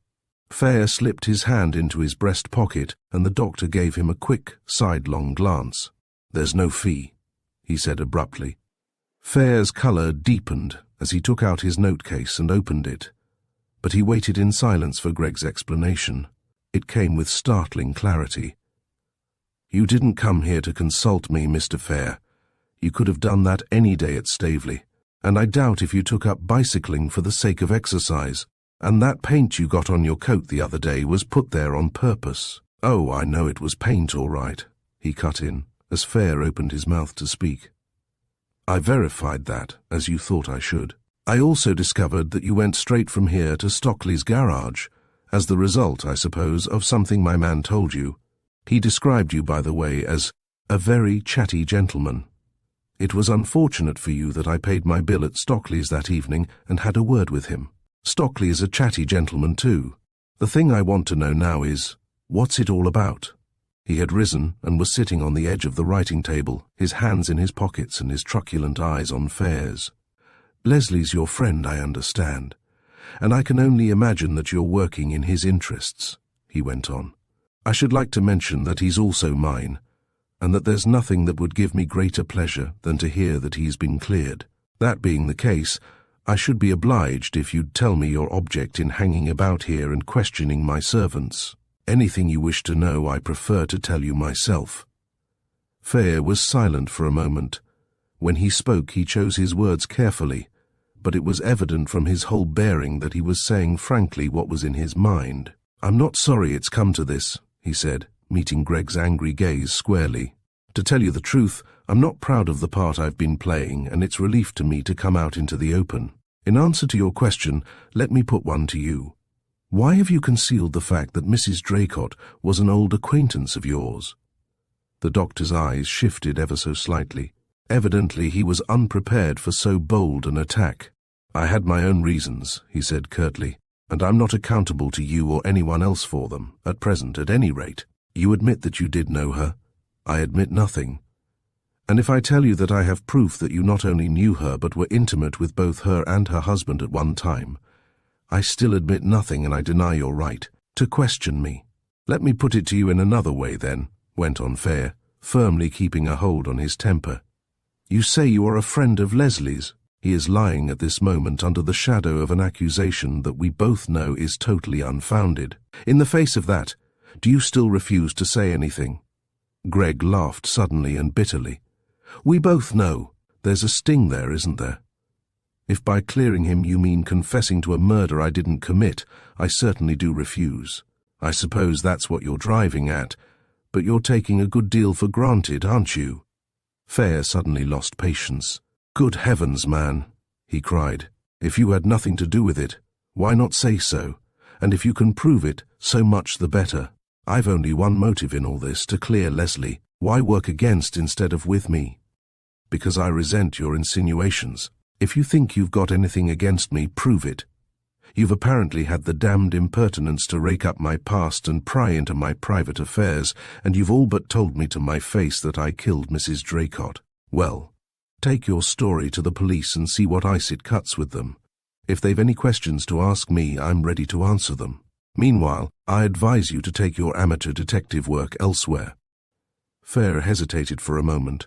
Then he decided to make one more effort towards conciliation. "I'm very sorry you've taken this line," he said. "Frankly, I have hoped all along that you would be able to give some satisfactory explanation of your attitude towards the whole affair.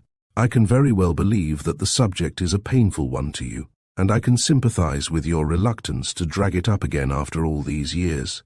But you must admit that your behavior has been open to suspicion. Once more I appeal to you to act reasonably, if only for Leslie's sake."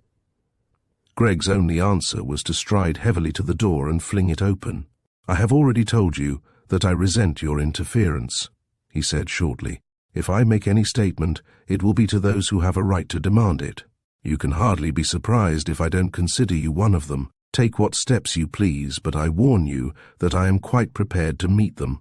Without a word, Fayre took out his note-case once more.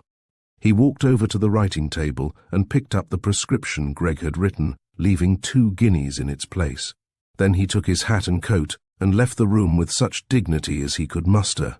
As he passed through the hall, he heard the crash of the study door as Greg slammed it, and realized that in the first encounter, at any rate, the honors of war were to the doctor. Either the man was innocent, or he had put up the most amazing bluff Fayre had ever encountered. And the worst of it was that, as Greg no doubt guessed, he was not in a position to act. His information, as far as it went, pointed to but one thing: Greg's deliberate attempt to conceal from the police his former connection with Mrs. Draycott. Beyond this, Fayre had nothing to go on, unless he could trace the mysterious car to Greg. According to Stockley, the proprietor of the garage, he had taken out the hired car at 5:30. This would give him ample time to drive to one of the several other garages within a radius of 10 to 15 miles, change his car, pick up Mrs. Draycott, and arrive at the farm at about the time the murder was presumably committed. But here the London number on the car, described by the carter, arose as a distinct stumbling block, for it was extremely improbable that a local garage would have a London car for hire. On the other hand, if by some extraordinary chance one of them had let out such a car, it should be easy enough to get on the track of it. But Fayre realized that the doctor had him at a hopeless disadvantage unless he could manage to trace his movements on the night of the 23rd, and he recognized the cleverness of the man in forcing his hand before his investigations were complete. And yet, for the life of him, he could not make up his mind whether Greg's outburst had been mere bluff or the genuine anger of a man smarting under the sting of a false accusation. Either way, Fayre had cut an uncommonly poor figure, and he was painfully aware of the fact. Chapter 14. After dinner that night, Lord Staveley, wishing to ring up his bookie, strolled into the little ante-room that housed the telephone. Here, to his surprise, he discovered Fayre. He had settled himself comfortably in the one armchair and, with the help of the local telephone directory, was busy compiling a list on a half-sheet of paper. Bill Staveley eyed him quizzically. "Rotten place to spend the evening," he observed with cheerful scorn. "Looking for a good dentist, or is it Sherlock Holmes on the trail?" "It's Holmes in the devil of a muddle," was Fayre's acid rejoinder. "I've come a cropper, Bill." "In other words, you've met your match. Who's the local genius?" "Greg. I started out to pump him according to the most approved methods, and he pumped me instead, and very efficiently too, and he was uncommonly disagreeable about it." "He would be. What have you got against him?" "I suppose you know that amongst other things he's the police surgeon." "I don't care if he's the Prime Minister," snapped Fayre, still hot from his grueling at Greg's hands. "But I'd give something to know where he was on the night of Mrs. Draycott's death." Bill Staveley gave a low whistle. "As bad as that, is it? Why, he was at the farm, wasn't he? I thought he gave evidence." "He turned up at the farm soon after 10 o'clock, after the police had been trying to get him for nearly an hour. The assumption was that he had come in late from a case and, as far as I know, he has never been asked to give an account of his movements. All I do know is that he left the Whitbury garage at 5:30 in a hired car and apparently did not get home till about 9:30, when he found the police call waiting for him." Staveley's eyes narrowed as he stared at Fayre. "You don't seriously mean that you suspect Greg of Mrs. Draycott's murder?" he ejaculated. "On my word, I don't know what to think. If the fellow was bluffing this afternoon, he did it uncommonly well. If he wasn't, why didn't he clear himself? He could have done it easily. What line did he take? Told me to go to the devil, in other words, the police, and flatly refused to give any account of himself whatever. The worst of it is, he's in a very strong position. Practically the only thing I've got to go on at present is the fact that he undoubtedly knew Mrs. Draycott at one time, and has gone out of his way to lie to the police about it. You must admit it looks fishy." "The devil he did, do the police know?" Fayre looked rather sheepish. "Unless they've been pursuing the same lines of investigation as myself, they don't. I kept quiet about it in the hope that it might lead to something, being naturally afraid that the force, in its naive way, would blunder. Oh, Hatter, this comes of reading detective stories. I know, you needn't rub it in. I've made an infernal hash of the whole thing." "How much did you tell the fellow?" "Quite enough to put him on his guard, unfortunately." "What's your theory about the whole thing?" "Somebody picked up Mrs. Draycott in a car and drove her to Leslie's farm. Everything points to that. We've got good reason to believe that we've got part of the number of the car. It ran into a farm cart, and the carter took what he could see of it. If the man in the car was Greg, he must have done one of two things. Either he deliberately faked the number of the car he hired from the Whitbury garage, Or he changed cars somewhere before he picked up Mrs. Draycott. There is, of course, the possibility that he picked her up in the hired car and somehow managed to reach the farm and get away again without being seen. In the light of what we know, this is extremely unlikely. If he's got an alibi, why on earth doesn't the fellow produce it? Either because he's so sure of his position that he can afford not to, or for the more simple reason that he hasn't got one. Meanwhile, I'm left kicking my heels. I've got a list here of the garages in this neighborhood within a radius of 15 miles or so. If he did change cars, it will be bound to have been at one of them. Touching spectacle of Mr. Fayre, late of the Indian Civil, peddling on his little push-bike within a radius of 15 miles, mused Bill Staveley. Poor old hatter. I can let you off that, though. You don't know Foot, do you? That's the chap who drove me the other day, isn't it? Probably. He was my Batman in France, and, after the war, I gave him a driver's course. He took to it like a duck to water, and he's a first-rate chauffeur and an uncommonly intelligent chap. He's bought himself a motorbike and takes it to pieces every Saturday night just for fun, and I'll bet there isn't a garage round here where he hasn't talked motor for hours. Give him the description of the car you want and he'll find it for you if it's anywhere in this part of the country. The question is, will he talk? Not if I give him a hint. You can leave that part of the job to him quite safely. On the other hand, if we could get onto the case Greg was called to that night, we could keep Foot out of it altogether. Even if he was at the farm that night, he must have gone on somewhere afterwards. He's not such a fool as to drive vaguely round the country for 3 solid hours before going home. You may be pretty certain he looked up a patient, even if he wasn't called to one. None of the tenants been ill or injured, I suppose? Not that I know of, but we might go through the local rag.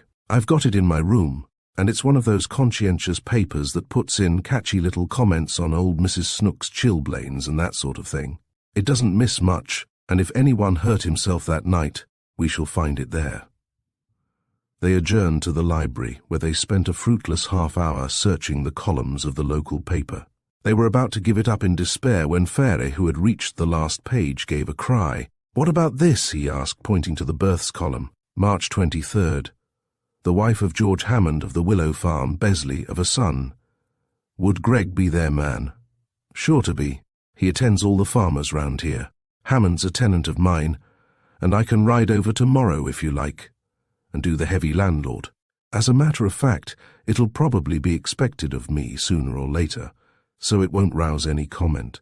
I take it that you want to know what time Greg was sent for, what time he arrived, and when he left, with a description of his car, if I can get it without rousing too much curiosity. Anything else? No, I think that covers it. How long ought it to take him to reach the Hammonds? If he left Whitbury at 5:30, he should arrive at Besley at 5 to 6, and the farm is, roughly, 5 to 10 minutes run from Besley, say 30 to 35 minutes. And if he took the corner of the lane running to Greycross and then Leslie's farm on the way? Give me a minute. That's considerably more complicated. He took a pencil and made some notes on an old envelope. Just under the hour, I should say, perhaps longer. That's not allowing for getting out and going into the farm. In that case, we'll give the garages the go-by for the moment, decided Fayre. Time enough for them when we've discovered whether Greg was at the Hammonds or not. It will be just as well to keep your man out of it, if possible. Good. Then I'll ride over to Willow Farm tomorrow and see what I can find out. By the way, did I tell you that Keane is coming down tonight? You can have the whole thing out with him tomorrow. He ought to be able to suggest something. Fayre gave an exclamation of surprise. Sybil said nothing when I saw her. She did not know. He telephoned yesterday saying he could get away earlier than he had expected and was going to motor straight through. I gather that he's going to take Sybil back to town by car as soon as she's fit to travel. He'll be on tenterhooks till she's seen her own doctor, and I don't blame him. I should feel the same myself. To tell you the truth, fond as I am of her, I shall be relieved to get rid of the responsibility. It's touch and go when she has these attacks. She's better away from this business, said Fayre thoughtfully. I'd no idea until I saw her on Tuesday how much she's taking it to heart. She's got a very weak spot for Cynthia. She's a fascinating little minx, and I fancy Sybil would have given a lot to have had a daughter of her own. What about Bridge, eh? Lady Staveley's brother and a nephew had arrived the day before, and they played until the arrival of Keane shortly before midnight. He had come without a chauffeur, and had driven his car himself all that day, and through a good portion of the night before. Fayre was amazed at his powers of endurance.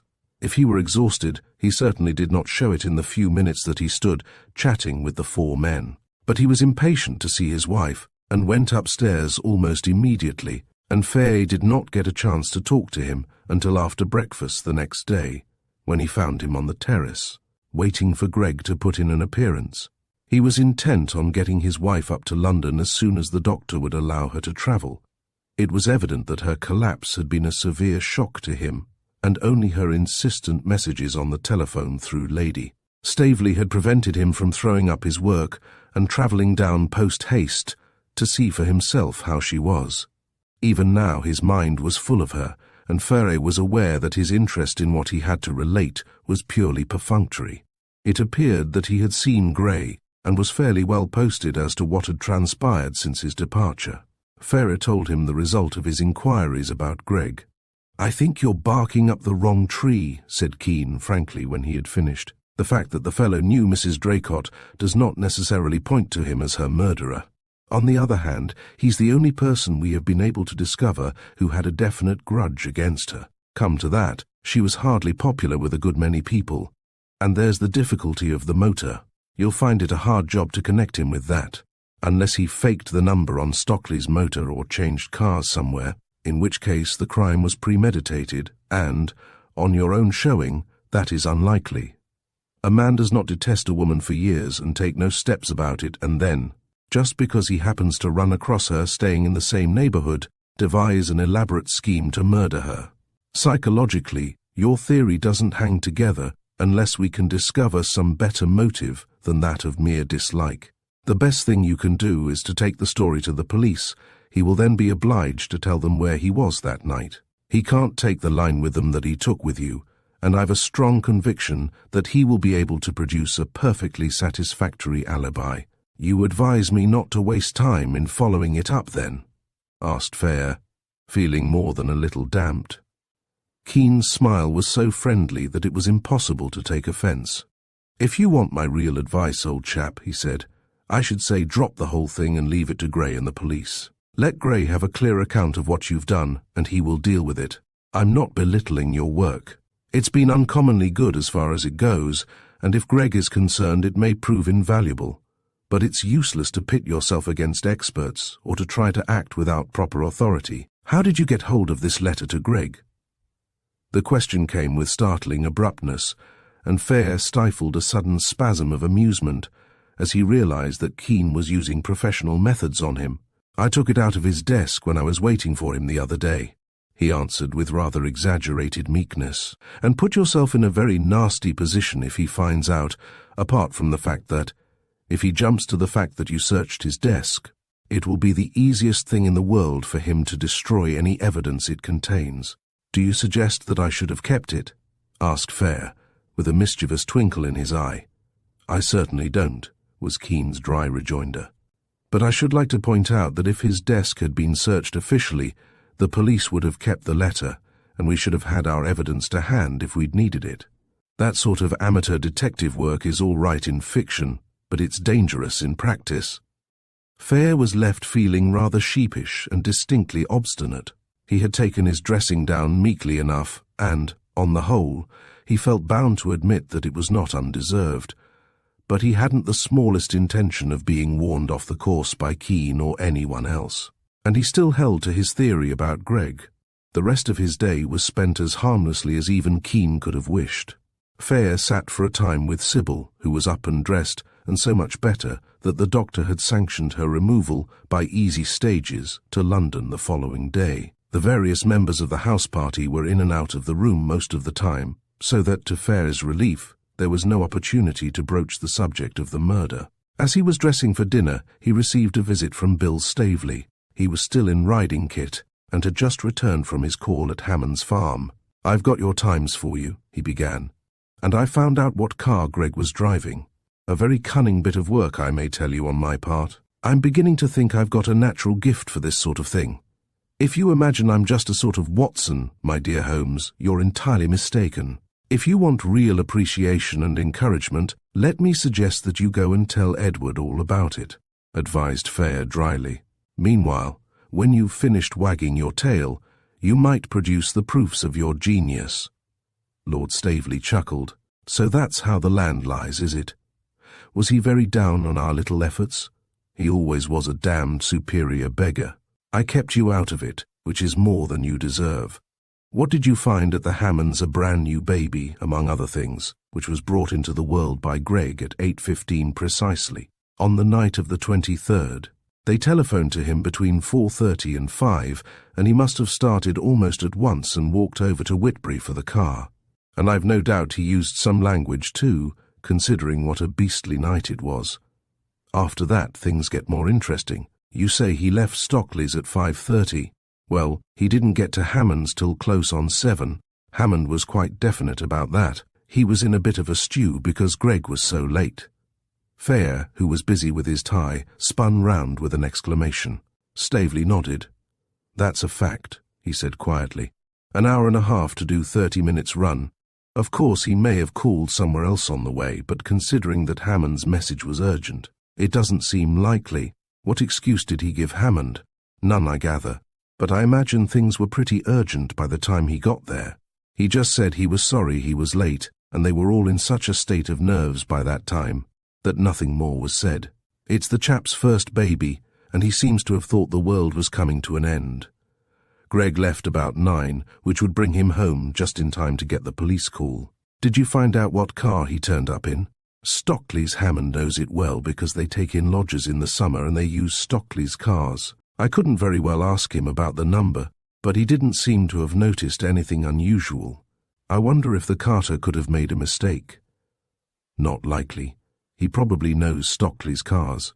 Everyone does round here, and he'd be practically certain to know Greg, even if it was dark. You'll have to rule out the garage car, I suspect. That is, if Greg's really implicated." Fayre sighed. "Well, we seem to be getting somewhere at last," he said, "though heaven knows what it's going to lead to." "Do we break the glad news to Edward or not?" asked Staveley mischievously. "I'm blessed if we do," answered Fayre with unexpected heat. "After all, it's Gray's job at present. I'll write to him tonight."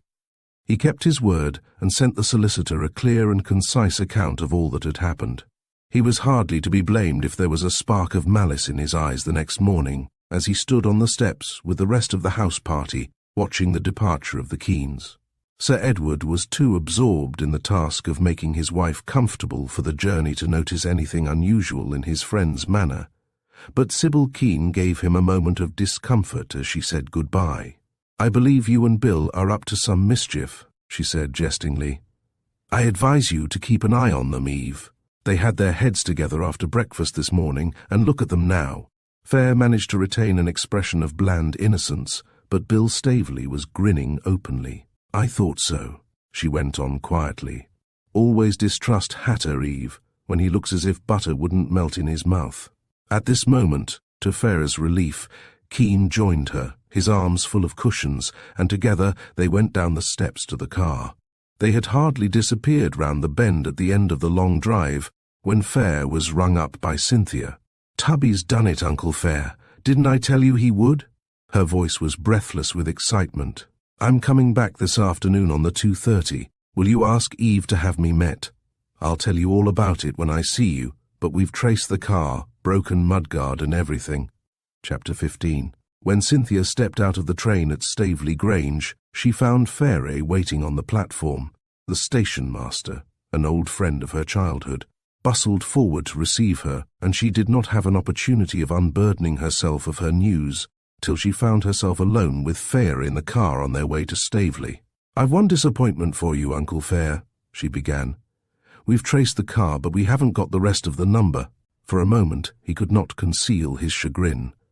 He had been counting on that one invaluable piece of information ever since he had received her message the night before.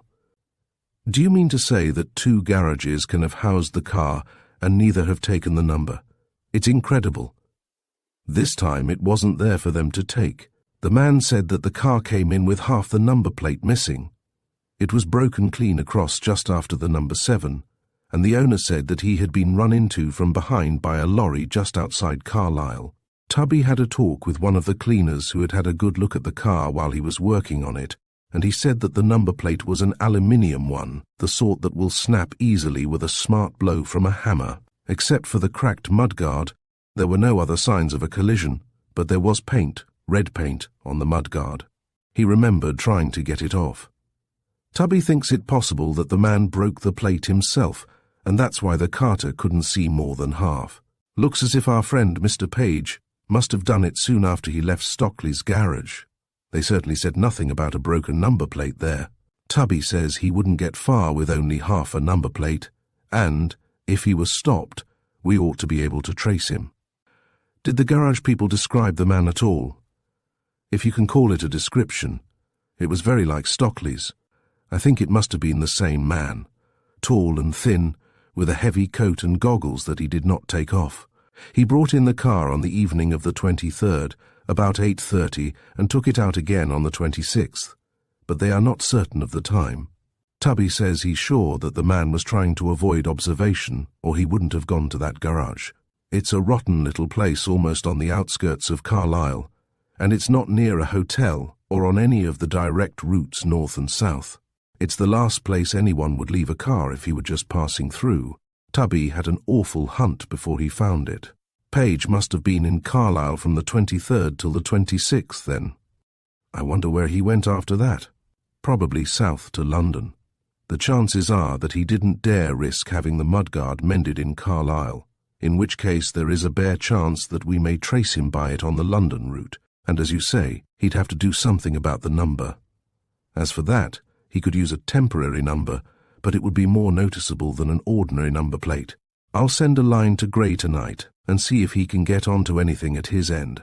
He'll know better how to set about it than I do. Frankly, I still think this man, Page, may have nothing whatever to do with the affair. He may have had his own reasons for lying low. After all, there have been several cars stolen in the north during the last few weeks. It's becoming a regular profession, and he may have been working his way to London with some car he had taken. We've got very little to go on. Having decided not to take Cynthia into his confidence on the subject of Greg's complicity, he could not give her his real reason for doubting the importance of the Page clue. Argue as he might, he could not manage to connect the doctor with the strange car, and if he was at the Hammonds' farm from 7 till 9 on the 23rd, he could not possibly have been in Carlisle at 8:30. Cynthia was gazing at him in astonishment. But Uncle Fayre, the car was seen coming away from the farm just after the murder was committed, and you know that that lane doesn't go beyond the farm. It must have been coming from there, and there are hardly like to have been two cars with wide .7 on the number plate and a cracked mudguard. You can't rule the car out altogether.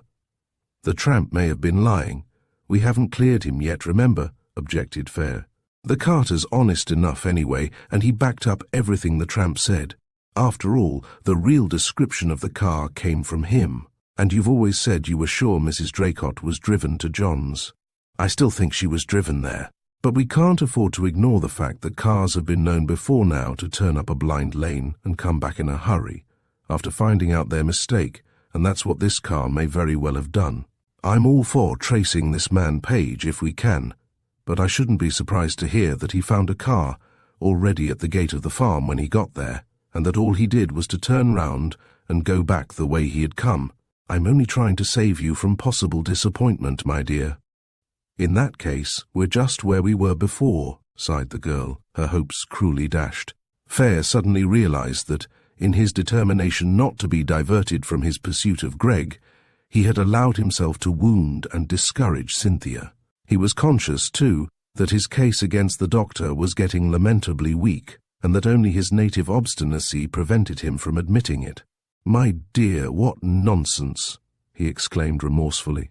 "Don't you see the immense importance of getting in touch with the one person who was actually on the spot at the time of the murder, even if he didn't actually commit it? And, mind you, I don't say that he didn't. For all we know, though, he may have seen the thing happen, and it's hardly possible that he didn't hear the shot.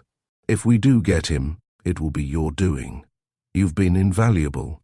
Cynthia had been watching him closely. "I believe you do mean it," she said at last. and are not saying it just to comfort me." The car drew up before the broad double flight of steps that led to the great oak doors of Staveley, and Cynthia prepared to get out. "But I would most awfully like to know," she added over her shoulder, "what you've got up your funny old sleeve." With that, she ran up the steps and disappeared into the house, leaving Fayre staring in front of him, a comic picture of dismay. "Bless the women," he ejaculated as he prepared to follow her. He made for the library and entrenched himself firmly behind the Times, but he wasn't to escape for long. Less than 10 minutes later, he heard Cynthia's voice in the hall, and then her quick, light step as she came into the room. He buried his nose deeper in the leading article. There was a protesting creak from his chair as she settled herself comfortably on the arm and placed a slim white hand between his eyes and the print. "I did play the game, didn't I, Uncle Fayre?" she murmured softly. "I never asked a single question. Don't you think I deserve a lump of sugar?" "What do you want now?" he asked, trying in vain to speak gruffly. Cynthia in her wheedling moods was doubly dangerous. "Supposing we were to nip back into the car and run over to the cottage hospital, just you and me. If we go at once, we shall be back in plenty of time for tea. And may I ask what you propose to do there?" "Sit in the car while you go in and see the tramp." "Please, Uncle Fayre. If you do, I promise I won't bother you to tell me anything you don't want to. What do you suggest that I should say to the tramp when I do see him?" "He's told us all he knows already." "I don't believe he has. I've been thinking that, if he was really lying there all that time, he must have seen anyone else who came up the lane, and if you really think the pageman hasn't got anything to do with it, then somebody else must have driven to the farm while the tramp was there. How did Mrs. Draycott get there if the page car didn't bring her?" "If you can answer that, my child, you've all but solved the mystery," sighed Fayre. "Well, if the tramp can't answer it, who can?" demanded Cynthia. "You said he was frightened and suspicious and on his guard against the police. Why shouldn't he have been keeping back something? I've got a hunch that if you treat him like a human being and get him to believe that you're not his enemy like the rest, you may get something out of him. Anyway, it's worth trying." "Just to please me, Uncle Fayre. His leg's getting better, and once he's out and in the hands of the police, you won't have a chance to get at him." Fayre knew that he was weakening, but he made a determined effort to retain his comfortable seat by the fire. "It's an absolutely forlorn hope, you know," he urged, "and the chances are that they won't let us see him when we get there. You must remember that I went with Gray last time. Besides, by the time we get the car—" "The car's there now," stated Cynthia calmly. "I ordered it as I was coming through the hall just now. I told them I'd drive myself. Please, Uncle Fayre." With a sigh, Fayre heaved himself out of his chair. "You're a nuisance and a bully, and you don't play fair," he complained, with a smile that belied his words. "But I suppose if I'm to have my tea in peace, I shall have to humour you." Cynthia drove with her usual cheerful abandon, and they arrived at the police station at Whitbury in record time. Fayre had insisted on going there for a pass before attempting to storm the hospital, and was glad he had done so, for the inspector recognized Cynthia as the daughter of a J.P. and was ready to oblige her. "As a matter of fact, we've withdrawn our man," he said. "The hospital authorities are quite capable of looking after their patient. He can't walk on that leg yet, and nobody except yourself and your friend has visited him so far, Mr. Fayre. He's still under suspicion, of course, but it's 10 to 1 against his having anything to do with the murder." They drove on to the hospital, and Fayre presented his pass, leaving Cynthia in the car outside. He found his man sitting up in bed reading the paper. His appearance had improved considerably in the interval, owing, no doubt, to good food and soap and water. He received Fayre's friendly greeting with the reserve of one who has learned to put his trust in no one. "Glad to see you looking so fit," said Fayre. "I was passing and thought I'd look in and see how you were doing. Also, I wanted to thank you." The man observed him warily. "I ain't done nothing for you that I know of," he volunteered grudgingly. "On the contrary, you've helped me and my friend very considerably, and we're grateful to you. The fact is, this man they've arrested in connection with the farm murder is a pal of mine, and I'm doing what I can to help him. If it hadn't been for you, I should never have got onto that car you saw, and that car may mean a lot to us. If there's anything I can do for you when you get about again, let me know. You won't be fit for the road yet a while, you know." The hunted look came back into the tramp's face. "I wish to God I was back on the road," he burst out. "Fat chance I've got of ever getting there, it seems to me. I ain't blind nor deaf neither. The police have got it in for me proper. I know where I'm going from here right enough. And me got no more to do with it than a babe unborn." "I believe you," said Fayre simply. "It's just a bit of bad luck that you and Mr. Leslie got dragged in at all. It's the third person that's responsible for all this that I'm anxious to find." The man gave him a quick, sidelong glance. "Is Mr. Leslie the gent what found the body?" he asked. Fayre nodded. "He didn't do it," affirmed the man with surprising conviction. "I see him through the winder when he found her, like I told the police." Rare taken aback. He didn't do it. I could have told them that if they'd asked me, the police." He spoke with infinite scorn. "I know he didn't, but the trouble is to prove it. And what clears him will probably clear you. That's why I wanted to have a chat with you. You haven't any theory of your own, I suppose?" "Not me. I wasn't nowhere near the place when it happened. Didn't even hear the shot, for the matter of that." He was talking freely now, and Fayre could see that he had managed to gain the man's confidence and was quick to act on the discovery. He bent forward confidentially. "There's absolutely nothing you can remember, no matter how small, that happened while you were waiting at the corner of the lane, is there? The murder was committed while you were lying there, and there may be something you didn't think worth mentioning before. I give you my word I won't pass it on to the police, unless it's something that will go towards fastening the guilt on the right person. Come to that. How am I to know, as you don't think I'm the right person, mister?" queried the man shrewdly. "I was there, all right, wasn't I? I'm ready to take your word for it that you never budged from the corner of the lane, and I'm taking my chances there, you know. But if I'm straight with you, I look to you to be straight with me." The tramp leaned back on his pillows wearily. "What do you want me to say?" he asked bitterly. "That I saw the bloomin' murderer going up the lane with the weapon in his hand? I tell you, I didn't see no one, 'cause there wasn't no one to see." "You're certain of that?" "As sure as I'm lying here, which I wish I wasn't." The conversation languished, and Fayre had almost made up his mind to give it up as a bad job and depart when the man turned on him suddenly. "What time would you say that their murder was committed, mister?" he asked. "According to what little we have been able to find out, about 6:30. It must have been then, if the car you saw had anything to do with it." Fayre took some sheets of paper out of his pocket and looked up the notes he had made. "Here you are. You saw the car going towards the farm at about 6:20, and you saw it again coming away at 6:40 or thereabouts. At 6:30 you were at the lodge gates of Galston. If you can prove that, I think you may consider yourself out of it altogether." The man hesitated. "How can I prove it? What do you think?" he said at last. "But I'll tell you this, though I wouldn't say it to no one else. And it's not for the police, mind you. You said as you wouldn't pass it on, mister. I won't. Fire away. There was a woman as might have seen me. She was coming towards me on the Whitbury Road, and she turned into the lodge just before I got there. Lodgekeeper's wife, I put her down to be." Fayre stared at him in amazement. "Good Lord, man," he cried. "Why on earth didn't you say so when they questioned you? It's your one chance of clearing yourself. How do you know she didn't see you?" "I had me own reasons," stated the man stubbornly. "The cops won't get nothing out of me I don't choose to tell." Fayre shrugged his shoulders. "Hanging's a nasty death," he suggested. His curiosity was thoroughly roused, but he knew that his one chance of getting anything out of the man was not to seem too eager. The tramp's face seemed to grow whiter and more pinched. "They can't fix it onto me," he whispered doggedly. "They can, unless you can prove that you were not at the farm at 6:30. You don't seem to realize that you're in almost as bad a position as Mr. Leslie. Supposing she didn't see me?" The man was evidently wavering. "If you saw her, she probably saw you." The logic of this was so obvious that it reached the tramp's brain, warped though it was with suspicion.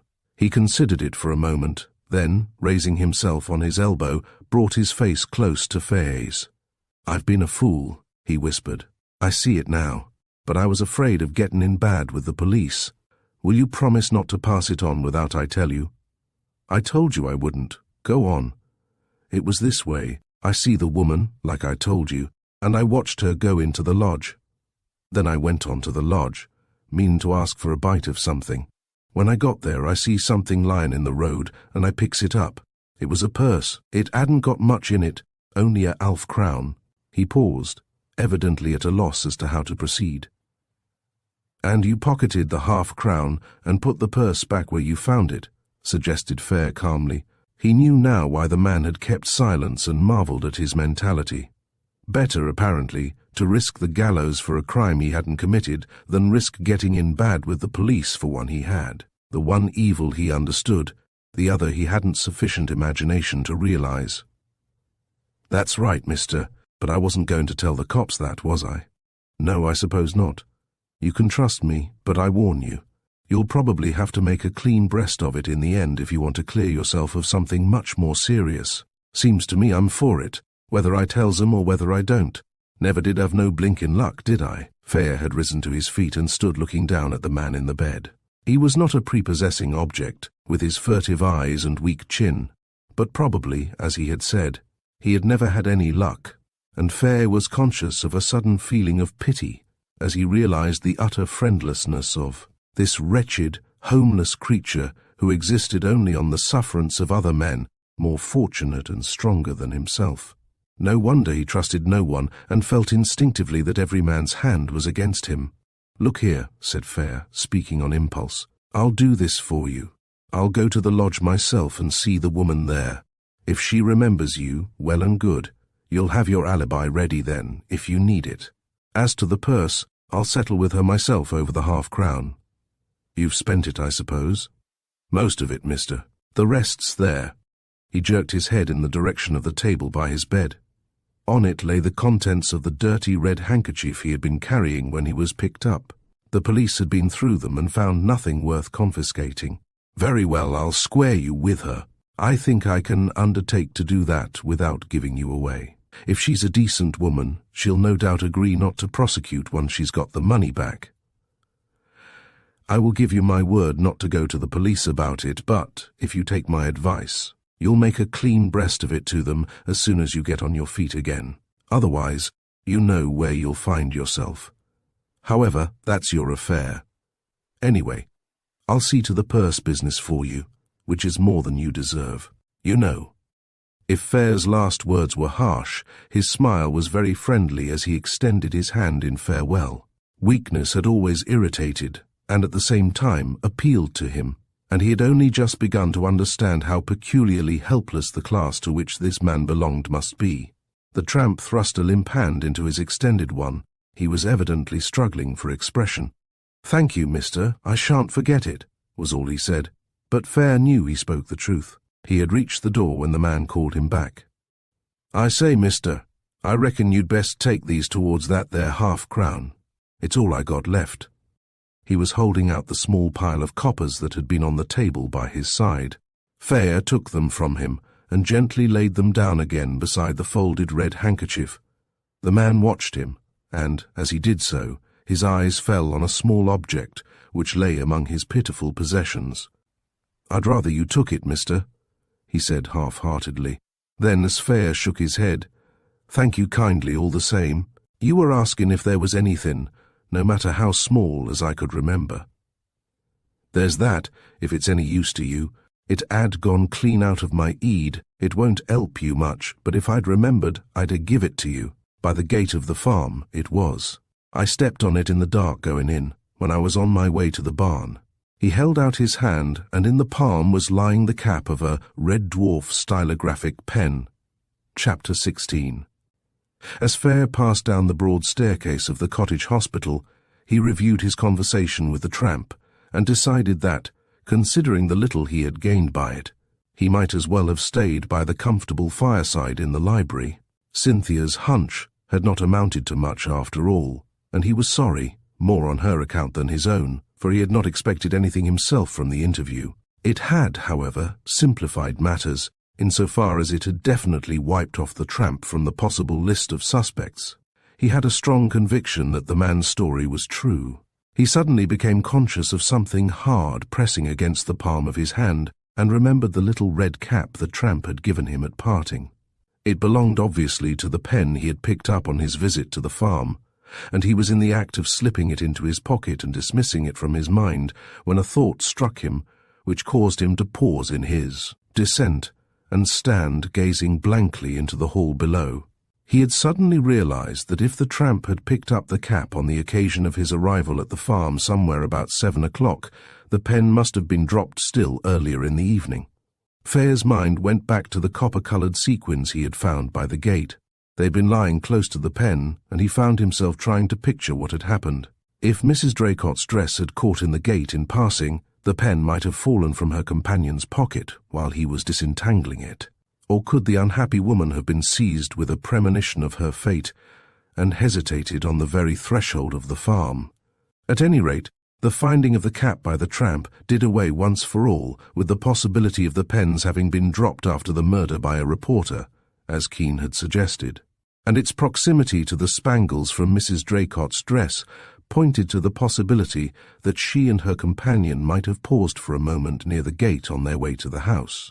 The pen had suddenly developed into a far more important link than they had supposed, and Fayre went on his way feeling that not only had his morning not been wasted, but that Cynthia, this time at least, had scored, not only against himself but against Keene, a fact which afforded him a certain amount of satisfaction. He found Cynthia deep in conversation with the porter of the hospital. "Cummins' son is our undergardener at Galston," she explained with a smile that included both men.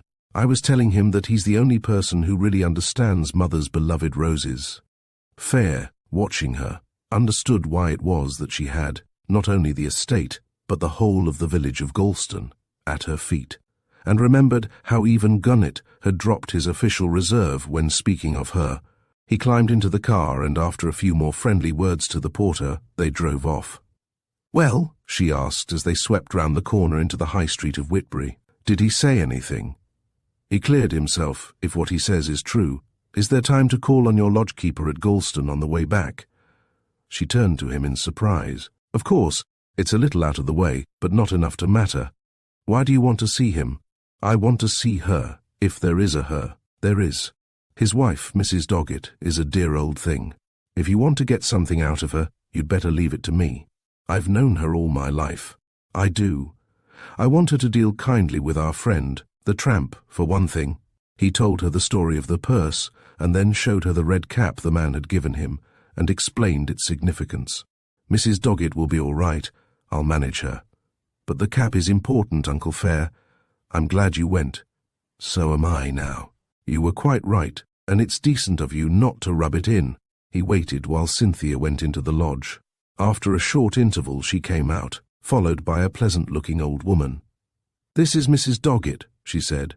"Mr. Fayre's a great friend of mine, Mrs. Doggett, so you must be kind to him." Mrs. Doggett's answer was a broad smile and an old-fashioned curtsy. "It was her purse," went on Cynthia, "and she's going to be a brick and let the poor man off. Tell Mr. Fayre about it, Mrs. Doggett." "I must have dropped it just before I got to the gate, sir," explained the old woman. "I hadn't been home more than a few minutes when I missed it, and went out again into the road to have a look. I found it almost at once, but it was empty. I was quite took aback, wondering who could have cleaned it out in such a short time, when I remembered seeing someone coming towards me as I neared the gate. I went up the road a bit, but I couldn't see no one, so I give it up.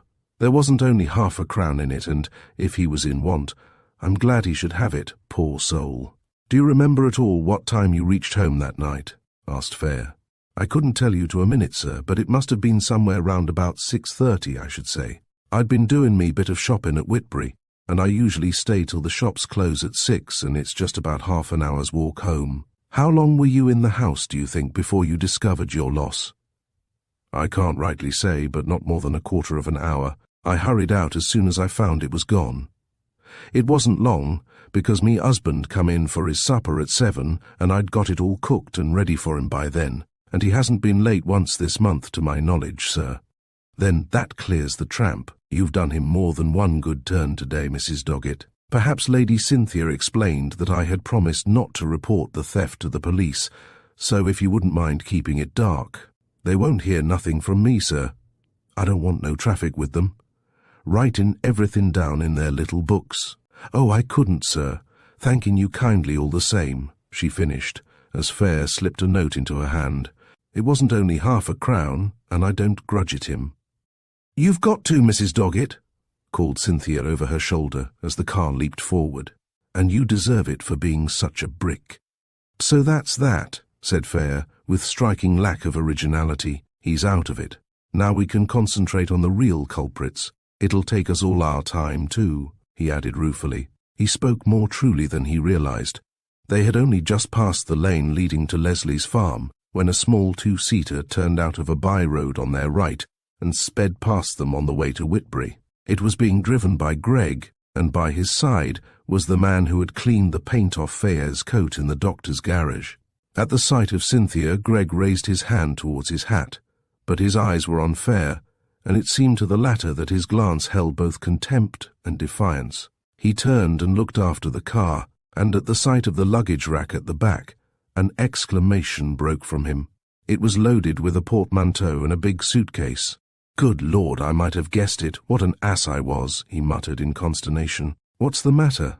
asked Cynthia, surprised at his tone. "He's bolting. Idiot that I was not to have foreseen this." "Dr. Gregg, then you really do suspect him?" "I not only suspect him, but he knows it. Cynthia, I've made an unholy mess of this. The only thing to do now is to make for Staveley as quickly as possible. I must get into touch with Gray and warn him." Cynthia wasted no time in asking questions. She did her best, and Fayre made a mental note never again, when she was at the wheel, even to suggest to her that he was in a hurry. To do him justice, he underwent 3 hairbreadth escapes without making a sound, but he thanked his stars that he was still alive as he tore up the steps and into the little room that housed the telephone at Staveley. He got Gray with surprisingly little delay, and told him what had happened. "It's my fault, I'm afraid. If I hadn't shown my hand, he'd never have taken fright. Can you do anything at your end? I'll see to that if he makes for London. I can put a man onto the station here. What's he wearing, did you notice?" "No idea. I was looking at his face. That wouldn't be enough anyhow for your man to go by. If only I could catch that train." "If you did, you'd give the show away worse than ever. He's certain to be on the lookout. I wish to goodness we had a photograph.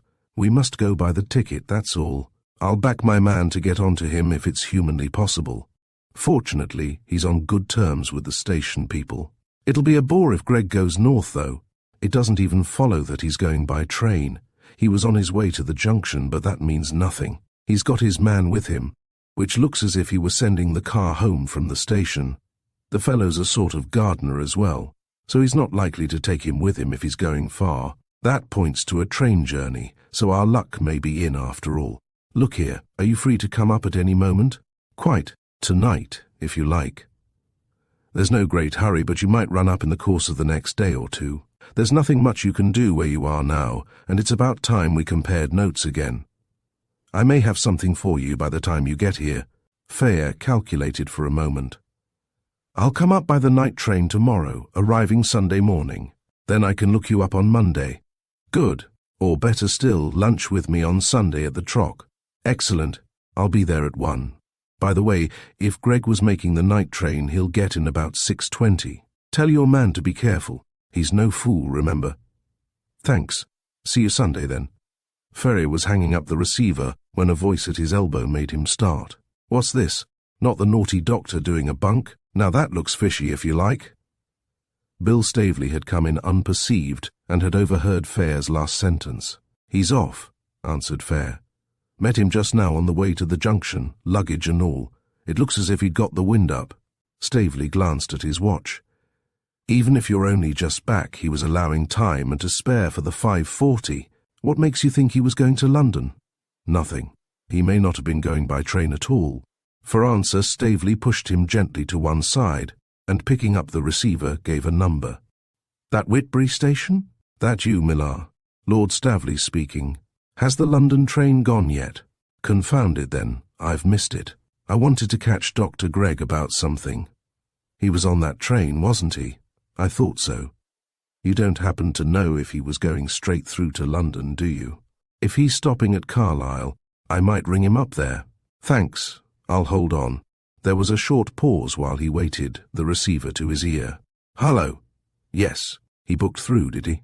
"Yes, that settles it. Thanks very much." He replaced the receiver and turned to Fayre. "Booked to London and had his luggage labelled straight through. Want to let your man know?" He stood waiting while Fayre put through the trunk call. "What's the next move?" he asked. "By Jove, I'm beginning to think you're right about the doctor. I'd better go up myself and see if Gray's got anything for me to do there. Tomorrow night will be time enough. If it wasn't for this blessed cattle show on Monday, I'd come myself. I'm beginning to enjoy this business. I wish it hadn't been Greg, though." "So do I," agreed Fayre heartily. "I disliked the fellow at first, I admit, but now I've got a sneaking sympathy for him. He's a loyal friend, whatever else he may be. He's a benighted idiot to cut and run now. I'd have given him credit for more sense." "Was Cynthia with you when you saw him?" "Yes, and I shall have my work cut out to prevent her from dashing up to town with me, I expect, once she knows what it all means. Which reminds me that if I don't go and make a clean breast of the whole thing at once, I shall never hear the last of it. It's no good keeping it from her now." He departed hastily in search of her, but she was nowhere to be found, and he concluded that she must have gone straight to her room. When she failed to put in an appearance at tea, he was really puzzled.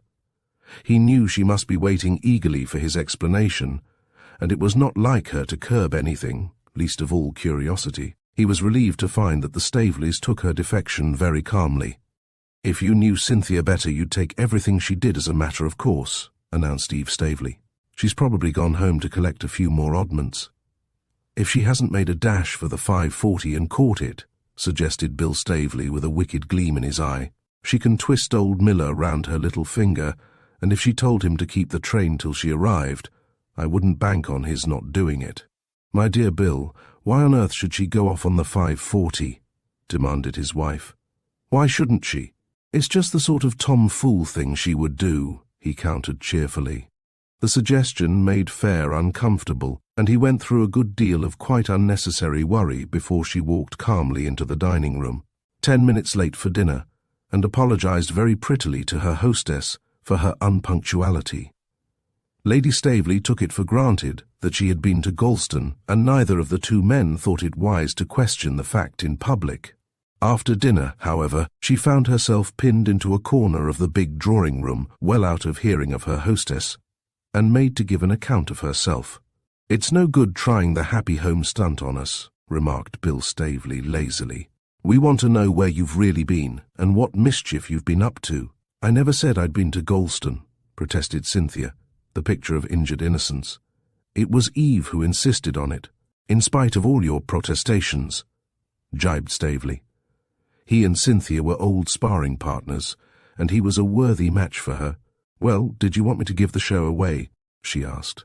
"Considering that we don't know what the show is," she cut him short and tackled Fayre direct. "Did you manage to do anything about Dr. Gregg, Uncle Fayre?" she asked. "I rang up Gray, and Bill got the station and discovered that he had caught the London train. Gray's going to try to keep him under observation at the other end. That was all we could do." For answer, Cynthia opened the little gold bag she carried and took from it a slip of paper. She handed it to Fayre and watched him in silence as he read it aloud. "Care of Dr. Graham, Brackley Mansions, Victoria Street," it ran. For a moment he stared at the girl in utter bewilderment, then he broke into a low chuckle. "She's beaten us, Bill," he exclaimed. "It's Greg's address, I'll be bound." "How did you get it?" "Ran the car over to his house and asked for it, of course. That's why I was late for dinner. I punctured on the way home. I told the maid that Lady Keene had written to say that she'd lost his prescription and had asked me to see him about it. They said that he always stays at that address when he's in London, and that he told them to forward letters there, so he's sure to go to it if only to collect them." There was a blank silence, broken eventually by Lord Staveley. "Absurdly simple, my dear Watson, when you know how it's done. One up to you, Cynthia. He'll smell a rat, of course, when he gets back, but it probably won't matter then." Fayre caught the night train for London on the following evening. Lord Staveley had offered to send him into Carlisle by car, thus saving the change at Whitbury, but he preferred to go from Staveley Grange. "Both your chauffeurs must hate the sight of me by now, though why you persist in using that wretched little branch line is beyond me," he complained. "Lord knows," admitted Staveley frankly. It's a bit of a way round to Whitbury, it's true, but that's nothing in a car. Of course, in the old horse days it was a consideration. That, and the fact that they gave my grandfather the branch line as a special concession in days gone by, and we've felt it our duty to use it ever since, is the only reason I can think of why we stick to it still. We're a hidebound lot, but I must admit I've got a weakness for that rotten little station. It reminds me of coming home for the holidays in my school days, for one thing, and then we're surprised to find Americans laughing at us. We are a queer country, you know. Well, if you can find a better ole, go to it, quoted Staveley cheerfully. You can have the car to Carlisle if you like tonight, but I'm dashed if I'll send you to Whitbury now. So Fayre travelled from Staveley Grange after the approved Staveley fashion, and was glad he had done so, for, as he was waiting for his train at Whitbury, he was joined by Miss Allen, whom he would undoubtedly have missed in the crowd at Carlisle. She too was on her way to London, and she and Fayre dined very pleasantly together in the restaurant car. He found, as he had suspected, that she improved on acquaintance, and they sat talking for some time after the meal ended. Fayre wondered later, as he sat huddled in his stuffy corner, waiting for the sleep that would not come, what she would have said if she had known the reason of his journey to town. The whole cast of the melodrama seems to be moving to London, he thought whimsically. Though what we're all going to do there, goodness knows. It would be more satisfactory, too, if one knew which of us was the villain of the piece. Chapter 17. Fayre saw Miss Allen into a cab, and then drove straight to his club. After a hot bath and a leisurely breakfast, he felt better able to face the world, but he was not sorry to spend a quiet Sunday morning drowsing in front of the smoking-room fire, and it was with a distinct effort that he turned out, shortly before 1, to keep his appointment with Gray at the Trocadero. He found the solicitor already seated and busy studying the wine card. At the sight of Fayre, he sprang to his feet and greeted him with a mixture of enthusiasm and deference which the older man found refreshing in these casual days. "How about a pick-me-up, sir?" he asked, with a keen glance at his guest. "Or do you despise cocktails?" "They have their uses," admitted Fayre, a glint of mischief in his eyes, "especially after a long night in the train, but I'm not such a dugout as you might think, you know." Gray laughed. "I didn't mean that," he apologized hastily. "Only you look a bit done up." He ordered a couple of martinis and then plunged at once into the business which was engrossing both their minds. "My man rang up about an hour ago," he said. "He got on to Greg all right. He managed to square the ticket collector and stood by his side as the passengers passed through. The collector spotted the Whitbury ticket and gave him the tip, and he followed the man. He says he answered to our description. I think it was Greg all right." "Where did he go?" asked Fayre. His lips twitched involuntarily, for he guessed what was coming. "To a doctor's house, or rather flat. Brackley Mansions, Victoria Street." "He took his luggage in, so that looks as if he meant to stay there, unless it was a blind." "Good work," was Fayre's only comment. Gray looked at him sharply. "What's the joke?" he asked. "Nothing much. Only we had our noses pulled rather thoroughly over that address by Lady Cynthia." He told Gray what had happened. "I like that girl," was Gray's enthusiastic comment. "She's keen. We'll get Leslie off if only for her sake." "We don't look much like doing it at present," said Fayre rather hopelessly. "It seems to me that until we can get Greg to account for that extra hour he spent getting from Whitbury to Hammond's farm, we're pretty well stuck. And if he won't speak, we're not in a position to make him." "I can't for the life of me see any connection between Greg and the Page car," said Gray thoughtfully. "There is none. Of that I feel convinced. My opinion is that Page simply turned up the lane and, finding it a cul-de-sac, came back again. He may have seen something, but I don't believe he took Mrs. Draycott to the farm. The tramp seemed to think there was a woman in the car, though, the first time it passed him.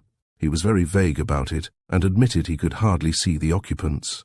I believe we ought to concentrate on Greg." Gray deliberated for a moment. "I'm not sure that I agree with you," he said at last. "Greg's not behaving like a guilty man. I fully expected that he'd make a break for the boat train, instead of which he's gone quite openly to the address at which he always stays, according to his servants, when he comes to town. He may have come up merely to get legal advice. Lady Cynthia's certainly got a strong feeling that this man Page is implicated," admitted Fayre. "I think she's right, and her suggestion that the car may have been stopped if it ran to London with a broken number plate is quite sound. We can work on that anyhow. In the meanwhile, is there anything I can do? Yes, answered Gray decisively.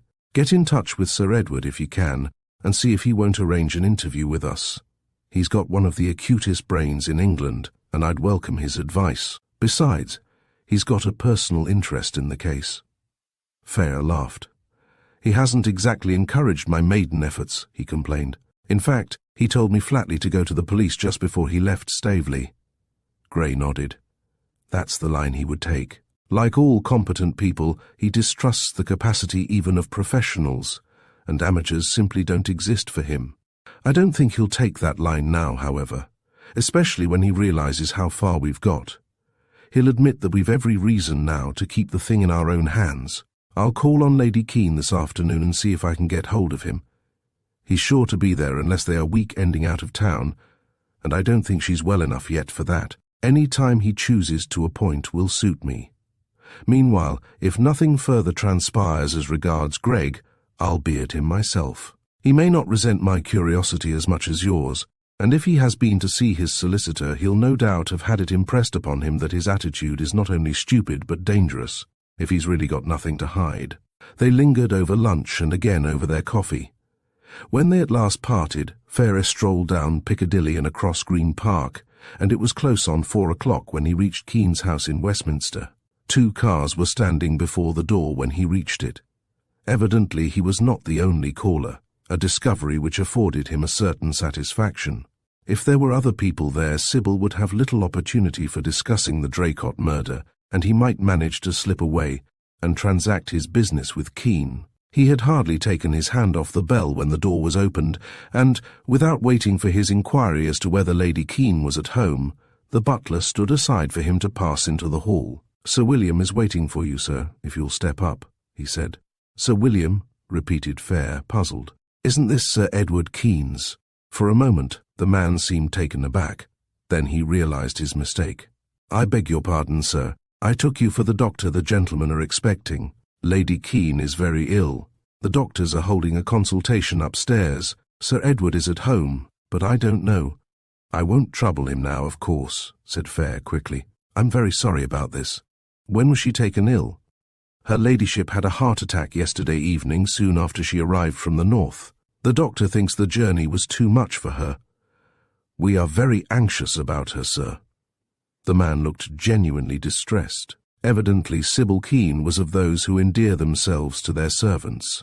Fayre produced a card and scribbled the address of his club on it. "Tell Sir Edward that this will find me if I can be of any use. I'll call again later in case there is better news." As he went down the steps, a car drove up, no doubt bearing the third doctor.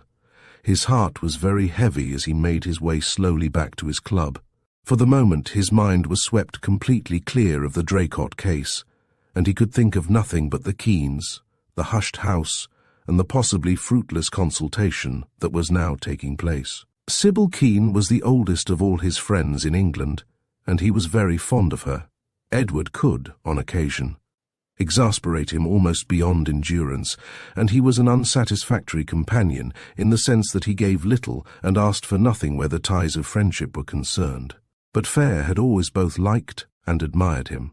He had struck him from the first as one of the loneliest beings in existence, a man fated to remain detached, too strong to invite sympathy and too engrossed in his own interests to offer it.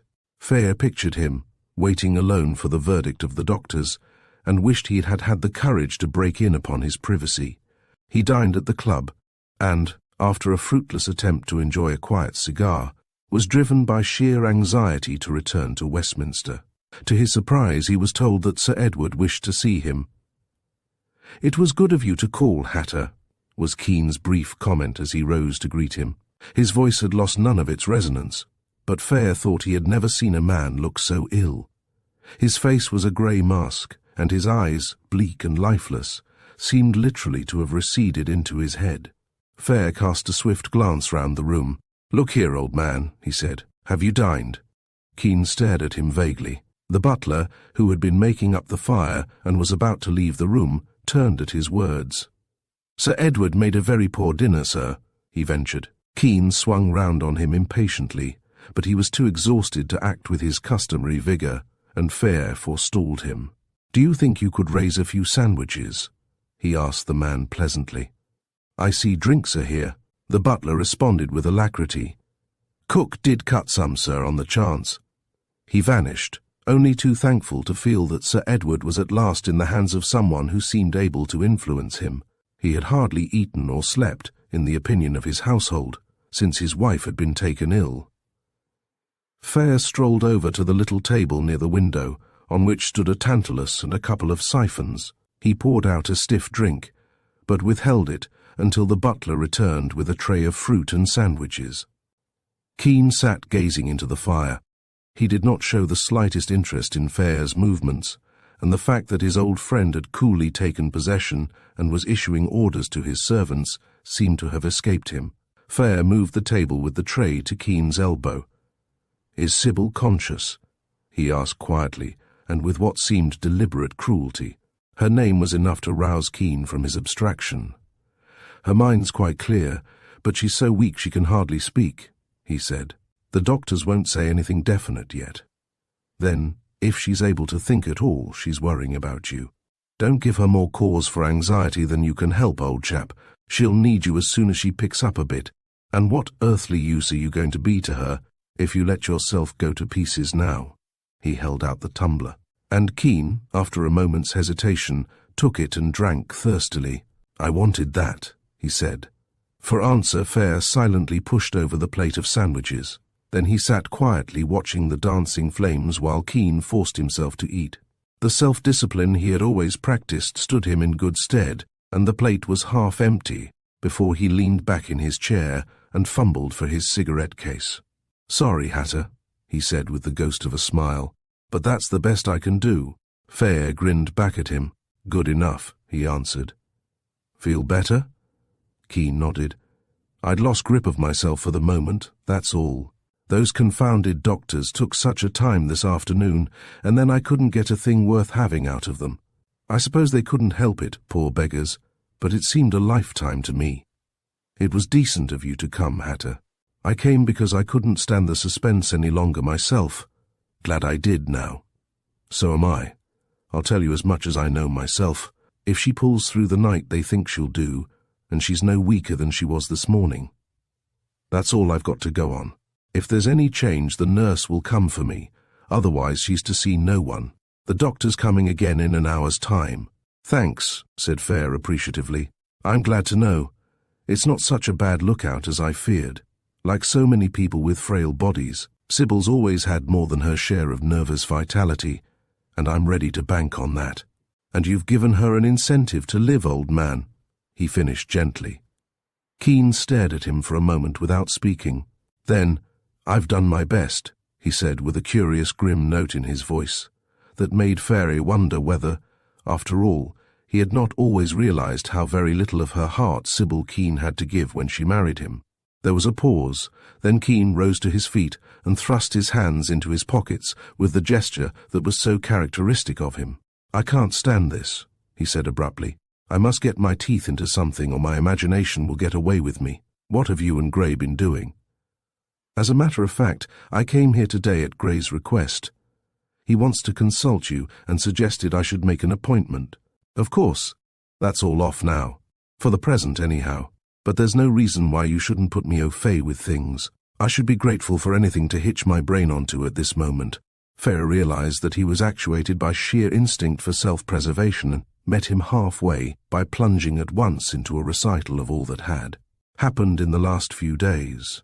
Keene listened attentively. Now and then he interrupted to ask a trenchant question, otherwise he heard him in silence. When he had finished, Fayre handed him the little red cap the tramp had given him. "This may as well go with the other exhibit," he said. "Anyhow, we know now that it was lost before, and not after, the murder." Keene dropped it into the drawer of his writing table and turned the key.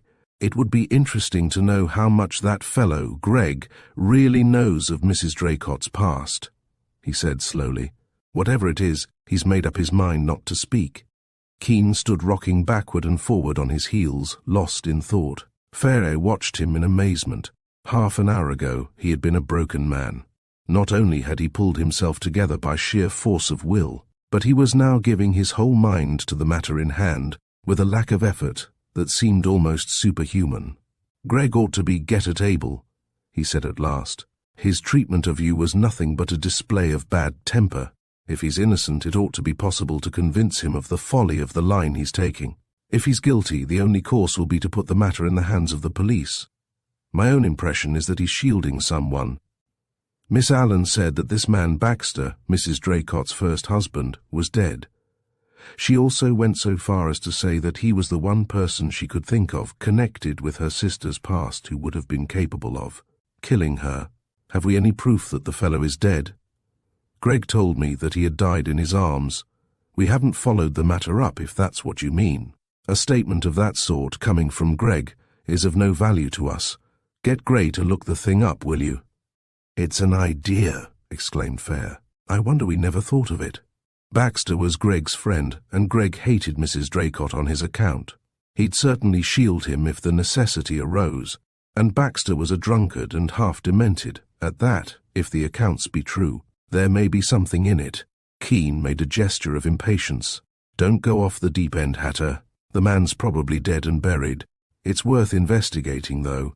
And look here, Hatter, keep Gray off Greg, will you? We don't want this thing muddled, and if Gray's clumsy, he'll do more harm than good. Tell him I'll make the doctor my business, that is." He broke off, and the lines on his face deepened. Fayre knew that his mind was back in the quiet, shaded room upstairs, and that the words "if all goes well" had trembled on his lips and he had been afraid to utter them. "I'll see to that, old chap," he broke in hastily, "and I'll put the Baxter theory to him at once." Keene sank into a chair and closed his eyes. He looked mortally tired, and Fayre forbore to disturb him. For a time they sat in silence, then Keene shook himself out of his abstraction. "As regards the Page business," he began thoughtfully, "I doubt." There was a sound in the hall, and in a moment he was on his feet, everything but his wife forgotten. They heard the front door close, followed by the sound of subdued voices. "It's the doctor. Wait here, old man, will you?" Keene flung the words over his shoulder as he left the room, and for the next half hour or so Fayre, alone in the big shadowy library, gave himself up shamelessly to the depression which had haunted him all day. He waited till the departure of the doctor and the return of Keene with the news that his wife was, if anything, a little stronger, and then walked back through the quiet, lamplit streets to his club. Chapter 18. Before going out the next morning, Fayre rang up Keene's house and ascertained that Sybil Keene had passed a good night and was appreciably stronger. The doctors were still unable to pronounce her definitely out of danger and had warned Keene that, at any moment, there might be a relapse. But Fayre was conscious of an immense relief as he set out for Gray's office in Chancery Lane. He gave Gray the gist of his interview with Keene. The solicitor was inclined to be sceptical as to the existence of Baxter, but he admitted that, were the man still alive, Keene's suggestion would more than hold water, and he promised to look into the matter at once. He smiled at Keene's offer to deal with Greg himself if the occasion arose. "Didn't I tell you that he trusted no one but himself in a matter of any real importance?" he exclaimed. "That's a part of the secret of his success. That, and his amazing capacity for cramming 2 men's work into the 12 hours. He must be uncommonly keen on the case, though. Apart from Lady Keene's illness, he's up to his eyes in work already. Which will be the saving of him if things go wrong with her," said Fayre. "I wish this next week were over," Gray nodded. "So do I, from our point of view as well as his. If Lady Keene dies, Sir Edward will do one of 2 things, try to lose himself in work or chuck everything. It's a toss-up. If he were to throw up the sponge, I don't know what we should do. Even with the little we've got now, Keene might get Leslie off on insufficient evidence. But there's not another man at the bar who could put it through. We're still in an uncommonly tight corner." In the afternoon, Fayre called on Keene and literally forced him into the open air. The 2 men walked across the park as far as Bayswater. Once there, however, Keene fell into a panic and, refusing Fayre's offer to ring up his house at the nearest public telephone, jumped into a taxi and hurried home. Fayre turned back and strolled quietly along the Serpentine in the direction of Hyde Park Corner. He had not gone far when his eye fell on the figure of a woman walking just ahead of him. Something in the purposeful swing of her walk and the carriage of her erect figure struck him as familiar, and he quickened his steps and was soon abreast of her. She turned at the sound of his voice. "Mr. Fayre, I was just thinking of you, curiously enough, and wishing I had asked you for your address the other day when we met in the train." Fayre turned to her with a smile. "If I were a more conceited man, I should feel flattered, but I'm afraid you've got some annoyingly good reason for wishing to see me. Is there anything I can do? It is only that you asked me once whether I could tell you anything about my sister's associates, and I wondered if you would care to go through some papers of hers which have only just come into my possession. They have been in a dispatch box at her bank all this time, and were handed over to me yesterday. I went through them cursorily, and they seem to consist mostly of business papers, but there are 1 or 2 letters and photographs which might give you some hint as to the set she was moving in. They convey nothing to me, but you may know something about these people." "It is more than good of you," began Fayre. "Nonsense, Mr. Fayre. I am as anxious to find out who killed my poor sister as you are to clear John Leslie, and it struck me that 2 heads are better than 1. Also, you may have arrived at certain conclusions already, and these letters may throw some light on them. I warn you that there was nothing private, with the exception of certain letters which I have already destroyed or disposed of. They concerned only my sister and could have been of no use to you whatever, but I prefer to deal frankly with you." Fayre's sharp eyes did not miss the sudden wave of colour that swept to the roots of her grey hair when she mentioned the letters, and he made a shrewd guess as to the character of that portion of Mrs. Draycott's correspondence that her sister had found it better to destroy. He hastened to reassure her. "Of course I understand. Show me only what you care for an outsider to see. As you say, you may have something that confirms certain suspicions of mine. In any case, I am very grateful to you for giving me the opportunity to see them. Could you look at them tomorrow?" she suggested, coming to the point at once in her downright way. "I shall be in from 4 onwards." "Delighted, and if you are going to walk back to your hotel, perhaps you'll let me take you to the door. You look as if, like myself, you were out for exercise." "I am, and to tell you the truth, I was bored to death. It's a funny thing, but I can walk for miles alone in the country and enjoy every moment of it. But 5 minutes of it in London is enough to make me long for someone to grouse to. The crowds both worry and stifle me." "I know what you mean. I feel the same myself. I put it down to the years I have been away. London's the one place where I feel really lonely nowadays." She nodded. "I forgot you'd been abroad for so long. The truth is, I suppose we've both dropped out of things. It's dawning on me that I've turned into a regular country cousin. I'm not going straight back to my hotel, by the way. I've got a parcel to leave near Victoria. Is that out of your way?" "Not a bit. The further, the better." They walked on, chatting quietly. Their conversation ranged over a wide field, and Fayre discovered that, though she was pleased to call herself a country cousin, she had not by any means lost touch with the outside world. For she was a voracious reader, and had gathered a store of homely wisdom in the course of her quiet life. The time passed so pleasantly that he was surprised when he found himself at the corner of Grosvenor Place, facing Victoria Station. "Where do we go now?" he asked idly. Her answer took his breath away. "I'm making for some flats behind the cathedral. Brackley Mansions, they're called. Greg's headquarters in London." They crossed the road in silence, Fayre busily engaged in assuring himself that there was nothing unusual in such coincidences. "If you're really so keen on exercise and are not in a hurry, we might stroll on to my hotel," pursued Miss Allen. "I'm only leaving this parcel. I can't offer you tea today, as I'm entertaining a dull batch of relations, but I shall be glad of your company to the door." She took a small, flat package out of her bag, and Fayre, glancing at it involuntarily, could not help seeing Dr. Gregg's name written across it in a clear, bold script, the type of handwriting he would have expected from Miss Allen. They left the parcel with the porter, and then strolled on to Miss Allen's hotel. Fayre's conversation was as intelligent as could be expected in the circumstances, but it was somewhat mechanical, for his mind was wrestling busily with this new problem. Until now, it had not occurred to him to connect Miss Allen's visit to London with that of Gregg, but now he began to wonder. He had parted from her and was on his way back to his club when the probable explanation dawned on him. Did the parcel she had just left for Greg contain some of the letters she had disposed of? It seemed more than likely. If so, Fayre would have given a good deal for a glance at the contents of the packet. Events followed each other in an almost uncanny sequence. When he reached the club, he was handed a card by the porter, who told him that a gentleman was waiting to see him, and the name on it, to his astonishment, was that of Greg. Fayre found some difficulty in collecting his thoughts as he went in search of his visitor and led him to a secluded corner of the almost deserted library. The conversation opened awkwardly, for Greg seemed to be laboring under an acute attack of embarrassment. "Very good of you to see me after what happened," he began clumsily, his manner even more abrupt than usual. "Fact is, I made a blithering arse of myself the other day, and I've come to say so. Hope you'll accept an apology." "That's all right. I expect I must have seemed an infernal busybody," said Fayre hastily. "I'm only too glad you've come to look on me in a more friendly light. Are you a tea drinker, or would you prefer something else?" He waited impatiently while the servants supplied their needs. When he had gone, Greg, as he had hoped, came directly to the point.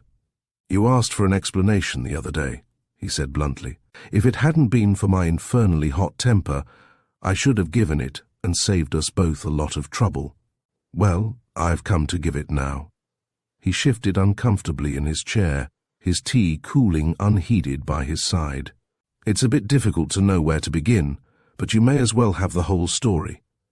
I did know Mrs. Draycott, as you guessed, but that was before she married Draycott. I give you my word that, until I saw her lying dead at Leslie's farm, I'd never set eyes on her since the week after she ran away from Baxter in 1916. I knew she was staying at Staveley, of course, but I fancy she avoided me there. Anyhow, I never saw her, and I was glad of it, for it wasn't an acquaintance I was anxious to renew. When that chap, Brace, asked me if I knew her, I denied it on impulse. If you ask me why, I'm blessed if I know.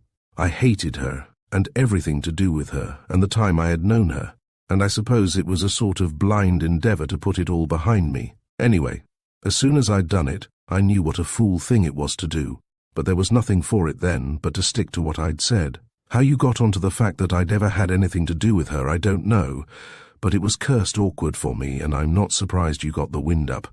It was an accident, more or less, helped by your own obvious dislike of her. You made a mistake there. I know. I was rattled over the whole thing, and I've no doubt I gave myself away. You see, I had more than one reason for wishing to keep out of it. For one thing, I knew that my statement that I had never seen her looked fishy, to say the least of it. And then there was the boy. He paused, evidently trying to sort out his story, then catching sight of Fayre's face of bewilderment. "I expect it all seems an unholy muddle to you. I'd better get back to the beginning. Miss Allen, as she was then, was at St. Swithin's with me, as you probably know by now. She married my special pal, Baxter, and I can assure you I did my best to put a spoke in her wheel there. It was no good, however. Baxter was almost insane about her, and wouldn't listen to a thing against her, and knowing what I knew about her, it made me pretty sick, as you may imagine. So much so that, after they married, I saw very little of them. I'd got a big, very poor practice then, and was too busy anyway to look up old friends. Then one day he turned up, half demented, and told me she'd gone off with Draycott, and left him with their small boy on his hands. To make a long story short, he ended by divorcing her, after trying in vain to get her back.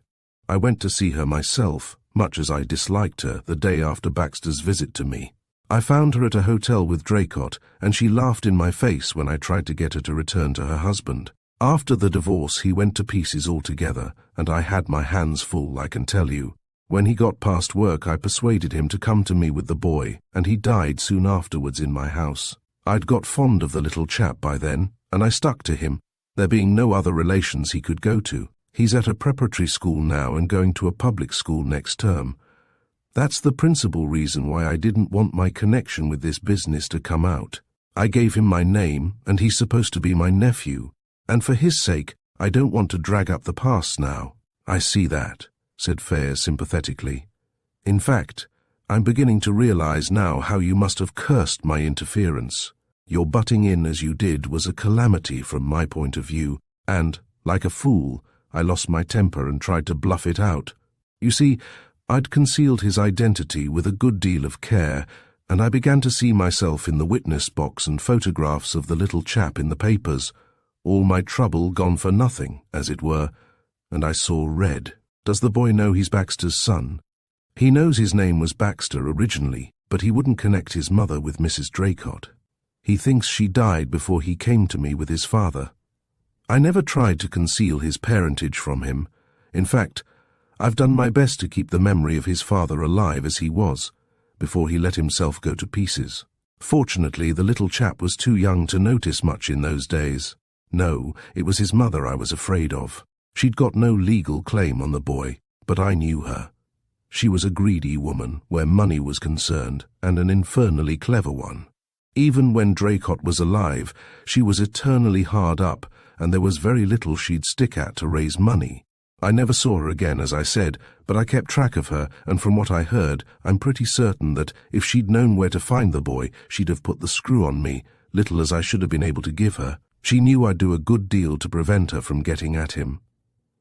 She was an attractive woman, and a good enough actress to make a very pretty and affecting scene if she'd chosen to look him up and play the fond mother. She'd have got round him, I've no doubt, and she knew I couldn't afford to risk that. That was why I changed his name, and I was very careful not to talk openly of where he was. You must remember that she detested me, and, apart from the money, she was quite capable of going and worrying the boy out of sheer spite. She wouldn't descend to blackmail, surely, protested Fayre. He had disliked Mrs. Draycott, and everything that he had since heard of her had been to her discredit. But he found it difficult to believe that a sister of Miss Allen should have sunk low enough for blackmail. "I know what you're thinking," said Greg shrewdly. "She came of good stock and was brought up according to the traditions of her class, but believe me, when a woman's once started on the downward slope, she gets pretty callous about what she does. I give you my word that, bad as the shock of finding her dead was, it had less effect on me that night than the discovery that she was Miss Allen's sister. I realized then, for the first time, the sort of people she had sprung from, and I came very near to giving myself away. I was so surprised. Oddly enough, in spite of the name, I had never connected them with each other." "You say you kept an eye on Mrs. Draycott. Does that mean that you were in touch with any of her associates? I don't mind telling you that we're still at sea as to the motive of the crime." "I can't help you there, I'm afraid," answered Greg frankly. "There was an old servant of hers who took up dressmaking and to whom she always went when she wanted anything of the sort. I believe she had some arrangement with her, too, by which she used to send her cast-off dresses to sell on commission. I used to go and see the woman every now and then, and she'd give me the latest news of Mrs. Draycott. She worked for her, but she'd no reason to love her, and she liked the boy, and was ready to do him a good turn. But she only saw Mrs. Draycott at intervals, and knew none of the people with whom she foregathered. You can think of no one yourself who owed her a grudge. There must have been plenty, but I don't know of any one in particular. I've told you my reason for wishing to keep out of her clutches. She failed with me, but she probably succeeded with others. There's motive enough, if you want one." "Blackmail," said Fayre thoughtfully. "It seems incredible, but the idea has its possibilities. In that case, there ought to be papers of some sort among her effects." "They're all in Miss Allen's hands now," volunteered Greg. "And what's more, she's in town. She's been going through some things her sister kept at the bank, and she wrote to me yesterday to say that there were some old letters of Baxter's that she thought I might like to have, and offering to send them to me. From something she's found, she's got onto the fact that I know where the boy is, and she proposes to make over to him what money her sister left. As straight as a die, Miss Allen is, and I've written to thank her. It seems that she thought he was in the hands of Baxter's people until now. You might go and see her, but she's not the kind to give her sister away. I'm calling on her tomorrow, but as you say, it's hardly a subject one can broach." His heart sank as he remembered the papers Miss Allen had told him she had burned, and the hot flush that had risen to her cheeks when she spoke of them. Greg buttoned his coat preparatory to departure. "I've told you all I know," he said, "but I doubt if it's been much help to you. There's one thing more that you might think worth following up. A fellow I know saw Mrs. Draycott in Paris in 1920, 3 years after she married Draycott, Draycott was in Egypt at the time, and she was with a man whom this friend of mine, Lloyd, was unable to identify. He was an old friend of Baxter's and knew that I should not be sorry to have a hold over her, so, after he'd run across them 3 or 4 times, he followed them to their hotel one night. But her name was not on the register, and he couldn't trace the man. He believes they were staying together under assumed names. I kept his letter, thinking I might bluff her with it if we ever came up against each other. I give you the story for what it's worth, and I'll write down Lloyd's address for you and send him a line asking him to tell you what. He knows, if you think it's worthwhile to look him up. But I warn you, he doesn't know much. It's possible, however, that if she went to Paris with this man, she may have put the screw on him later. He scribbled an address on the back of a card and placed it on the table. Fayre picked it up and slipped it into his pocketbook. Anything's worthwhile at this stage of the game, he admitted thoughtfully. He stood hesitating, considering his next move. Knowing Greg's quick temper, he found considerable difficulty in clothing the question that was trembling on his lips in a form the other would not immediately resent. But he knew that he could not let the man go until he had an answer. "I wish you'd tell me one thing," he said at last. "Fire away. I'm not going off the deep end again if that's what you're afraid of," answered Greg with disconcerting intuition. "Can you give me your movements from, say, 5 onwards on the evening of the murder?" "I've a good reason for asking." Greg looked genuinely surprised, then his lips parted in a rather grim smile. "I'm blessed. You've got it all pat, haven't you? It was about 5 when I left the house, and I bet you're perfectly aware that I went straight to Stockley's garage at Whitbury and hired a car. Mine was out of commission. You've been putting in some hard work, Mr. Fayre, and if you don't know already that I went on to Willow Farm on a maternity case, I'll eat my hat. However, you shall have the whole program. I picked up the car at Stockley's at about 5:30 and made straight for Hammond's, that is, the Willow Farm. There's a little village, you may or may not know, about 3 miles from Whitbury on the Besley Road. I was going through when a boy ran out of one of the cottages and yelled something at me. I stopped the car and shouted back that, unless it was urgent, I could not see anyone just then. Mrs. Hammond's a delicate little woman, and I was anxious about her. However, it was urgent. A wretched baby had pulled over a kettle of boiling water and scalded its legs and one arm. It was in a bad way, and it was over an hour before I got away, with the result that I didn't get to Willow Farm till close on 7. I left Hammond's somewhere about 9, drove home and went on, almost immediately, to Leslie's farm. Fayre stood observing him with some chagrin. It was obvious that the man was speaking the truth, and, in any case, his story would be easy enough to verify. "I don't mind telling you," he said ruefully, "that you've just cheerfully demolished my best clue. If it wasn't for John Leslie, I would tell you quite honestly that I'm uncommonly glad. As it is, I feel rather cheap. I got all your movements except for the hour lost on the way to Willow Farm. You must admit that it looked suspicious, taking into account the fact that Mrs. Draycott met her death somewhere about 6:30. Greg stared at him for a moment. "Good Lord," he burst out. "I don't wonder you've been nosing about after my black past. I'd no idea you'd got me cornered like that." He dived into his pocket and produced a pencil and an old envelope. "If you don't mind, I'll add the name and address of that unfortunate baby. You'd better verify my statement and, while you're about it, have a look at the scar on the kid's arm. I'm proud of the way that healed, I can tell you." He held out his hand with a friendly smile. Fayre took it, and as he did so, his old dislike for the man vanished once for all. "By the way," he said, "what made you come along today to bury the hatchet?" Greg laughed. "Because I made up my mind I wasn't going to be ballyragged by any damned lawyer. As you may imagine, it's not a story I care to dwell on, and I decided that if I'd got to tell it, it should be to a human being.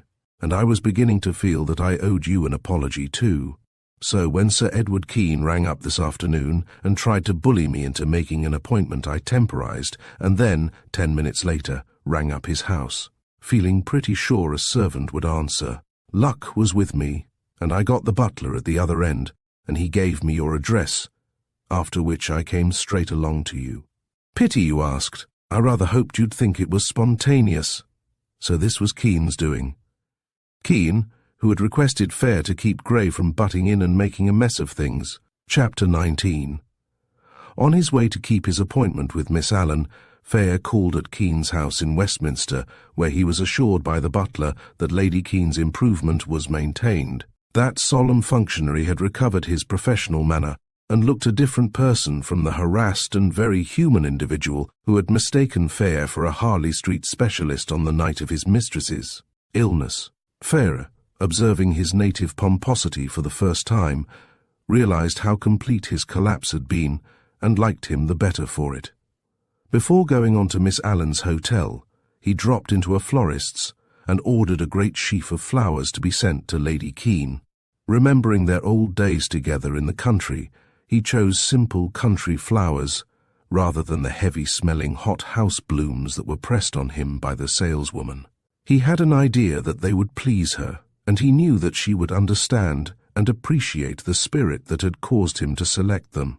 He enclosed a short note bearing his good wishes for her speedy recovery, and then, on a sudden impulse, he bought another, smaller bunch and carried it away with him. He produced his offering a little shyly on his arrival at Miss Allen's. It was a long time, he realized, since he had done this sort of thing, and the very act seemed, somehow, to emphasize the fact that neither he nor the recipient were in their first youth. Miss Allen, however, was troubled with no such misgivings, and was frankly delighted with the gift. Ringing for vases, she set herself to arrange the flowers with the appreciative care of one who really loves them. Fayre sat watching her as she moved about the ugly hotel sitting-room, and decided that Greycross must be a pleasant house to stay in, and its owner a delightful hostess. She was putting the finishing touches to her last vase when tea was brought in. "Pour it out, will you, Mr. Fayre?" she said in her decisive way, "while I clear up this mess. Lots of milk and no sugar for me, please." She disappeared into the next room, her hands full of paper and wet foliage, and came back carrying a good-sized dispatch box. "We'll have a go at this after tea," she said, as she sat down and observed the results of her handiwork. "Mercy, how different the room looks. Those flowers are a breath of the real country. You've chased London out of the window, Mr. Fayre." "London isn't so easily chased out as that, I'm afraid. It makes me ache to get away from it. It's all very well for the young, but for people like myself it's grown a little overwhelming. So many of the old landmarks are gone, and life seems to have grown amazingly hectic in such a short time. I dare say it's partly a question of contrast. The East's noisy, but it's a place of leisure.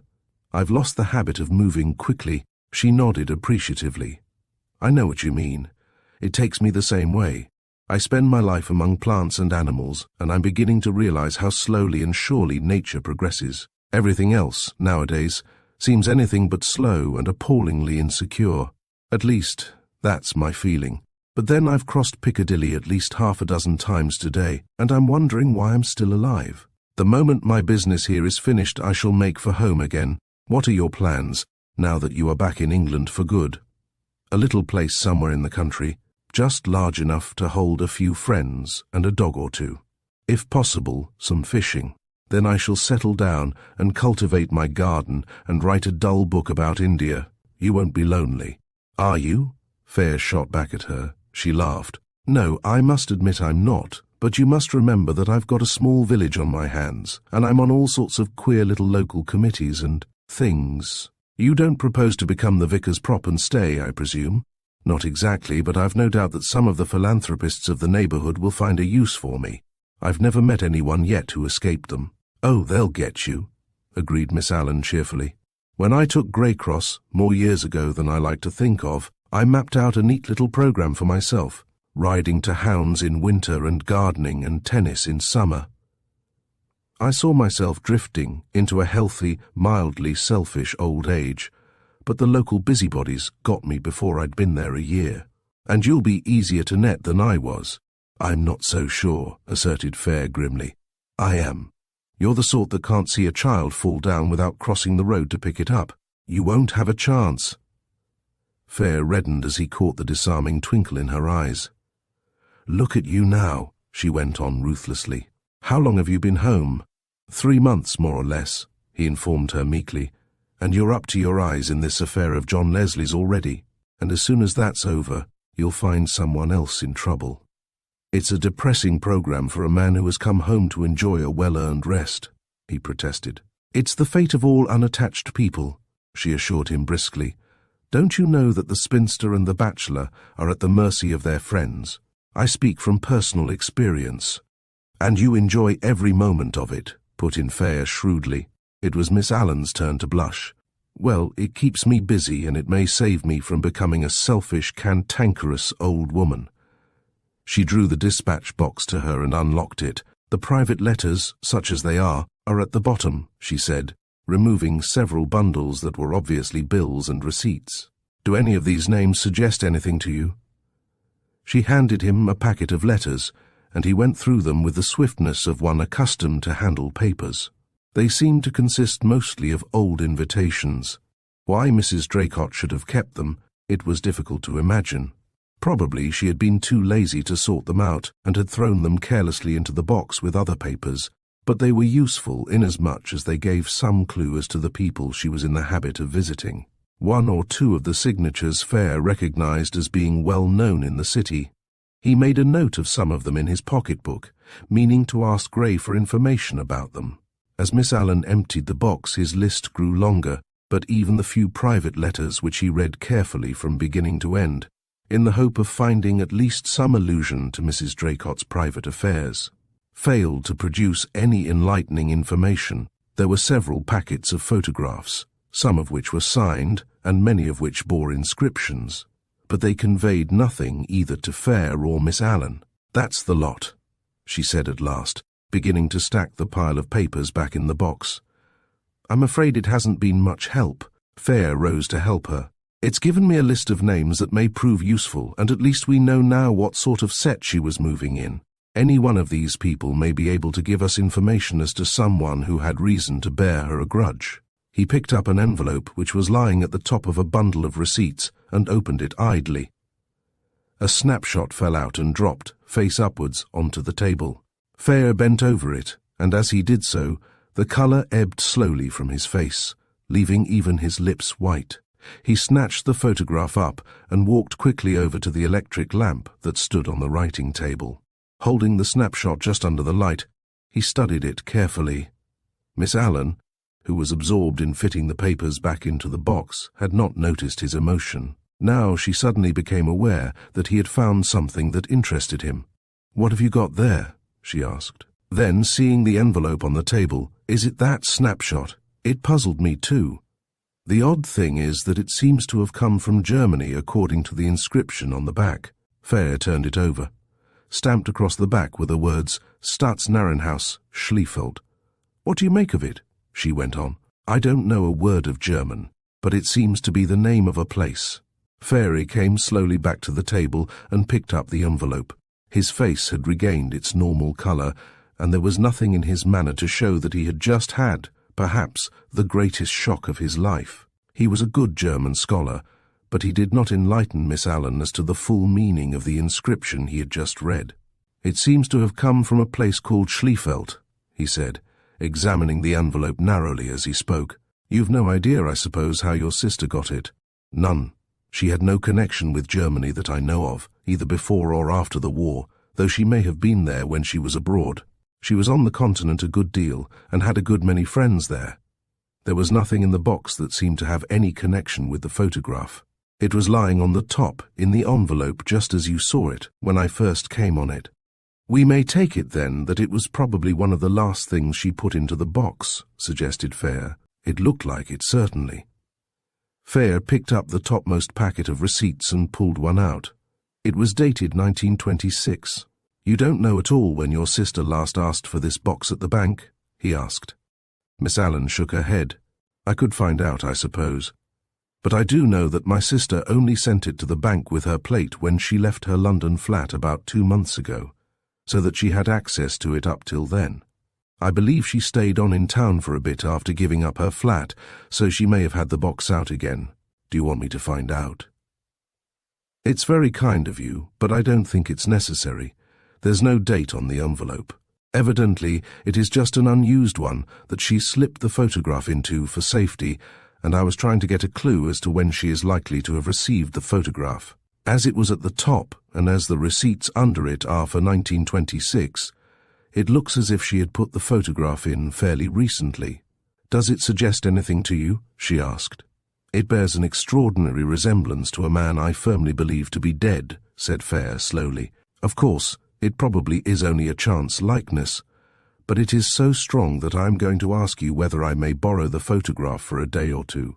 "Of course," agreed Miss Allen readily. "Keep it as long as you like. If later I come across anything that throws any light on it, I'll let you know, but I think I've been through all my sister's papers now." Fayre stowed the envelope and its content carefully away in his breast pocket. He stayed chatting with Miss Allen for a minute or two and then took his leave. As he was saying goodbye, he remembered a question he had meant to put to her. "By the way, you could not tell me anything about the death of your sister's first husband, I suppose?" "He died of drink, poor soul," she said bluntly. "He was a friend of Dr. Gregg's, you know, and the doctor was with him to the end. He was buried at Putney. I've never quite known why, and as a matter of fact, I went to the funeral." "You went to the funeral?" Fayre echoed her words mechanically in his surprise.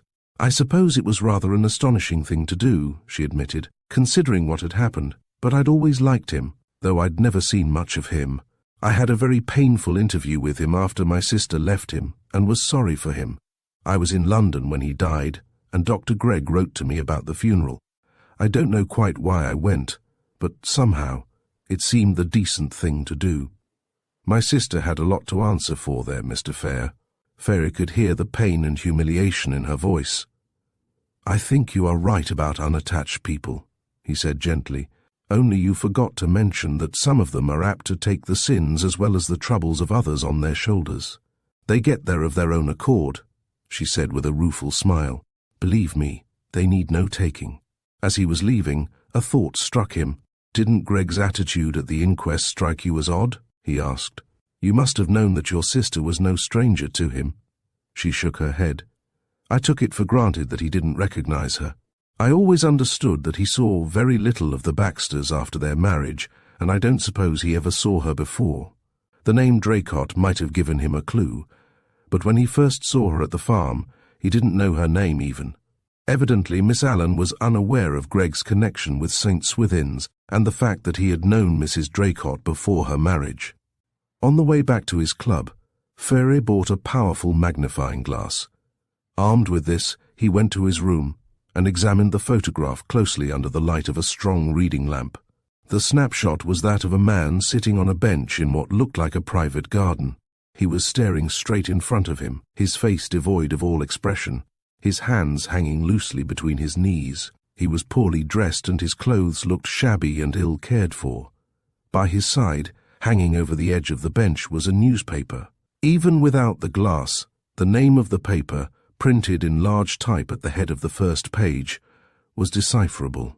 It was that of a well-known German daily. Underneath it was the date in much smaller type, and Fayre had some difficulty in making it out, even with the aid of the glass he had bought. He did succeed at last. It was January th, and the address, printed with an ordinary stamp on the back of the photograph, was that of the State Lunatic Asylum at Schliefeldt, a small town in North Germany. When Fayre at last raised his head, his face in the crude light of the electric lamp was white and drawn. He seemed to have aged 10 years in as many minutes. Chapter 20.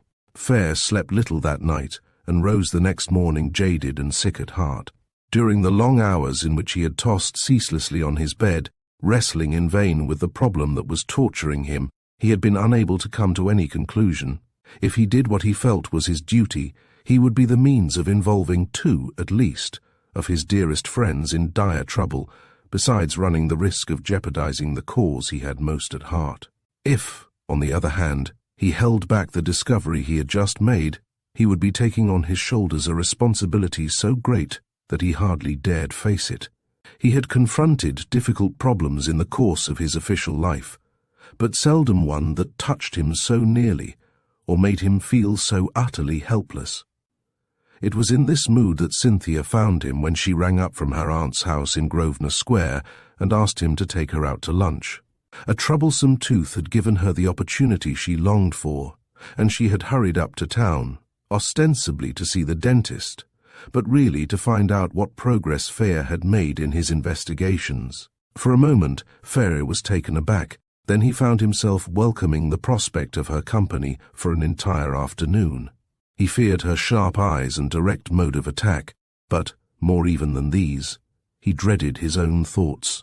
Cynthia was the embodiment of youth and courage, and after his night of miserable indecision, he felt a positive craving for the stimulus of her society. As though in answer to his needs, she seemed even more vividly alive than usual when he picked her up and carried her off to an unpretentious but very select little restaurant he and several of the older members of his club affected. Cynthia had stipulated for a quiet place where her ready tongue could wag freely. She had plenty to say. Bill Staveley had managed to procure her another interview with John Leslie, and she reported him as cheerful and inclined to take a hopeful view of the future. He says that, so long as he knows he's innocent and that I believe in him, he doesn't mind what happens, but he doesn't realize how black things look against him, said Cynthia. He's frightfully grateful to you and Edward Keene, and full of faith in you both. I tried not to show how anxious I was. Uncle Fayre, they surely can't convict him if he's innocent, can they? On the face of this, Fayre found it hard to break to her the news that Greg had completely cleared himself. To his relief, she took it more cheerfully than he had expected. I never really suspected him, you know, she said. I suppose I should have been beast enough to be glad if he had done it, because it would have cleared John, but I should have been sorry too.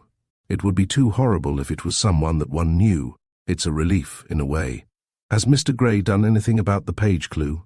I always felt that that was where our hope lay. He's working on the Carlisle to London route, on the chance that the car may have got held up somewhere, and if that fails, he proposes to advertise openly for Page. If, as I still think, the man had nothing to do with the actual murder, he may come forward. On the other hand, it would be a mistake to warn him by advertising too soon. It is a last resort. I believe he did it, asserted Cynthia obstinately. If we can find Page, we shall get to the bottom of the whole thing. You know the police have let the tramp go. He ended by confessing that he took Mrs. Doggett's money, and I made her go up to the station and speak for him. He's very lame still, and the police want him to stay in the neighborhood, so Bill found him a room in one of his cottages. I went to see him. He's a funny little man, and we got quite chummy, but he's determined to go back to the road, as he calls it, as soon as he can get away. He told me that he had been tramping for years, and he's got all sorts of interesting stories about tramps and burglars, and all kinds of queer people, and he adores you. When I spoke about John, he said, "The gentleman will get him off, you see, as if you were a kind of providence. He's rather a pet, really. What did you do to make him love you so?" Treated him like a human being, I suppose. He's not going back to the road, if I can help it, poor little beggar. He's never had a chance, and I'd like to give him one. If we do get onto that man, Page, he'll deserve it. After all, it was through him that we first heard of the strange car. When I get my cottage, I'll see what I can find for him to do. He's not a pleasing object at present, but he'll improve with prosperity. I can see your cottage, observed Cynthia mischievously. It'll be crammed with all sorts of derelicts and lame dogs, and you'll go fussing round them like a hen with a lot of chickens. May I come and stay with you, Uncle Fayre? As often and as long as you like. You'll be a respectable married woman by then, and you can act as chaperone to Miss Allen. Is Miss Allen going to stay with you? If she'll come. I haven't asked her yet. I'm glad you've made friends with her. She's a brick, isn't she? A thorough good sort, I should say, assented Fayre rather cautiously. There was a gleam in Cynthia's eye he didn't quite like. She flashed a sidelong glance at him. It's an awfully good idea. I wonder I never thought of it. What is? Asked Fayre suspiciously. Her coming to stay with you, of course, was Cynthia's innocent rejoinder. After lunch they called at Gray's office. I'm glad you dropped in, he told Fayre. We've got on the track of a car which was held up at York. It was travelling without a tail light. If it was our friend Page, he was probably trying to conceal his broken number plate. Anyway, I've sent a man up there to find out all the particulars, and he'll be back early tomorrow. There's just a chance that we've got onto the right car. That'll please you, Cynthia. Lady Cynthia's always believed in the Page clue, explained Fayre. Now that Dr. Gregg's gone off with a clean sheet, it's all we've got to go on, said Gray. It's a funny thing how he crops up all through this case. That fellow Baxter died in his house, you know, and Greg signed the certificate. As far as we can make out, everything seems in order, and short of exhuming Baxter, we've done all that's necessary to prove his death. I've no reason to think that Greg was concealing anything the other day. He seemed only too anxious to tell all he knew. If he's shielding anyone, he's doing it very cleverly. I think we may wipe out Dr. Gregg altogether now. After all, at the time, he'd have had no reason to conceal Baxter's death, whatever he may feel about it now. "I've got a feeling in my bones about this Page business," said Cynthia, as they turned into the Strand after leaving Gray's office. "I believe we're going to find him, and that things are going to be all right for John. You can call it imagination if you like, but this is the first time I've felt really hopeful. Life seems quite different all of a sudden." Fayre was suddenly afraid for her. There was something terribly pathetic in her optimism, and he knew it was reared on a pitifully frail foundation. "Don't build too much on it," he begged, ruefully aware that it was always his lot to throw cold water on her enthusiasm. If maybe nothing but a wild goose chase after all. "It isn't," she asserted positively. "I can't tell you why I know, but I do, and you'll see I'm right. The funny thing is that Sybil Keene has had the same feeling all along, did you know? She told me so when she was ill at Staveley." The haggard look came back into Fayre's eyes. He had forgotten his own worries for the moment, carried away by Cynthia's enthusiasm, but now they returned to him, their strength in no wise diminished. Cynthia, intent on her own thoughts, did not notice his preoccupation.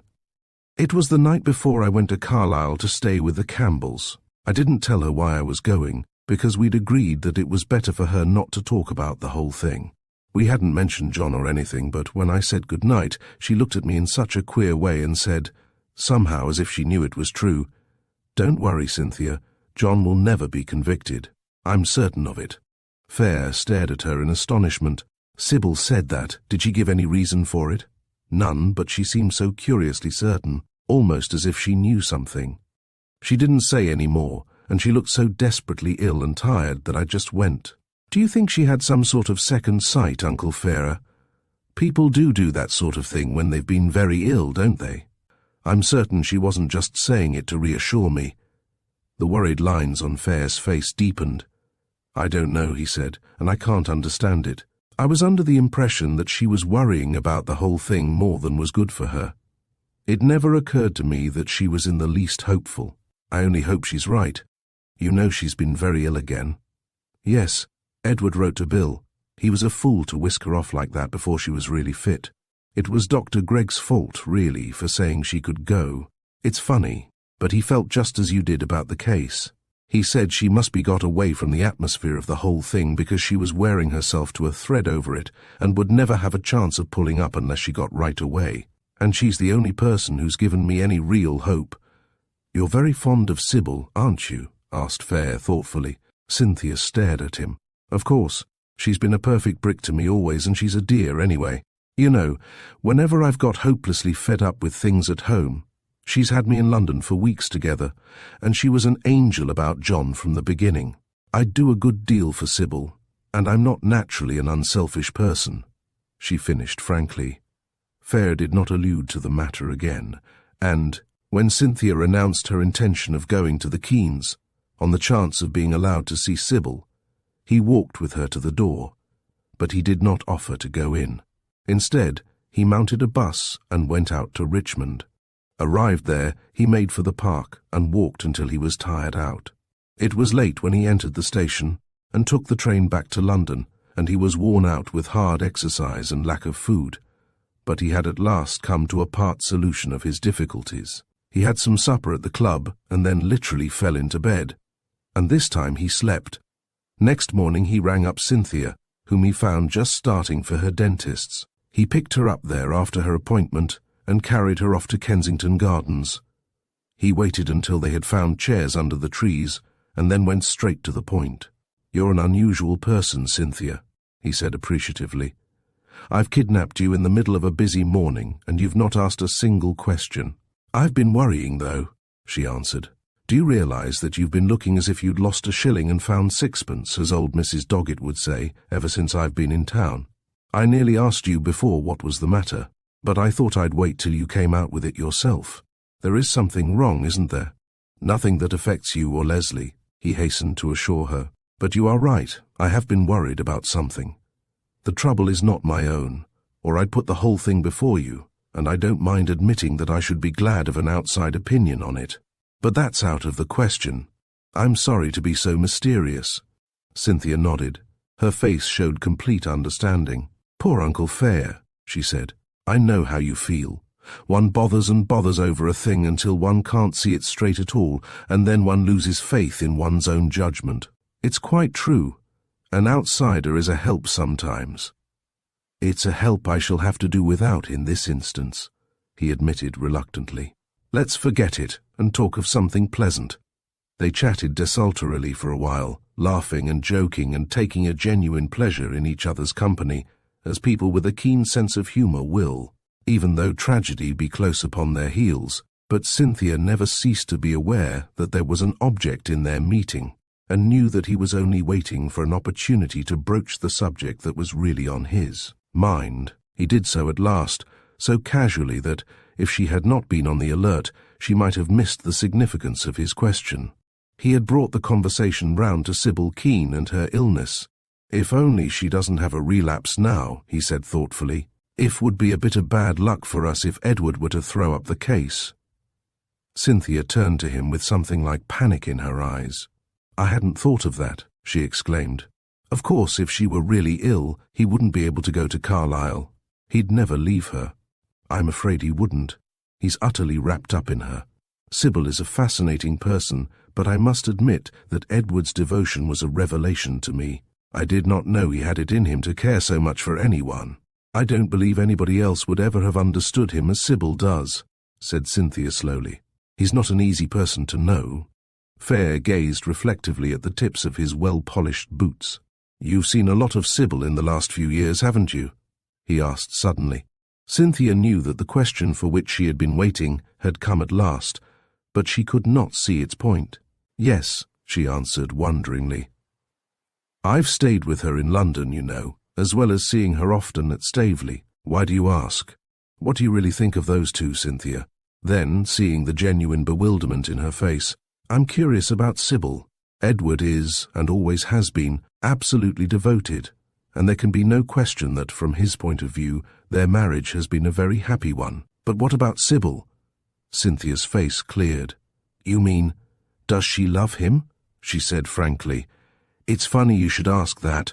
I was puzzling over it last night. Eve Staveley told me a long time ago that Sybil had never got over her first husband's death, and that she believed that it was only Edward's insistence that made her marry him. Well, I was wondering last night whether she was right. You think that Sybil's fonder of Edward than any of us realize? In spite of his efforts, he could not subdue the urgency in his voice. Honestly, I believe she is fonder of him than she realizes herself, answered Cynthia slowly. If you asked her, she'd probably tell you that she had never forgotten her first husband and could never care for anyone else, and she'd think she was speaking the truth. But I saw Sybil once, when she was really anxious about Edward, and I'm certain she cares far more than people think. You see, I'd just got engaged to John then, and I suppose I was in the mood to notice that sort of thing, she finished, with a swift, shy glance at his intent face. He nodded. I expect you're right. At any rate, I'm prepared to trust to your intuition. He returned to the study of his boot tips and, for a minute or two, they sat in silence. It was broken by Cynthia. Then it was Sybil you were worrying about, she remarked calmly. Fayre jumped. I have been worrying about her ever since I got back to England. He began mendaciously, but she interrupted him ruthlessly. The thing that has been bothering you, and that you said you wished you could consult some outside person about, has something to do with Edward and Sybil Keene, hasn't it? I'm not going to ask indiscreet questions, Uncle Fayre, but Sybil's my friend as well as yours, and it's only fair to tell me if she's in any real trouble. Fayre hesitated for a moment, and then he spoke frankly. As I said before, I can't tell you what it is all about, but I can say this. There is something that sooner or later I shall have to tell Edward, something that affects him so nearly that, I honestly believe, were he to hear it now, would cause him to throw up the case. I would do anything to keep the knowledge from him altogether, but I cannot. My only problem is, whether I am justified in keeping this news back till after the trial. That's what I have been trying to decide, and I've made up my mind at last. So far as I can see, I shall be harming nobody if I hold the news over until after the trial is over, and I have definitely decided to do so. But I've got to a point at which I hardly dare trust my own judgment. Does Sybil know of this, Uncle Fayre? Good heavens, no. If she did, I think it would kill her. And it will really make no difference to her if you keep this back till John's trial is over, she persisted. None, that I can see. In fact, my instinct is to put off telling Edward as long as possible, but that's simply because I shrink from hurting either of them. He's got to be told in the end. But, what with the impending strain of the trial, and all the worry he has gone through on Sybil's account lately, this seems the worst moment to spring bad news on him. Gray says that the case is one of the first on the list at the Carlisle Assizes and should come on early next month. At the thought of the trial, Cynthia's face blanched, and she clenched her hands tightly on her lap to stop their trembling. Fayre realized that it was kinder to ignore her agitation. As I said, he went on quietly, I made up my mind last night to hold this thing over. You can rest assured that, as far as I'm concerned, nothing will happen to put a spoke in Edward's wheel. And, if we can count on him, it will be half the battle. He gave her a few minutes in which to recover herself, and then saw her back to her aunt's house, after which he strolled slowly back to the club. On the way he pondered over Sybil Keene's words to the girl at Staveley. He could not reconcile them with her evident anxiety when she spoke to him about Leslie. No doubt she had seen that Cynthia was near to the breaking point and had lied nobly in the hope of reassuring her. And yet that wasn't like Sybil, as he knew her. She was the last person to kindle a false hope deliberately. His mind was still dwelling on her as he picked up the little pile of letters that awaited him at the club, and it was with a shock that he recognized her handwriting on one of them. He opened it eagerly. Inside was a closed envelope, unaddressed, with a covering letter from Sybil herself, which ran, Hatter dear, the flowers were lovely. It was like you to think of them. In a day or two, I shall have got rid of the doctor and be able to thank you in person, instead of in this silly note which looks so much more shaky than I really am. I am picking up wonderfully, but it was a close shave this time, Hatter, and it has made me think. Don't tell Edward. But I have a strong feeling that the next attack will be my last. I want you to do me a favor and put the enclosed among your most private papers. If I should die before John Leslie's trial is over, and if he should be convicted, I want you to open it and read it, and then show it to Edward. If John Leslie is acquitted, or if I am alive at the close of the trial, I am trusting you to burn it unread. I expect you think I am mad, and sometimes lately I have wondered whether my brain is not going, but you are the only friend I have whose loyalty I know I can utterly depend on. I know I can trust you, and that you will do what I ask unquestioningly. Goodbye, my dear, till we meet. They won't let me write any more. Sybil. Fayre stood staring blankly at the letter and the enclosure.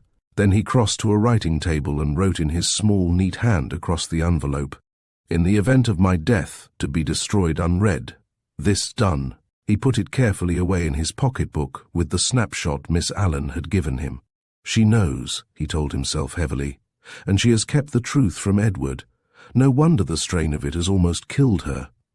Chapter 21. Sybil Keene's amazing letter left Fayre in a condition of mingled bewilderment and relief. Out of all the tangle of events that he had been trying in vain, to unravel one strand at least had inexplicably straightened itself.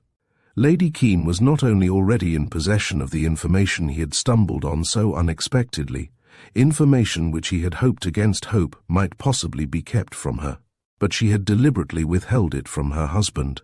That the truth was contained in the letter which she had asked him only to open in the event of her death he had no doubt, and that she was relying on him to break the news as mercifully as possible to Keene was equally evident. Little difference it would make to Edward, Fayre reflected grimly, once he had lost the one being in whom his whole life was centered. His last action that night was to switch on the light over his bed and read her letter again for the 10th time, amazed at the strength and devotion of the woman he had thought he knew so well, but whom he had, after all, understood so little.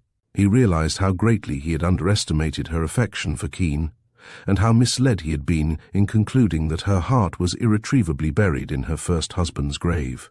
And he wondered by what feminine logic she had managed to reconcile her conscience with the deception she had practiced on Keene. The one thing that puzzled him in her letter was her stipulation that he should not read the enclosure in the event of Leslie's acquittal. Try as he would, he could see no connection between the trial and the information he believed the enclosure to contain. One thing was obvious. At the earliest opportunity, he must see Sybil Keene and tell her that he had surprised her secret, that she was, literally, worrying herself into the grave, he had no doubt. As it turned out, all his plans were frustrated. For the next 3 days, Fayre called in vain at the house in Westminster, only to be told that Lady Keene was allowed to see no one, and, on the 4th, that which the doctor had been dreading occurred. She had another heart attack even more violent than the last. For a week she hovered between life and death, and then, almost miraculously, took a turn for the better. Keene was invisible whenever Fayre called at the house, and Gray, who was in hourly dread that Lady Keene would die, confessed to feeling more and more pessimistic as to Leslie's chances. It was an amazing piece of luck getting Sir Edward at all, he admitted to Fayre. With such strong evidence against Leslie, I never thought he would have acted. We've got Lady Keene to thank for that, I fancy, and perhaps, for her sake, even if the worst happens, he'll pull himself together and do his best for us. I know he's almost superhuman when it comes to work, but unless she takes a turn for the better soon, I shall begin to regret that we didn't brief someone else. And we've got no further with a page clue than when we first started, reflected Fayre ruefully. The clerk Gray had sent to collect evidence as to the car which had been held up at York had reported a complete failure. Except for the first letter and number, the car had entirely failed to answer to the description of the page car. It was a 2-seater, the number plate had been intact, and there was no sign of any damage to either of the guards, and they had had to face the fact that they had been following yet another blind alley. In addition to his other anxieties, Fayre was troubled about Cynthia.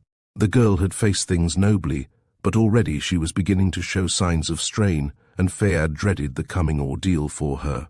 Her mother had written to her peremptorily ordering her to go home. Cynthia, lost to everything but Leslie's danger, had taken no notice of her mother's letter. Fortunately, her father's sister, with whom she was staying, had proved more humane, and had merely stipulated that the girl should stay in her house until the trial was over, realizing that she was not in a state to brook opposition. She welcomed Fayre's visits, and at her suggestion, he persuaded Cynthia to motor with him out into the country for a few hours every day. A few days after Sybil Keene had been declared out of danger, Gray rang him up, suggesting that they should meet for lunch. "I've heard from Sir Edward," he said as soon as he saw Fayre. "I'm to meet him this afternoon, and he would like to see Lady Cynthia. Could you bring her round to his chambers at about 4 o'clock? I gather Lady Keene really has turned the corner, so luck may be with us after all." Before sitting down to lunch, Fayre rang up Cynthia and arranged to call for her. Gray followed him into the telephone box. "Tell her I've seen Mr. Leslie and he's in fine form. If he can keep his pluck up till next month, he ought to make a good impression." "How did you really find Leslie?" asked Fayre as they sat down. "Just as I said, he's a plucky young beggar. I think he's more worried about her than about himself. Wanted to know how she was looking and all that sort of thing. Said it wasn't only the war that came hardest on the women. They're a fine couple." Fayre nodded absently. He was feeling horribly depressed and wished with all his heart that the whole wretched business were over. "I don't suppose Sir Edward's in a laughing mood, but if he were, he'd get a certain sardonic amusement out of the Page episode," went on Gray. "My man came back from the north yesterday. He's been kept up there on some other business till now. He told me a funny thing." "About the car that was held up?" asked Fayre rather wearily. He found it difficult to see anything amusing in connection with the Draycott murder. No, that belonged to a harmless little commercial traveller. But when he was looking over the back reports in search of a clue to our man, he caught another fish altogether. Sir Edward Keene himself. He got hung up at York on March 14th for travelling without sidelights. Fayre, who was blessed with a quick and accurate memory, stared at him in amazement. "But Sir Edward came down to Cumberland by train. he exclaimed. "He didn't have his car with him, I know, because I met him myself at the station. I'd gone down to see about a lost suitcase. His chauffeur must have been joyriding. The license was the chauffeur's. It's not the first time that's happened. Sir Edward apparently paid the fine without a murmur. What he said to the chauffeur is another matter." Fayre, knowing Keene, did not envy the delinquent. Gray looked at his watch and rose. "I must go," he said. "Now Leslie has been moved to Carlisle. It will be more difficult for Lady Cynthia to see him. Tell her to let me know when she goes north again, and I'll do my best for her. It'll buck him up more than anything if he can have a few minutes with her." "And be uncommonly hard on Cynthia," remarked Fayre grimly. He and Cynthia arrived punctually at Keene's chambers. He had not returned, but had left a message asking them to wait for him. As Fayre sat chatting with Cynthia, his eye fell on a photograph of Sybil Keene that stood in a plain silver frame on the writing table. He remembered suddenly that, owing to her illness, he had never answered her letter, and it struck him that, if she were better and conscious, she might be worrying as to whether it had reached him. He decided to send a few non-committal lines by Keene, saying that he had received it and would be delighted to do her commission. This would convey nothing to anyone should she be too weak to read her own letters, and would at least reassure her. There were some sheets of writing paper on the table, and with a word of explanation to Cynthia, he sat down and drew one towards him. Having written his note, he looked about for an envelope, but could find none. Instinctively his hand went to the top drawer of the writing table. It was unlocked and slid out easily, and Fayre peered into it in search of the thing he wanted. He did not find it, but in the front of the drawer was lying an object he knew only too well, the red dwarf pen he had picked up near the gate of Leslie's farm. The cap the tramp had given him was now fitted neatly over the nib. He picked the pen out of the drawer and turned it thoughtfully in his fingers. The mud stain still clung to the side, half obliterating a long smear of black ink. Here, after all, he reflected, lay the real clue to the puzzle. Leslie, he knew, had never used a stylo, and Mrs. Draycott was the last person to carry a cheap pen of that type in her gold bag. Everything pointed to its having been dropped by the murderer. As a last resort, Gray had inserted an advertisement in most of the daily papers asking Page to come forward, and it had appeared for the first time that morning. If Page were the owner of the pen, Fayre concluded, he was hardly likely to make himself known. With a sigh, he replaced the red dwarf in the drawer. As he did so, his sleeve caught in the edge of a large envelope that was lying near the back of the drawer and shifted it a few inches. Cynthia, who was standing near the window watching for Keene, did not hear the quick intake of his breath as he picked it up to replace it. For perhaps 5 minutes he sat motionless, the envelope in his hand. Then he put it gently back in its place and closed the drawer. The letter to Lady Keene he slipped into his pocket, having apparently given up the idea of sending it. When Cynthia looked round, he was immersed in a copy of the Times he had found lying on Keene's table. "Edward has just driven up in the car," she said, and almost as she spoke, the door opened and he came in. He looked distressingly worn and tired, but was more cheerful than Fayre had dared to hope. The doctors had given a good report of Sybil that morning, he told them, and they considered that she was responding to treatment better than she had done after the former attack.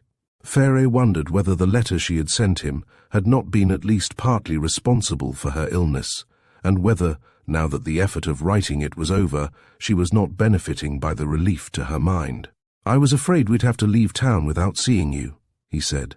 "It was too much to expect you to give your mind to anything while Sybil was laid up." Keene looked up sharply. "I should have carried on, in any case," he answered quickly. "If it's humanly possible to get Leslie off, I'm going to do it."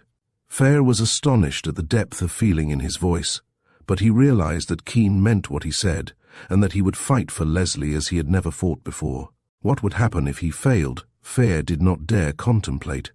He was convinced now that for some reason he could not fathom, the lines of Leslie's fate were inextricably intermingled with those of Sybil and Edward Keene, and he had a grim conviction that more than Keene's professional reputation was at stake should he fail to get an acquittal.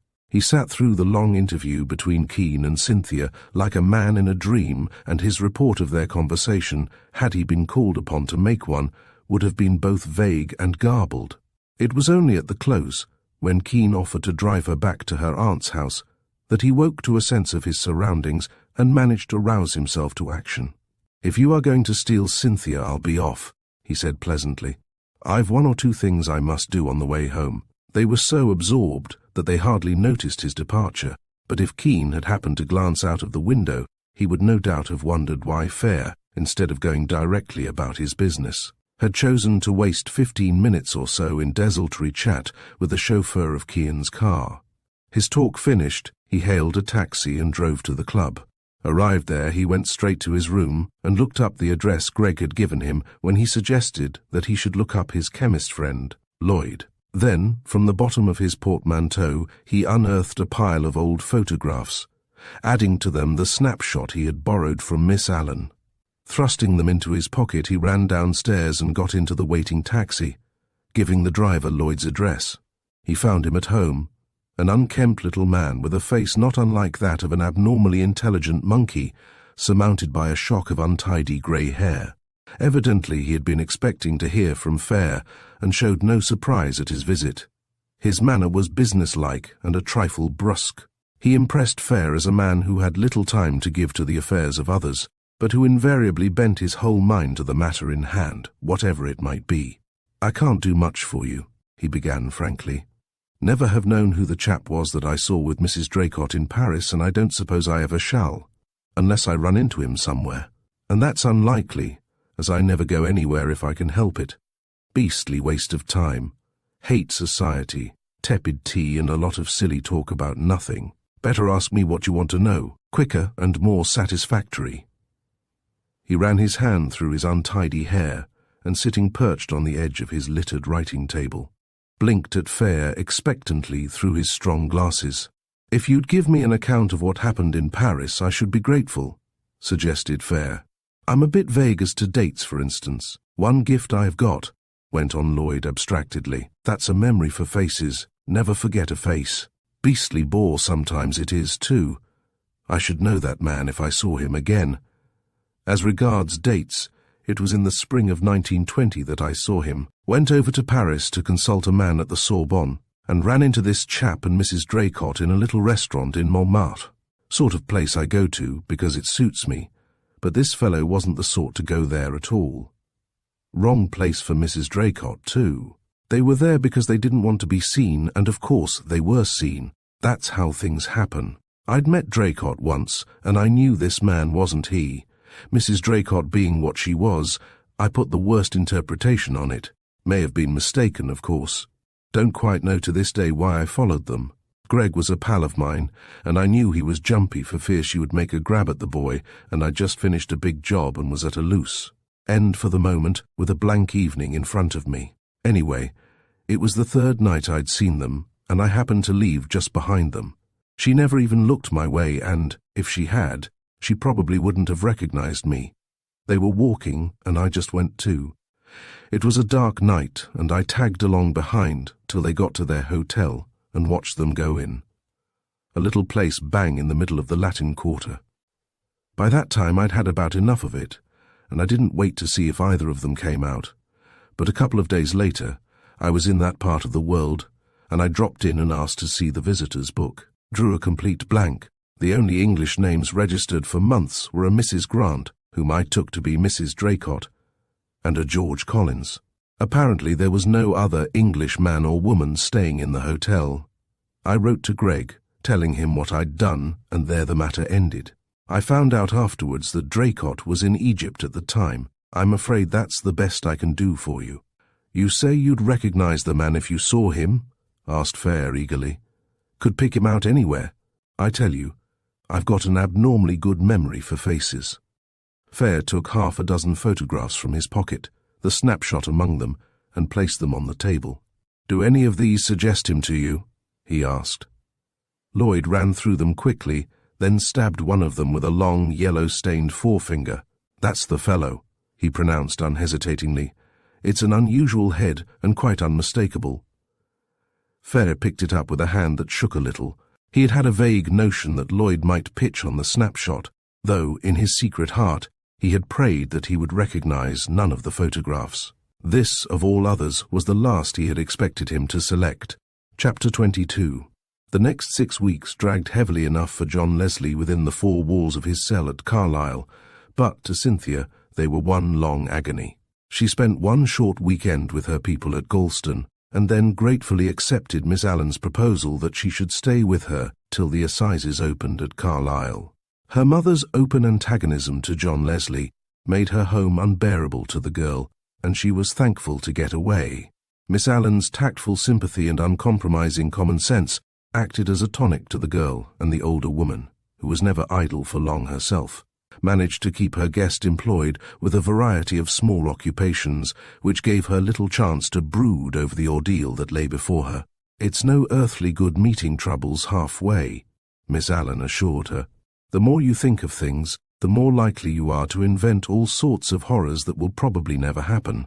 And for heaven's sake, don't go off your food now, or you'll be fit for nothing when the time comes." In spite of her sharp tongue, she watched over the girl like a mother, pampered her uncertain appetite with all sorts of unexpected and tempting dishes, and developed an almost uncanny instinct for knowing when she was sleeping badly, and would appear in her room with hot milk and biscuits in the small hours of the morning, and sit and chat until she saw the girl's eyelids beginning to droop. Cynthia grew to love the sight of her bulky red quilted dressing gown and the grey plait that stuck out stiffly between her shoulders. Fayre ran down to Staveley for a fortnight and spent most of his time over at Greycross.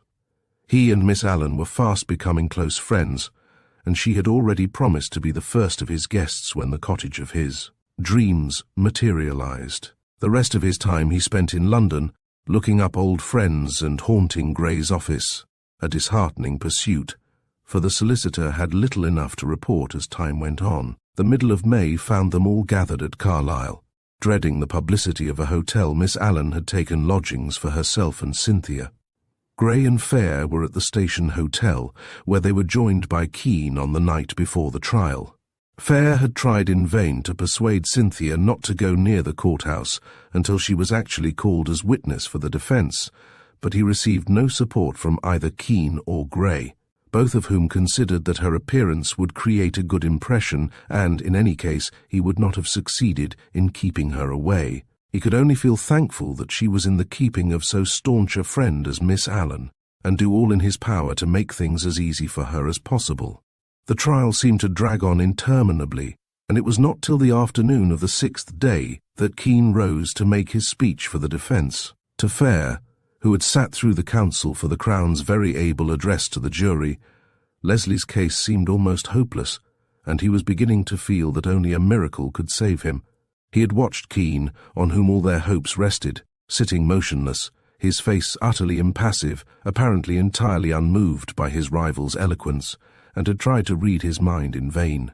And all the time he had thanked his stars that he had allowed Cynthia to influence him, and had kept back until after the trial the secret that, even now, he dreaded to reveal to Keene.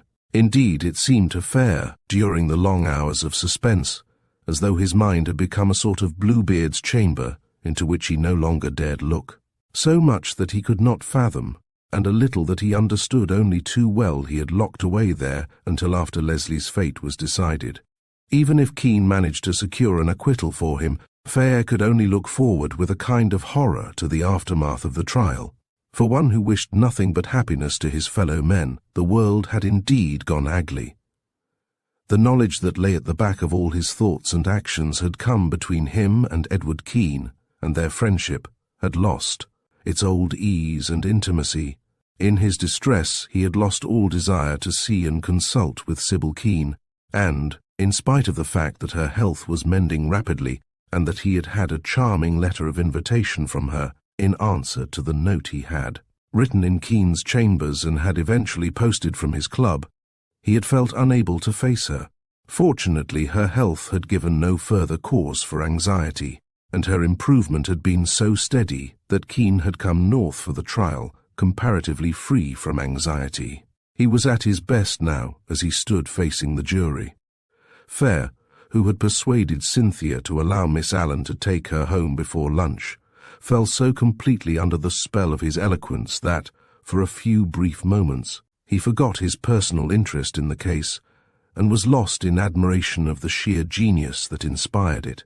It was not the first time he had heard Keene plead. One of his first actions on reaching England had been to go to the Old Bailey to see his old friend in harness. He had not been disappointed then, in spite of all he had heard of his ability, but today Keene spoke like a man inspired. One by one, he took the very points which the counsel for the Crown had used so effectively and turned them to his client's advantage. He possessed a beautiful voice, and knew how to make the most of it.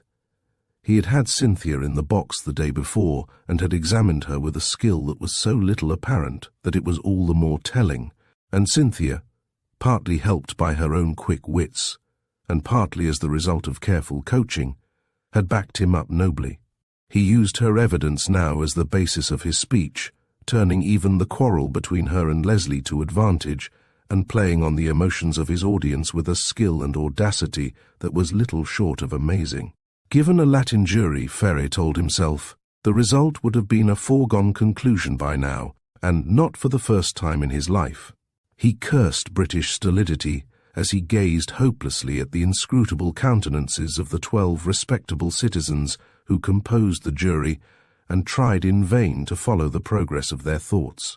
To his excited fancy, they seemed the only people in the packed courthouse who remained totally unmoved by Keene's eloquence. Then, suddenly it was over, and, like a douche of icy water, after the burning flow of Keene's impassioned appeal, came the calm, measured accents of the judge as he summed up.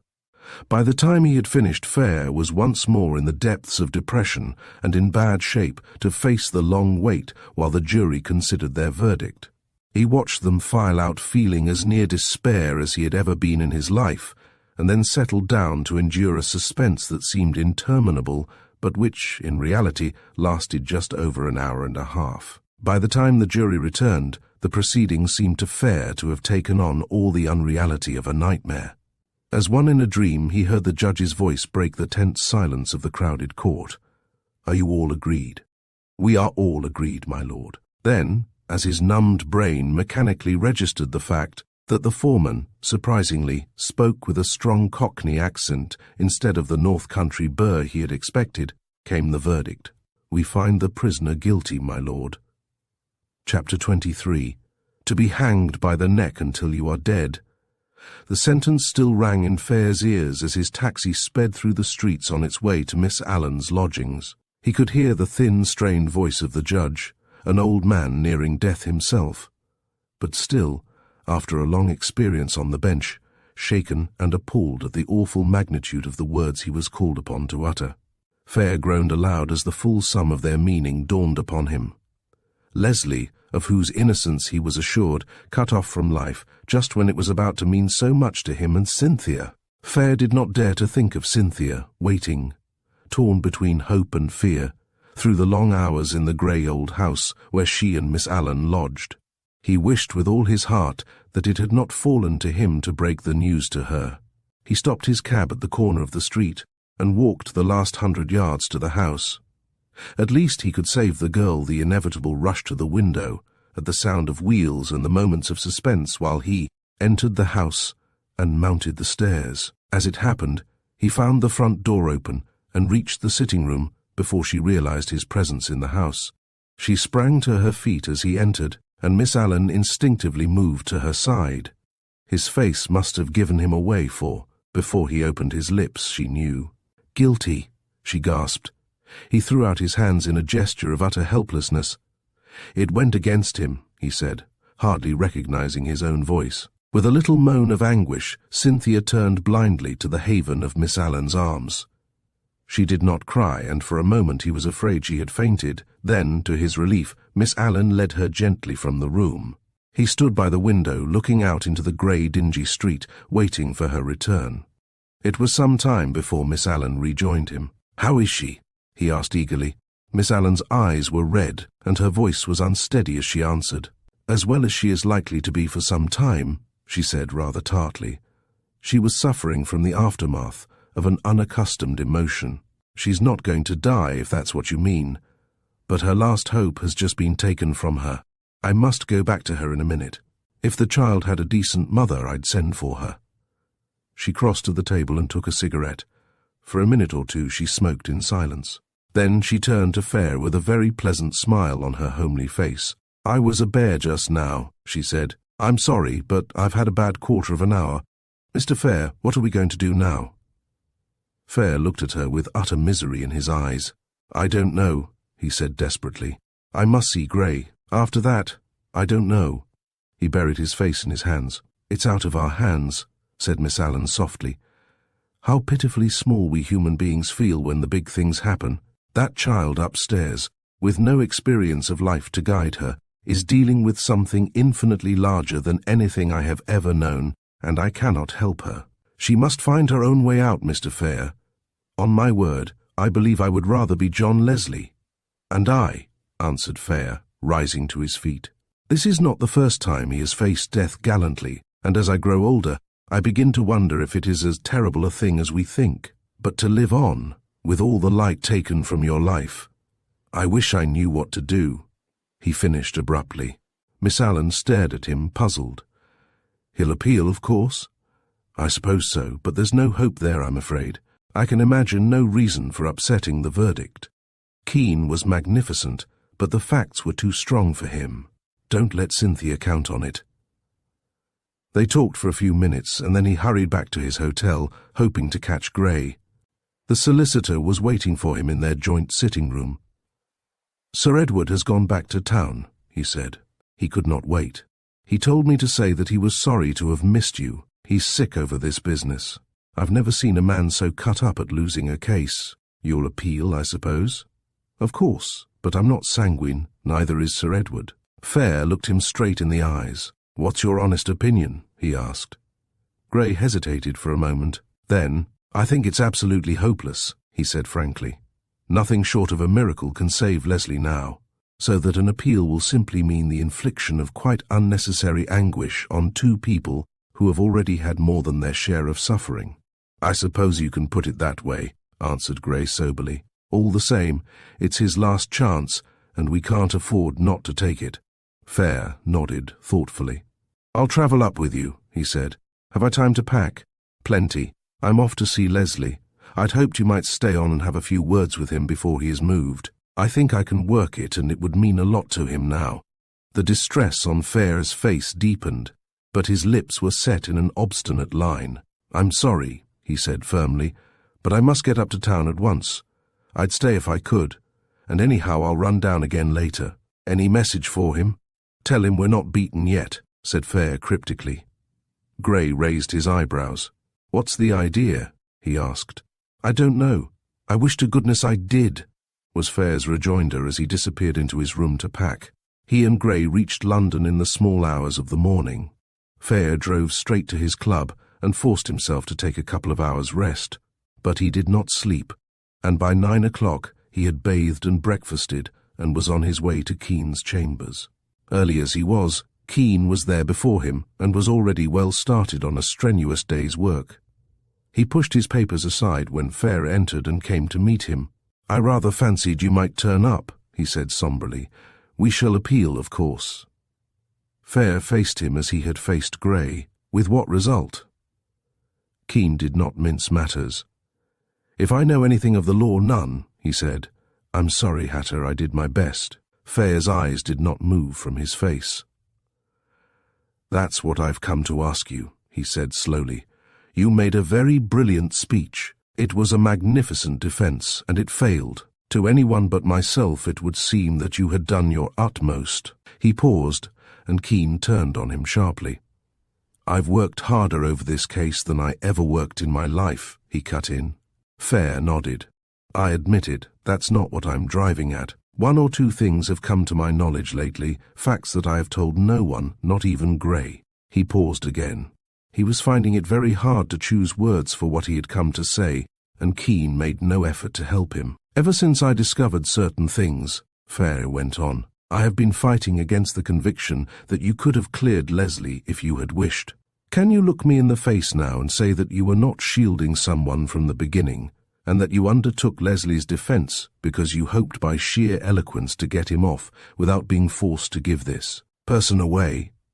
Keene had strolled over to the hearthrug and seemed absorbed in the selection of a cigarette from the box on the mantelpiece. "I don't know how you managed to unearth all this," he said at last, "or what you think you have discovered, but you're right on one point. I was shielding someone." "You've tried to save Leslie and failed," went on Fayre inflexibly. "What steps do you propose to take now?" Keene hesitated.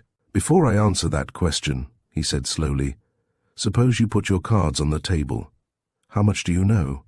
"I know that for some reason I have so far failed to discover. You allowed it to be supposed that you travelled by rail to Stavely Grange on March 14th, when, as a matter of fact, you motored from London to some station north of York and picked up the train there. You were held up at York for driving without sidelights." Keene smiled. "You've hit on a snag there," he said. "Blake, my chauffeur, was held up and nearly lost his job on the strength of it." "I've seen Blake," was Fayre's quiet reply. "He was on his holiday in London and was with his wife that night. A summons was served on him, which he brought to you and which you said you would deal with. He's under the impression that it was a mistake on the part of the police." There was a pause, during which Keene smoked thoughtfully. He seemed in no way disconcerted.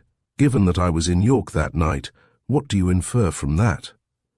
"March 14th was not the night of the murder, if that's what you were driving at," he said at last. Fayre went on steadily. "How long have you known Mrs. Draycott, and what were you and she doing in Paris in the spring of 1920?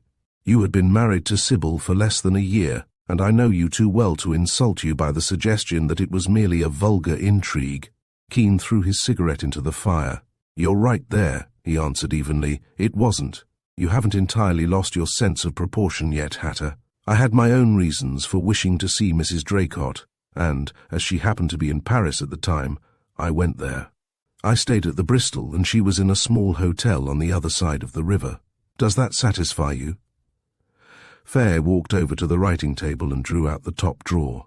From it he took 2 red dwarf pens and threw them on the table.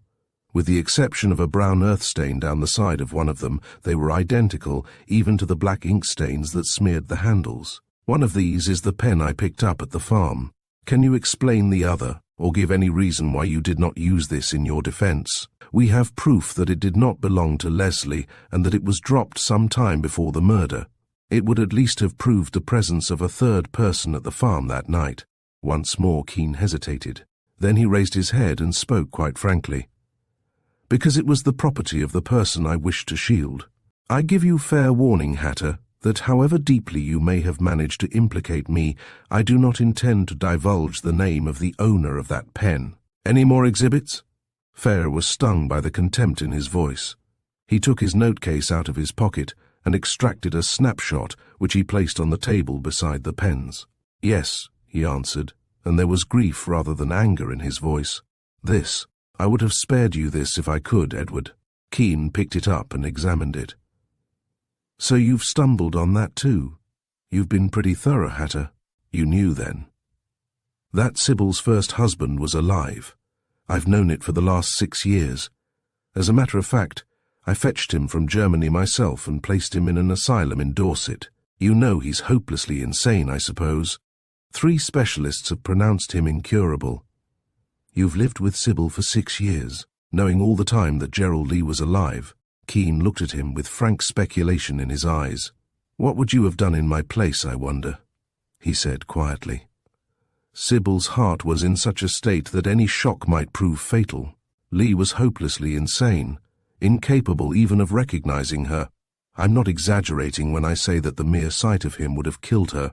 Rather than take the chance of the knowledge of his existence reaching her now, I would kill you, here in this room, with my own hands, and take the consequences." He spoke quite gently, but his voice carried conviction, and Fayre realized that he would shrink from nothing in the effort to spare his wife. "Sybil knows," he said, and even as he spoke, he felt that he would have given anything to unsay the words. For the first time Keene's composure deserted him. His face became suddenly grey and lined. "Impossible!" Then, with sudden vehemence, "Do you realize what you're saying? Good God, man, it can't be true." "It is true, unless I've made some ghastly mistake," answered Fayre steadily. "I thought she had discovered it and was keeping the secret from you." "My God, if that woman told her," muttered Keene. It's the only explanation. What have you got to go on? A letter Sybil wrote me, which reached me just after I had come on the photograph of Lee. I took it for granted that that was what she was alluding to. You didn't speak to her about it? I haven't seen her since. I had meant to, but there's been no opportunity. Keene sank into a chair and covered his face with his hands. Thank God, he murmured. There's some mistake. It's impossible that she should have found out. She would never. He was interrupted by the insistent peal of the telephone bell. With a half-frenzied exclamation, he tore the receiver from its hook. Yes, Sir Edward Keene speaking, he said mechanically, his mind entirely occupied with the revelation Fayre had just made. Then, as he listened, the already ghastly pallor of his face increased. It's Sybil, he said, hardly above his breath as he dropped the receiver. They've rung up from Westminster. It's another attack. For a moment he sat staring blankly into space. Then he turned to Fayre with a look of almost childish entreaty in his eyes. I must go to her, Hatter. For heaven's sake, don't keep me now. For answer, Fayre picked up Keene's hat and coat and handed them to him. We must have this out soon, Edward, he said gravely, no matter what happens. Keene was already struggling himself into his coat. At the earliest opportunity, I promise you a full explanation. Will that do, Hatter? Fayre nodded. A moment later he was alone with his troubled thoughts. He strolled over to the table and, picking up the snapshot, put it back into his note-case. As he did so, the door opened and Fayre, the old head clerk, looked in. I thought I heard Sir Edward go out, sir, he said. He's been sent for. Lady Keene has been taken ill again. I doubt if he'll be back this morning. You'd better cancel any engagements he had for today. The old man made a clucking sound with his tongue against his teeth. It's a pity she's so delicate, sir, he ventured. And Fayre, overwrought to the verge of hysteria, almost laughed aloud at the utter inadequacy of the remark. Chapter 24. The report of Sybil Keene when Fayre rang up at lunchtime was not reassuring. The heart attack had been less violent than either of those that had preceded it, but she had not rallied well. Fayre, remembering the letter she had sent him and the conviction she had expressed in it that the next attack would prove her last, wondered whether the wish to live had not forsaken her. In his heart he knew it would be better, both for her and for Edward, if she died. The connection between the unopened letter in his note-case and the Draycott trial was becoming clear to him at last. There was only one person for whom Keene cared enough to shield at the expense of his professional honour. That was Sybil, and Sybil, as was now evident from her letter to Fayre, had some secret knowledge of the case which she may or may not have been aware that she shared with her husband. Fayre went over the events of the evening of March R&D. So far as he could remember, he had parted from Sybil Keene in the drawing-room at Staveley shortly before 6 o'clock. From then onwards she had been invisible, presumably in her room, and had not appeared again until she joined the party in the drawing-room just before 8. He knew the country round Staveley well enough to realise that this would leave her ample time to reach Leslie's farm by 6:30 or thereabouts. It seemed incredible that anyone in her state of health should have been capable of such an effort, and, in Sybil's case, doubly so, for, apart from her delicacy, she had always been indolent and easy-going to a fault. The last person to screw herself up to such a pitch of nervous tension as such an expedition would entail. There was one other, and on the whole more probable, solution of the problem. Evidently, Mrs. Draycott had become in some way possessed of a photograph of Gerald Lee. It was more than possible that she had had dealings with him in the past, and that, in his distorted brain, he had harboured a grudge against her. Supposing Keene had been aware of this obsession, and had received news of his escape from the asylum in which he had placed him? If Lee had managed to waylay the unfortunate woman and had murdered her, Keene would have every reason to wish to keep his guilt secret.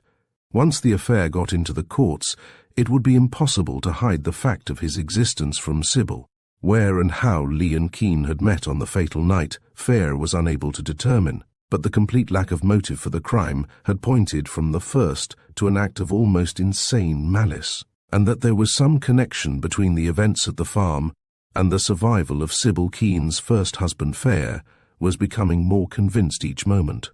He tried to picture the consequences of the inevitable disclosure, which would follow should this second solution prove the correct one, and his heart sank. That it would mean the end of Edward Keene's career seemed certain. Not only was the part he had played in the grim drama bound to appear, but with the discovery of the identity of the murderer would come the disclosure of the damning fact that, during 6 years of his marriage to Sybil, he had been aware of the existence of Gerald Lee, and insanity is not recognized as a ground for divorce.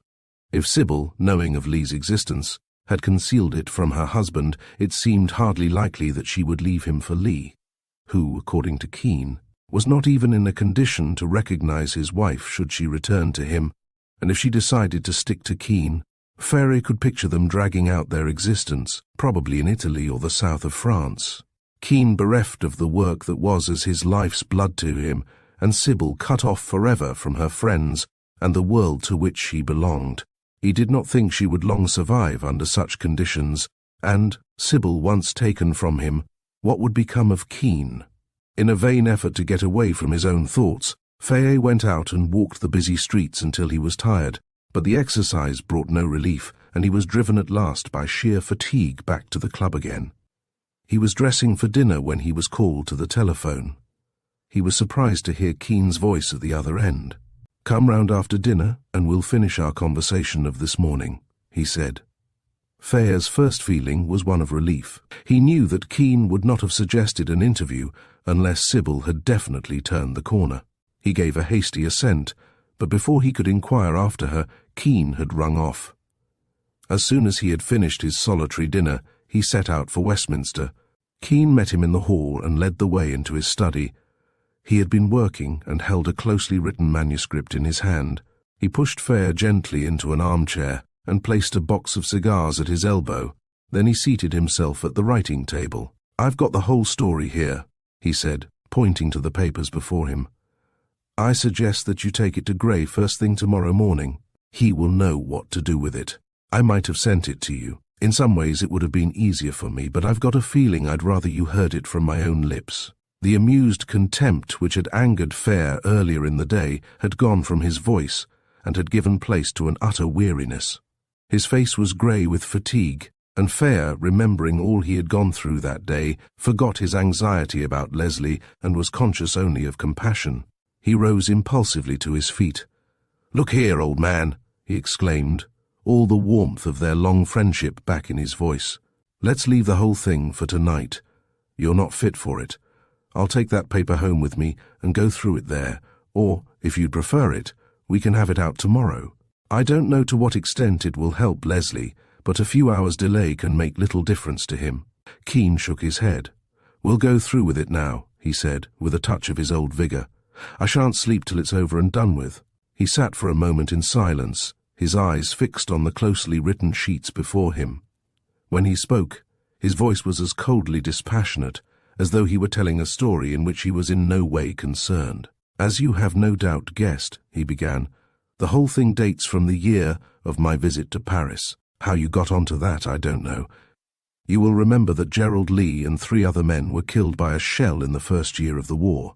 Identification was impossible, but his disc was found close to the spot, and it was taken for granted that he was one of the victims. The first intimation I had that he was alive came from Mrs. Draycott, almost a year after my marriage to Sybil. She wrote from Paris, enclosing a copy of the snapshot you showed me this morning. It appeared that she had been staying with friends in Germany and, so far as I could make out, had had an affair with a doctor out there.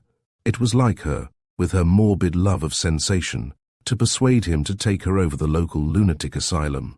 She had known Gerald Lee slightly in the days before the war, and she recognized him at once and, with characteristic acumen, realized that she might make use of the discovery to her own advantage. I found out afterwards that he had been picked up unconscious by the Germans, badly wounded in the head, and that he had been passed from one hospital to another, never once recovering his sanity, until he eventually drifted to the municipal asylum at Schliefeldt. By that time, he was in civilian clothes, and all efforts to identify him had been in vain. All the authorities could find out about him was that he was an Englishman. They were much interested when Mrs. Draycott recognized him and did all they could to help her, one of the doctors taking a snapshot of him for her to send to England. On receipt of her letter, I went at once to Paris, and we had several interviews. I need hardly say that I had to offer to buy her silence, but I went to Schliefeldt myself and satisfied myself that she was speaking the truth before paying her the money she demanded. I also ascertained from the doctor in charge of the asylum that not only was Lee incapable of recognizing anyone, but that he was considered absolutely incurable. Apparently there was some pressure on the brain which could not be removed. I may say that this diagnosis was confirmed after his arrival in England by 3 of our own brain specialists, so that, however much at fault I may have been, I have robbed Lee of nothing. There, at least, my conscience is clear. I confess that, taking into account Sybil's state of health, I do not see how I could have acted otherwise. He unlocked a drawer at his elbow, and taking out a bundle of cancelled cheques, tossed them onto the table. "That is what I found I had let myself in for," he went on bitterly. "For Sybil's sake, I did not dare appear in the matter, and going on the principle that the fewer people involved, the better. I left the whole affair in Mrs. Draycott's hands, and I must say she proved both practical and efficient. Pretending to recognize him as a relation of her own, she had him brought to England, and, in the capacity of her legal adviser, I was able to visit him and see to his installation in the best private asylum I could hear of. And then the game began. Mrs. Draycott had only to threaten to go with the story to Sybil, and she had me absolutely at her mercy." He picked up the packet of cheques and balanced it in his hand. "Every one of these is made out to self," he said. "I was absolutely helpless, and she was too clever to accept anything but cash. For 6 years I have been trying to trap her, in vain. And then, last January, I succeeded. Until then, she had steadfastly refused to accept a cheque or give a receipt for anything I paid her. All the payments were in notes, and I had no evidence that she had ever attempted to blackmail me. Then, last January, I caught her. She was at Nice and had been gambling heavily at Monte Carlo. When she wrote to me, she was desperate and in such a hurry for the money that she accepted the cheque I sent her. As soon as I ascertained that she had cashed it, I knew that I had a hold over her at last. On her return, I went to see her and offered her a lump sum down, on condition that she did not molest me again, pointing out that, if she went to Sybil, I was prepared to take the matter into the courts, and on the evidence of the nice cheque, she would not stand the ghost of a chance if she was sued for blackmail. She had begun to realize that Sybil might die, and that I might then prefer exposure to the constant drain on my purse. Anyhow, she gave in. But for nearly a month, she haggled over the terms, and in the end agreed to accept £7,000 down. Even then, I did not trust her. She was a vindictive woman, as well as a greedy one. And, as you may imagine, our liking for each other had not progressed during our intercourse. I knew that, in a fit of malice or cupidity, she was capable of burning her boats and going to Sybil. Also, it was anything but convenient for me to realize so large a sum just then. At best, it would cripple me financially for some time to come, and retrenchment of any kind meant discomfort for Sybil. Just before my final interview with Mrs. Draycott, I received the news that one of my investments had failed, and I realized that I was going to have considerable difficulty in raising the 7,000. He paused and sat for a moment in thought, as though he were taking stock of his own past actions and appraising them. Then his eyes drifted to where his wife's photograph, in its heavy silver frame, stood in the full glare of the reading lamp. "It was then," he went on, "that I made up my mind to kill Mrs. Draycott." Chapter 25. There was a tense silence, broken only by the sound of the distant traffic in Victoria Street. Fayre made an ineffectual effort to speak, but no words came. There was nothing he could say. His mind was a chaos of contending emotions, the strongest of which, even now, was pity. Pity for the man who, in his blind arrogance, had wrecked the life of the one being he had hoped to save. Something of what he felt must have reached Keene, for when he spoke again, there was a gentler, almost apologetic note in his voice. "I'm sorry, Hatter," he said. "Of all my friends, you are the one I can least afford to lose. If it had not been for Farrar's appalling blunder in not letting me know in time that the case in which John Leslie was to appear had been postponed, things would have turned out very differently. Luck was against me from the beginning. When Eve invited us to Staveley and told me that Mrs. Draycott was to be there, I realized that my opportunity had come at last. I laid my plans carefully and thought I had covered any possible emergency, but I did not realize that I should have you to reckon with, Hatter. You were too intimately connected with us all to be a safe antagonist. On the plea that there had been a delay in the selling of certain securities, I persuaded Mrs. Draycott to go on from Staveley's to her sister's, arranging to meet her while she was there and hand the money in cash over to her.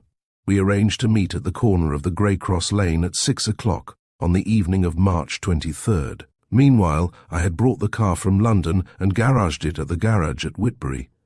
If you remember, Sybil was the first to arrive at Staveley, and I followed her 4 days later, that is to say, on March 14th. I wired the time of my arrival and was met by the Staveley motor in the usual way, and you all took it for granted that I had come by train. As a matter of fact, I drove the car myself from London to Whitbury, garaged it there, and then went on by train to Staveley Grange. Unfortunately, my sidelights gave out at York and I was held up. I had had the forethought to borrow my chauffeur's license, on the plea that I had mislaid my own and might have occasion to use the car while he was on his holiday, and it was that license that the policeman who stopped me saw. That was where you proved my undoing, Hatter. If it had not been for your long memory and the fact that you took the trouble to interrogate my chauffeur, your suspicions would never have been aroused. Gray, who knew nothing of my supposed movements at that date, certainly wouldn't have jumped to it. As it was, that wide 0.7 number you were looking for was under your very nose, and you never saw it. Fayre looked up suddenly. Then Page? Keene nodded. Page was the name I gave when I garaged the car at Whitbury. It was there that the woman noticed my hands. I was startled when Gray told me that, I admit. He spread out his hands on the blotter before him and regarded them thoughtfully. They were characteristic enough, with their long, clean-boned, sensitive fingers and hard, muscular palms. Fortunately, they are not marked in any way, or it might have been awkward. Apart from that, I had covered my tracks well. On the evening of the 23rd, I was driven to the station from Staveley. There I took a ticket to London and got into the local train from Staveley Grange to Whitbury. At Whitbury, as you know, there is an hour's wait before the London Express comes in. I had only a small suitcase with me, and this I carried to the Whitbury garage, where I picked up the car. I drove to the corner of the Grey Cross Lane, where I was joined by Mrs. Draycott. I had prepared a packet of notes, tied up in batches of £1,000. The uppermost packet only was genuine, the rest were made up of sheets of paper, cut to the correct size. He paused for a moment. Here I knew I was up against my one real difficulty, that of persuading Mrs. Draycott to go to the farm. Fortunately, the weather was on my side. She hated the country, at the best of times, and had suffered considerably during her short walk to the corner of the lane. So as not to arouse her sister's suspicions, she had come out in the thin dress and slippers she had been wearing in the house, and it had been no joke struggling against a bitter wind in inadequate garments.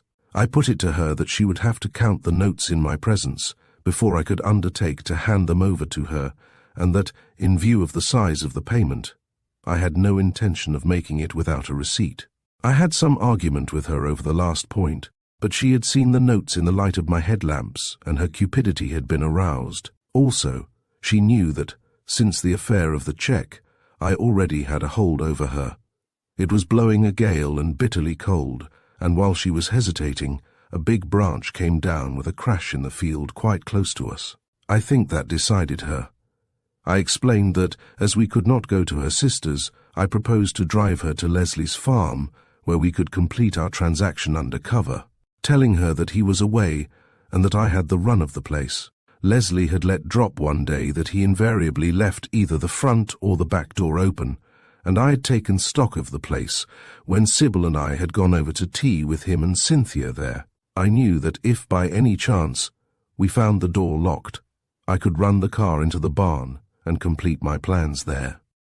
As it turned out, the door was unlocked and I led the way into the sitting room by the light of an electric torch I had brought with me. Mrs. Draycott sat down at the writing table and I stood behind her, holding the torch in one hand so that its light fell on the table. I handed her the packet of notes and she began to count them. My revolver was in the right-hand pocket of my overcoat. His eyes contracted as though, for a moment, the whole scene were vividly before him. The rest was easy. The thing was over in a moment. She fell forward without uttering a sound. I made sure that she was dead. Then I picked up the bundle of notes and thrust the torch and the revolver into my pocket. Then I felt my way out in the dark. I must have left the front door open, but I only found that out after Leslie had been arrested. At the gate I undid my coat and placed the notes in an inside pocket. It must have been then that Sybil's red dwarf pen rolled out onto the path where you found it. Fayre drew in his breath sharply. "Good God," he muttered. Keen's fixed gaze shifted for a moment to Fayre's face. You never guessed it was Sybil's, and yet she had used one for years. That wretched red dwarf gave me more than one bad quarter of an hour. For one thing, I was terrified that you would mention it to her. She lent it to me on the morning of the 23rd. And I must have slipped it into my pocket. When I got back to Staveley on the 2006th, one of the first things she did was to ask me for it. I made the excuse that I had left it in London. If you had spoken to her about it after that, she might possibly have put two and two together. Fayre opened his lips to say that he had mentioned it, with ominous results, but Keen interrupted him. Afterwards, he was thankful that he had not been given the chance to speak. I suppose you must have opened the drawer of the table at my chambers and seen the two pens, or you wouldn't have produced them as you did this morning. You probably also realized what I had been doing. I was afraid she would ask me for it again, and somehow I could not bring myself to return her own to her, apart from the fact that I might have been called upon to produce it, and did not dare let it out of my possession. So I bought another and stained it with ink, meaning to return it to her as her own. You guessed that? Fayre nodded. I knew, naturally, that you had been trying to fake a duplicate, but I was entirely at sea as to your object. I think, all along, Sybil was the person I feared most. She has more intuition than anyone I have ever met, and I was in terror that something in my manner or attitude towards the case would rouse her suspicions. Thank goodness she never dreamed that anything was wrong. This time Fayre deliberately held his peace, but his heart turned sick within him, for, bit by bit, the patterns in the puzzle were beginning to slip into their places, and among them, Sybil's letter and the enclosure. There's not much more to tell, pursued Keen. It was too late to pick up the London train at Whitbury, so I drove straight to Carlisle, counting on the fact that the express waited there for an hour. I just had time to garage the car and catch the train, arriving in London at the same hour, and by the same train I should have arrived by had I taken it direct from Whitbury. I made a point of speaking to the three men who shared my table in the dining car, and went out of my way to give them a clue as to my profession, mentioning the fact that I had been staying at Staveley. I did not anticipate any trouble, but, had I been forced to prove an alibi, I have no doubt they would have come forward, and it would have been taken for granted that I had travelled over the entire distance by train. But from the time I left the farm, luck was against me. There was the collision with the farm cart that put you onto the track of the mythical Page. You were right, by the way, about the number plate. I broke it myself as a precaution. I had it replaced and the mudguard mended in Carlisle. You took it for granted that, when the car was removed from the first garage in Carlisle on March 26th, it was driven to London. As a matter of fact, I simply moved it to one on the other side of the town, where I had the repairs executed, and it stayed there till I picked it up on April ST on my way to Staveley. The news that the case in which Leslie was to appear had been postponed, and that he had already been notified, was, I think, the greatest shock I have ever had. I had been so absolutely certain that he was in London. It was as though an abyss had opened under my feet. Until I actually saw the papers and read the first description of the case, I hoped that he might not have received the notification in time. As soon as I saw them, I knew that, unless I could manage to get him off, I was faced with disaster. He raised his clasped hands and brought them down so heavily on the table that it shook. Everything was against me, he exclaimed with uncontrollable bitterness. If the police had not found Leslie's revolver, or if that wretched cat had not got caught in a trap just at that particular moment in the whole of Leslie's career, I could have got him off without a stain on his character. As it was, I was helpless from the beginning. He rose, picked up the sheets of manuscript from the table and joined Fayre. "The whole thing is here," he said, handing them to him. "It is signed and witnessed by 2 of the servants. I believe they thought it was my will," he added ironically. "I want you to take it to Gray first thing tomorrow." Fayre sprang to his feet and laid his hand on the other man's arm. "What are you going to do, Edward?" he asked. Keene hesitated. "Make a bolt for it, I suppose," he said grimly. "I may bring it off with luck." "Where will you go?" Keene looked at him curiously. "I don't know," he said. "On my word, Hatter, I don't know." "Edward," began Fayre impulsively, but Keene cut him off. "There's one thing you can do for me, old chap," he said swiftly. "I want to see Cynthia. I've got something I must say to her, something that I cannot leave unsaid. It's early still, and she won't have gone to bed. Will you go round there now and ask her if I can see her? What I've got to say won't take more than 10 minutes. Fayre stared at him in astonishment. "Don't you realize that if you are going, you must go now?" he expostulated. "Edward, there's no time to lose. For God's sake, don't take a chance like that." "There's time for that," said Keene dryly. "I will go straight from there. I can catch the night boat to Ostend. I don't suppose we shall meet again, Hatter, and it's the last thing I shall ask you to do for me. Will you do it?" "I'll do it," answered Fayre reluctantly. "But I think it's sheer madness at this juncture. I want you to go to her now and ask her if I can come round. Don't tell her anything else. If she can see me, ring me up here and I'll start at once. After I'm gone you can tell her the whole story, but get this through as quickly as you can first." Fayre moved to the door.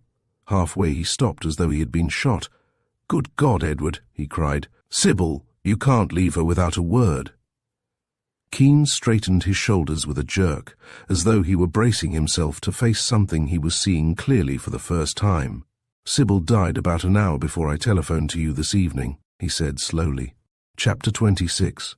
Afterwards, in bitter anguish and remorse, Fayre cursed himself for his blindness. At first he had been deceived by Keene's attitude of cold detachment towards the whole gruesome business, and the impression he had managed to convey that he had definitely decided on flight. Later the news of Sybil Keene's death had stunned him, and he had gone blindly on his errand to Cynthia, dazed with grief and consternation. But he could not forgive himself for not having insisted on staying by his friend in his extremity. Instead, he had carried out Keene's instructions to the letter, had found Cynthia still up, and had interviewed her in the rather dreary little room that had been her uncle's study. He had sent a message by the servant, asking to see her alone, and she came to him, curiosity and apprehension in her eyes. John Leslie was never out of her mind in these days, and, though it would seem that the worst had happened, she lived in hourly dread of some further attack on her fortitude. "Have you come from John?" she asked piteously. "When will they let me see him?" He took both her hands in his and drew her to him. "Listen," he said gently. "It's all right about John. He is cleared absolutely. In a short time you will be together, and all this will seem like a bad dream. Steady now," he added sharply, for the girl had swayed away from him, and for a second he thought the news had been too much for her. But even as he spoke, a great rush of colour flooded her face, and she drew herself erect. "It can't be true," she whispered. "Say it again, Uncle Fayre. John free." Her hands were on his shoulders, and she almost shook him in her eagerness. "John's safe," he repeated. "Edward has cleared him. I have come from Westminster now. Edward wants to speak to you. Can I ring him up now and tell him you will see him?" "Of course. Tell him to come quick. Does John know?" "Not yet. Gray will see him tomorrow." "Couldn't the news be got to him tonight? It's cruel to make him wait," she pleaded. Fayre shook his head. "I'm afraid not, but you can ask Edward when he comes. Where's your telephone?" She led the way into the hall, and in another moment Fayre was ringing up the house in Westminster. Keene's butler answered the call. "Can I speak to Sir Edward Keene?" asked Fayre. "He is expecting a call from me. Mr. Fayre speaking." "Mr. Fayre?" The man's voice was eager and hurried. "If you could come round, sir. We're in great trouble here, and the responsibility—" "There's no one." The broken sentences tailed off oddly, and Fayre was suddenly seized with an ominous sense of foreboding. "What is it?" he asked sharply. "Sir Edward, sir. He shot himself just after you left." "Is he dead?" "Quick, man." "Yes. He must have died at once. The doctor's here now. If you could come at once, sir. I'll come now." Mechanically, Fayre hung up the receiver and put the telephone down on the table. Then he collapsed completely, his face buried in his hands, his whole body shaking uncontrollably. When he pulled himself together sufficiently to look up, he found Cynthia standing by his side. "What is it, Uncle Fayre?" "Not Sybil." In as few words as possible, he explained the situation to her, omitting any mention of Keen's confession. He could not bring himself to speak of that yet to her. She was terribly shaken, but she held back her tears until she had taken him into the dining room and mixed him a stiff drink. While he was drinking it, she telephoned for a taxi, and within 5 minutes he was on his way back to Westminster. It was late before he got back to the club, utterly worn out and shaken with remorse. If he had had the sense to stay with Keene, he might have averted this final catastrophe. Then, as he sat in his room, too tired and disheartened to face the task of undressing, his sanity reasserted itself, and he knew that Keene had taken the only possible way out. Sybil was dead, and nothing could hurt her now. If only he could be sure that she had not guessed. With an exclamation, he rose to his feet and picked up the note-case he had thrown on the table on first entering his bedroom.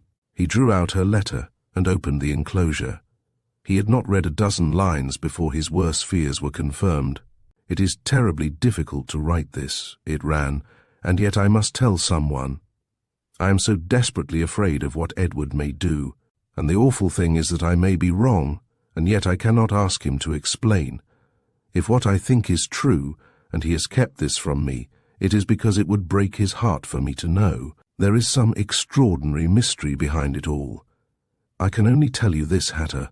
I am almost certain that the pen you found after the murder was mine, and the day Edward motored me up to London in the car, I found some of the sequins from Mrs. Draycott's brown evening dress between the cushions of the back seat of the car. The papers said she had it on when she was found, and she wore it at Staveley the night before she left. And yet I know that the car was in London then. I can't understand it. But Hatter, the night before Mrs. Draycott left Staveley, I came out of my bedroom to go down to dinner, and she and Edward were standing by the door of her room, talking. I must have opened my door very quietly, for they did not hear me, but I heard Mrs. Draycott say, 'This is the second time you've put it off. You know what to expect if you don't come up to the scratch this time.' I went back into my room and shut the door, and they never saw me. I don't understand it, Hatter. Edward could not have been at the farm that night. He went up to town that afternoon. My reason tells me that I must be mistaken, and yet, all the time, I know that something is going on, something horrible that I cannot understand. Edward has never been like this over a case before. For once, his nerves are beginning to go back on him. I do not know what to do, but I am haunted by the fear that I may die before the trial is over, and that Edward, in his desire to save me, may do something. I do not know what I am writing, Hatter. I am so stupidly weak still, and my brain does not seem to work properly. But I want you to show this to Edward and tell him that, for my sake, he must not let John Leslie suffer. I am haunted by the thought that he may be led into doing something utterly unlike everything I know of him, something he may regret to his dying day, and I shall not be here to save him. I am so tired, I cannot write any more, but do your best for me, Hatter." The letter dropped from Fayre's nerveless fingers and fluttered to the floor. Shaken with pain and horror as he was, he could still give thanks for two things. Keene had never guessed that his wife knew and had gone to his grave believing that the crime he had committed for her sake had not been in vain. And Sybil had died in ignorance of her first husband's tragic survival. Chapter 27. On one of those perfect July days, which are occasionally vouchsafed to the inhabitants of the British Isles, Cynthia Bell and John Leslie were married. They had chosen an old church, tucked away in an unfashionable corner of South London, as the scene of their wedding, and had asked to the ceremony only those whose friendship they really valued. Lady Galston had flatly refused to sanction the marriage or to be present at it, but Cynthia's father had once more asserted himself and had brought his daughter to London and insisted on giving her away himself. "A good thing Lady Galston has taken that line," was the comment of that other woman who had mothered Cynthia so efficiently in her time of trouble. As she and Hatter Fayre drove together from the church to the Staveleys' house in Eaton Square, which they had insisted on lending for the occasion. She's never been an atom of good to that child since the day she was born, and in her present mood, she'd cast a blight over a bacchanalian orgy. They found Cynthia and Leslie in the hall on their arrival, and it certainly did not seem as if Lady Galston's antagonism had served to dim the girl's radiance on this, the happiest day of her life. She stood, her arm through Leslie's, talking to old Mrs. Doggett, and surrounded by a shy, beaming crowd of Galston retainers, who had come of their own accord all the way from Cumberland to see her married. Fayre, looking round, recognised the Whodunits, and with them his own special protégé, Albert Small, late tramp, now boot-boy, dog-washer, bicycle cleaner, etc., at Fayre's newly acquired cottage in Surrey. He was resplendent in an old suit of his master's, and looked a very different being from the furtive and defiant tatterdemalion who had slept in John Leslie's barn on the fatal night of March 23rd. At the sight of Fayre and his companion, Cynthia gave a little cry of pleasure and came forward eagerly to greet them. "It's all much too wonderful to be true," she said.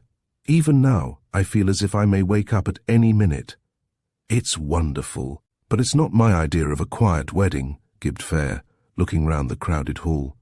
"The whole village of Keys and all the tenants seem to have migrated from the north to wish you luck. Aren't they pets? It never occurred to me that they would dream of coming so far, but Father received a sort of deputation, headed by Whodunit, to ask if they might be present. Whodunit said that, after what had happened, he'd take it as a kindness if he might be allowed to attend. They're all going back by the night train. There are some old friends waiting to see you upstairs. Even Dr. Gregg has turned up. I asked him, though I didn't think it was much in his line, and he said that, as he'd be in London anyhow on business, he'd be very pleased to look in. Do go and be kind to him. He looks so miserable, and he's already been quite rude to Father, just to show that he isn't shy." "I'm glad you're not going too far away from them all," said Fayre. "Bill tells me that the farm is finished. It sounds charming." Leslie had resigned his tenancy of the farm near Galston, and built a comfortable, roomy house on some farmland on the Staveley estate. After what had happened, he had not cared to take Cynthia to the ill-fated house up the lane, nor had he wished to settle down in the immediate vicinity of his mother-in-law. The Staveleys had been glad to have Cynthia as a neighbour, and, Fayre suspected, had done a good deal towards giving Leslie a good start in his venture. "It's lovely, and the land's gorgeous." John's simply delighted. "You're going to be our first guest, Uncle Fayre. Promise you'll come soon."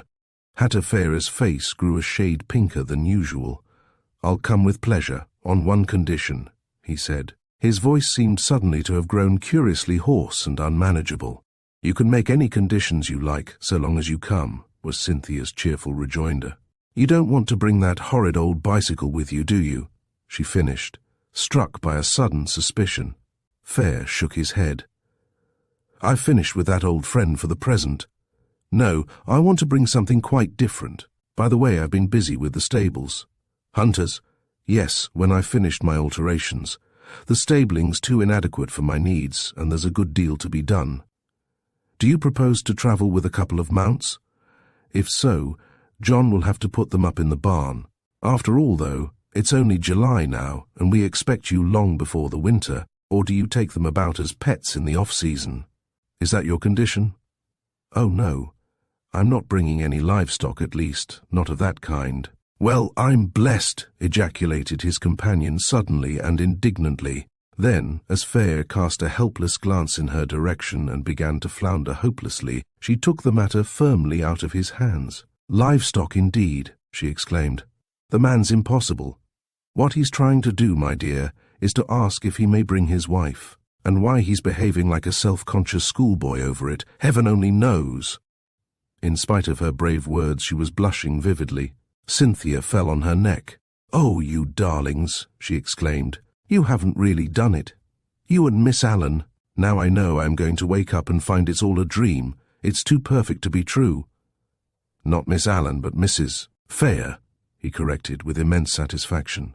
"We stole off all by ourselves and did it yesterday. And we're not a bit ashamed of ourselves either, thank you. The final puzzle piece has fallen into place. revealing the mastermind behind the Draycott Murder Mystery. As the case is closed, justice finds its mark, but the shadows of deception serve as a reminder. Secrets have a way of surfacing when least expected. Did you solve the mystery before the final reveal? Share your thoughts and unravel more literary enigmas with us here on Storytime Haven. Stay tuned for more timeless tales of intrigue and suspense. Until next time, keep your wits sharp and your curiosity keen. Another mystery always awaits.